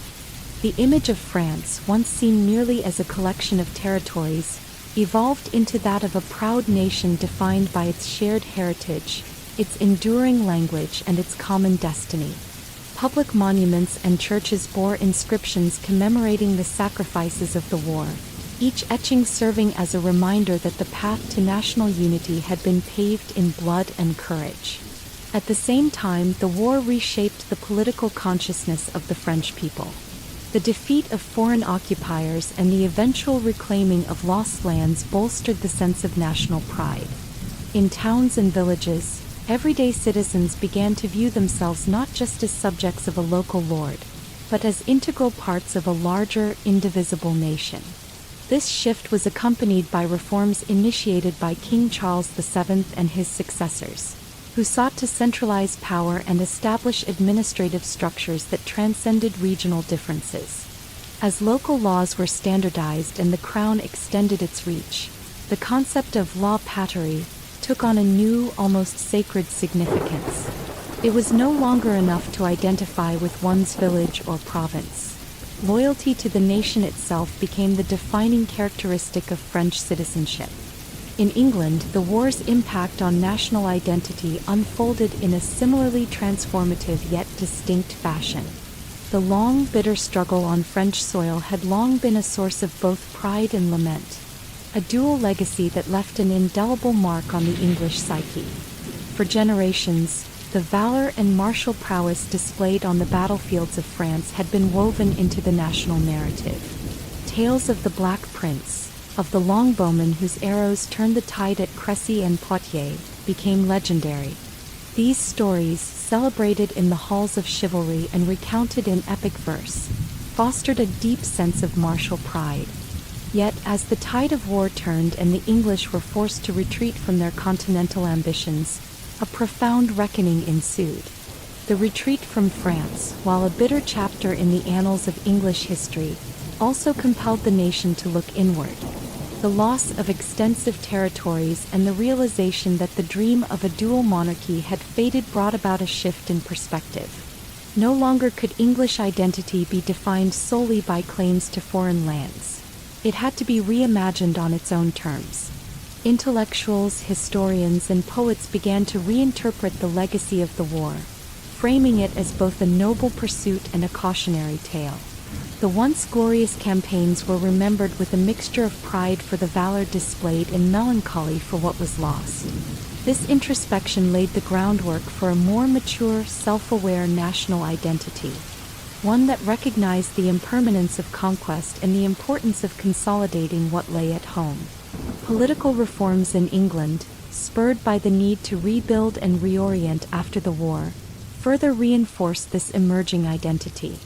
The shift from a feudal system of power to a more centralized, bureaucratic state meant that the English crown had to reassert its legitimacy and cultivate loyalty among its subjects in new ways. Parliaments began to play a more significant role in governance, and the seeds of what would eventually become a constitutional monarchy were sown in the crucible of post-war reconstruction.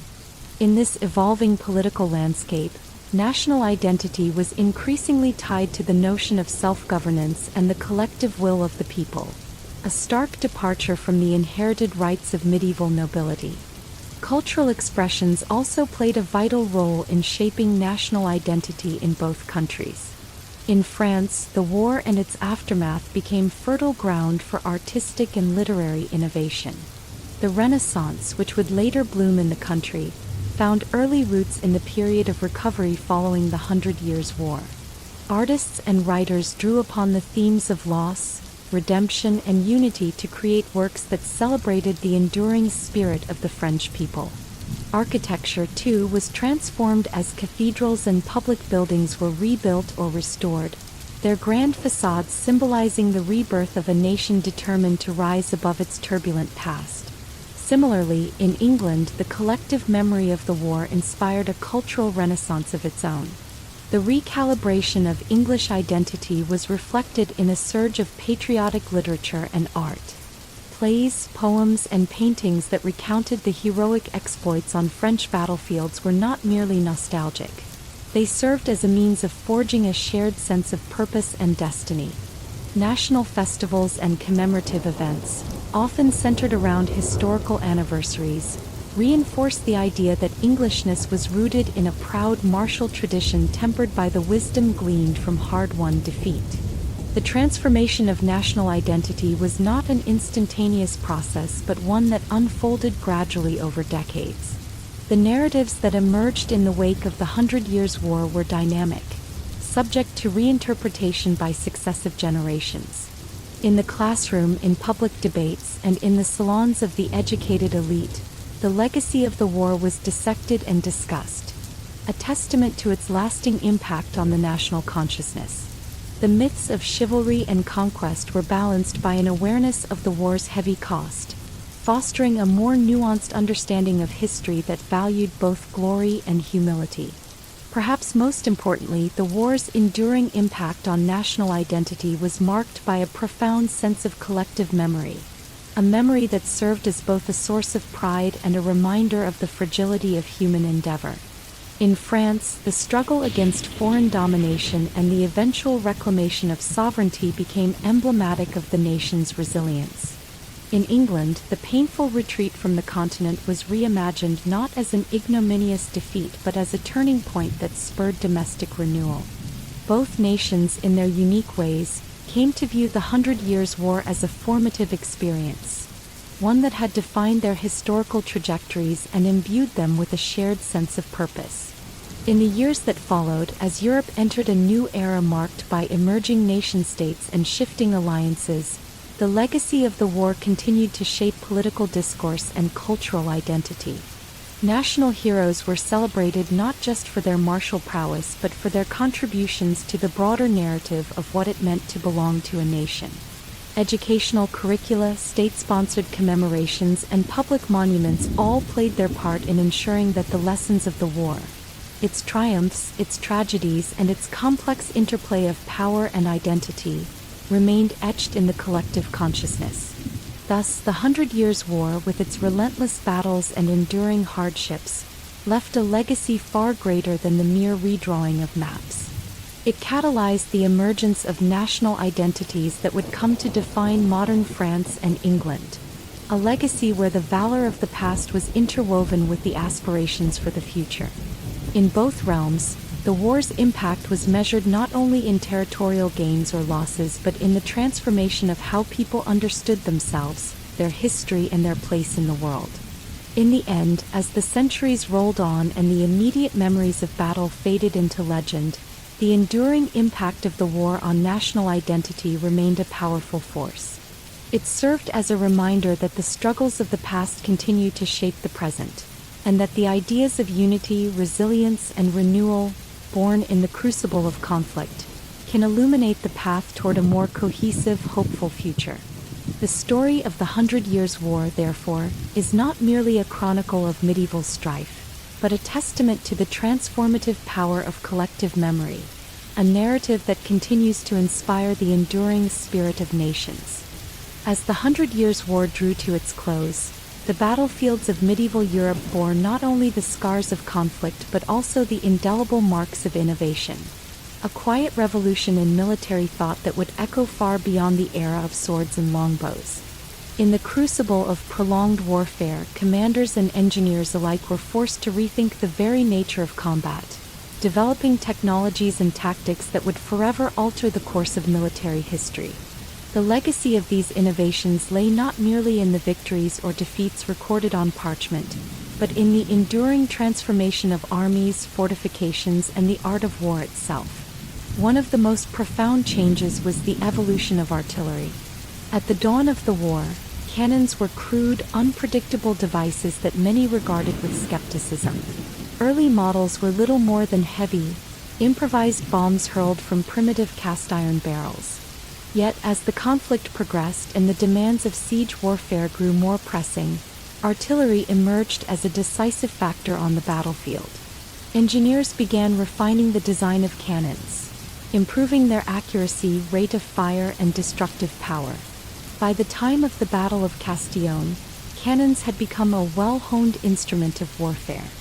Their thunderous volleys shattered castle walls and demoralized enemy soldiers, symbolizing a shift away from the romantic ideals of chivalric combat toward the cold, calculated precision of modern military technology. Alongside the maturation of artillery was the transformation of fortifications. Medieval castles, once thought impregnable, had long been designed to withstand battering rams and sieges conducted with ladders and boiling oil. However, the advent of cannon fire necessitated a radical rethinking of defensive architecture. Engineers and architects began constructing walls at lower heights with gentler slopes, features that could better absorb and deflect the impact of cannonballs. Star forts, with their angular bastions and interlocking fields of fire, emerged as a revolutionary design in the decades following the war, laying the groundwork for modern military fortifications. Although these designs would only be fully realized in the Renaissance and early modern periods, the seeds of change were sown in the innovations developed during the Hundred Years' War. Equally significant was the evolution in battlefield tactics, a transformation driven by the need to adapt to new technologies and the changing composition of armies. The traditional reliance on heavily armored knights and the shock of a cavalry charge gradually gave way to the increasing importance of coordinated infantry and the decisive role of long-range weapons. The English longbow had already demonstrated its power at battles like Crécy and Poitiers, but its true potential was realized in conjunction with disciplined formations of foot soldiers.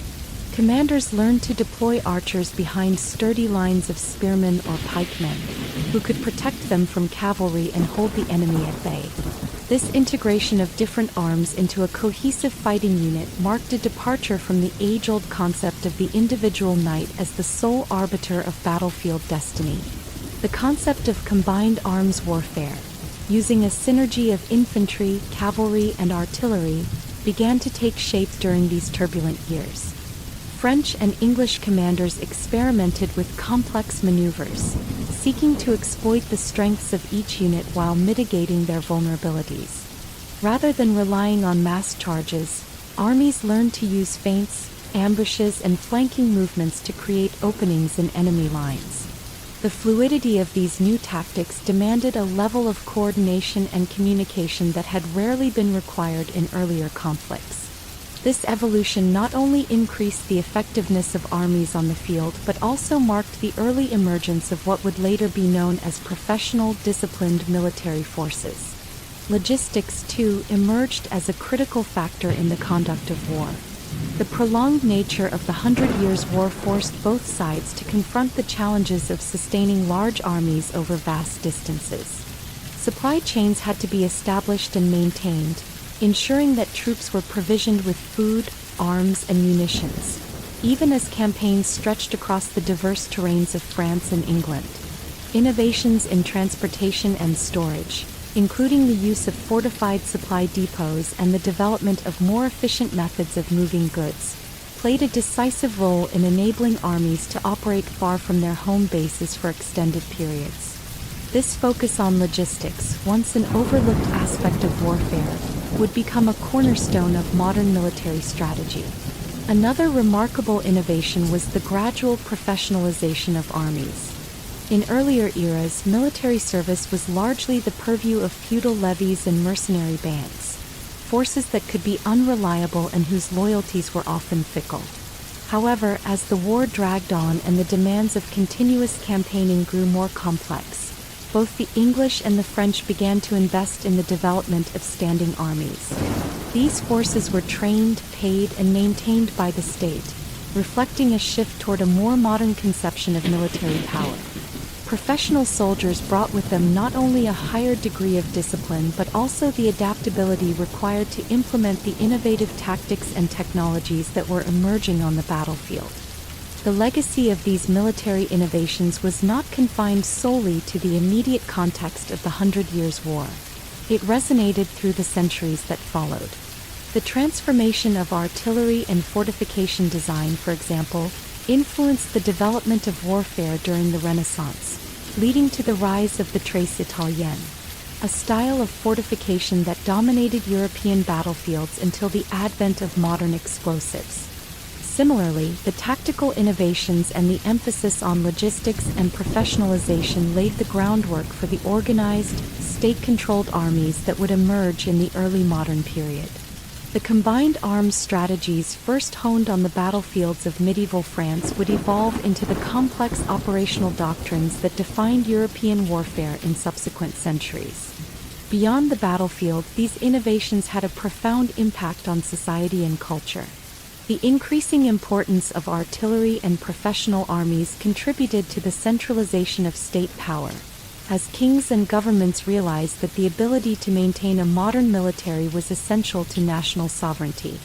This, in turn, spurred administrative and fiscal reforms that transformed the political landscape of Europe. The need to fund and sustain these innovations drove states to develop more efficient taxation systems, bureaucracies, and financial institutions, a process that would eventually contribute to the rise of the modern nation-state. Culturally, the shift from chivalric combat to a more systematic technological approach to warfare altered the way societies viewed honor and valor. The romanticized image of the solitary knight, gallantly charging into battle, began to give way to the notion that collective effort, discipline, and innovation were the true markers of military success.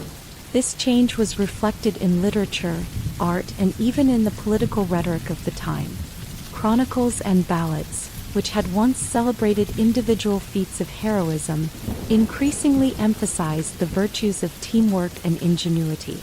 In this way, the legacy of military innovation extended far beyond the confines of the battlefield.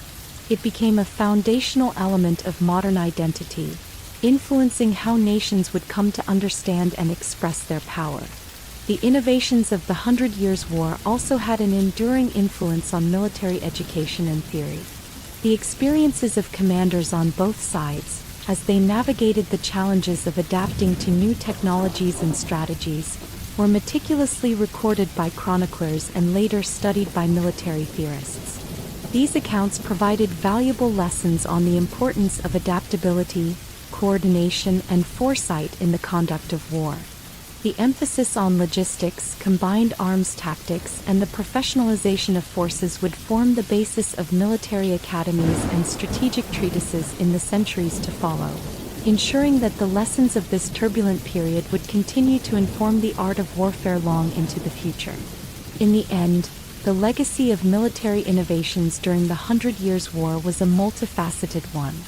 It signified the gradual yet inexorable shift from a medieval mode of combat, dominated by individual valor and feudal levies, to a modern, systematized approach to warfare characterized by technological prowess, logistical precision, and professional discipline. This transformation not only redefined the way battles were fought but also reshaped the political and cultural landscapes of Europe, laying the foundation for the emergence of nation-states and the modern military institutions that continue to influence the world today. Thus, as the echoes of cannon fire faded from the battlefields of medieval France, the innovations born of conflict endured as a testament to human ingenuity in the face of adversity. They were a reminder that even in the crucible of war, necessity could spark creativity and transform the world. In every shattered wall rebuilt, every supply line restored, and every new tactic honed on the field, the legacy of the Hundred Years' War lived on. A legacy that would, in time, help to shape the very nature of modern warfare and the destiny of nations. Long after the last echo of cannon fire had faded and the banners of warring kingdoms were rolled up and stored away, the Hundred Years' War continued to live on in the hearts, minds, and collective memory of both nations. The conflict, spanning generations, reshaping borders, and redefining the very notion of nationhood, became a vast canvas upon which storytellers, historians, and artists would paint interpretations that resonated far beyond the battlefield. In this chapter, we explore how historical narratives and cultural memory transformed the war from a series of brutal engagements into a rich legacy that helped shape the identity of France and England for centuries to come. In the immediate aftermath of the war, chroniclers set to work recording the events with painstaking detail. Their accounts, often penned in elegant Latin or increasingly in vernacular tongues, formed the earliest layers of collective memory. These chronicles, replete with heroic deeds and tragic losses, sought to capture not only the chronology of battles but also the ethos of the age. In France, the narratives of valiant resistance against a foreign invader, immortalized by figures such as Joan of Arc, became a cornerstone of national pride. Her divine visions and fearless leadership were recounted in ballads and sermons, transforming her story into both myth and a rallying cry for unity. In England, the war was remembered through the legendary exploits of the Black Prince and the longbowmen whose arrows had once split the air at Crécy and Poitiers. These accounts celebrated martial valor and the chivalric ideals that had defined the English approach to warfare. even as the nation slowly grappled with the bitter lessons of retreat. Over the centuries, these written histories were supplemented by oral traditions. Minstrels and troubadours roamed the countryside, their songs weaving together fact and legend. In bustling market squares and around flickering hearths, tales of gallant knights, cunning strategists, and the sorrow of lost lands were passed down from one generation to the next. These oral narratives not only entertained but also served to solidify a sense of shared identity, imbuing listeners with both pride in past glories and the somber recognition of the cost of conflict. In an age when literacy was limited, the spoken word became the primary vessel for transmitting the lessons and legacy of the war. Art and architecture, too, played a vital role in preserving the memory of the Hundred Years' War. In France, grand cathedrals and public monuments were adorned with sculptures and stained glass windows that depicted scenes of battle and martyrdom.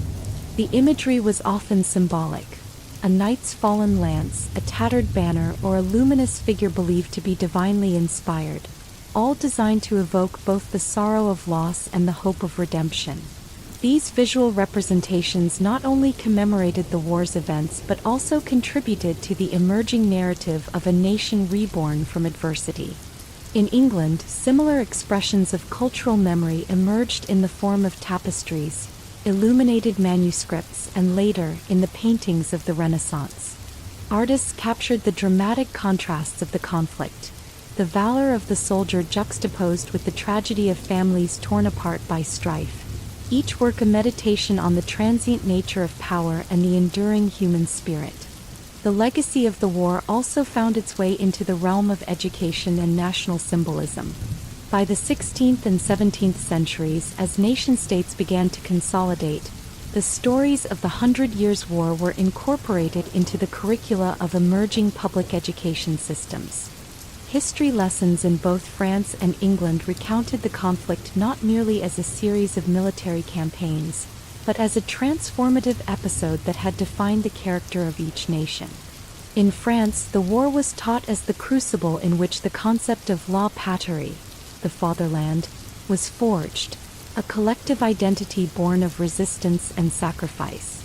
In England, the narrative was more ambivalent, a blend of pride in martial accomplishments and a sober reflection on the limits of imperial ambition.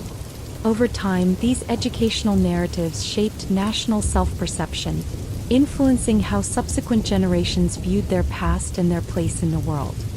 Political leaders and intellectuals have also drawn upon the legacy of the Hundred Years' War as a touchstone in debates over national identity and sovereignty.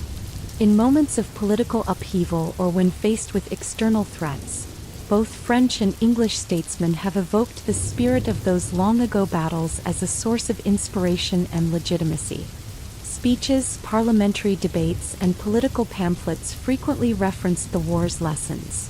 Its demonstration that a nation's strength lies not solely in the might of its armies but in the unity and resilience of its people. Such references help to reinforce a sense of continuity with the past, affirming that the struggles of earlier generations had laid the foundation for the modern state. Perhaps the most enduring testament to the war's cultural impact is the way it has been reinterpreted and reimagined through literature. The epic poems, plays, and novels that emerged in the centuries following the conflict provided new lenses through which to view the events of the war.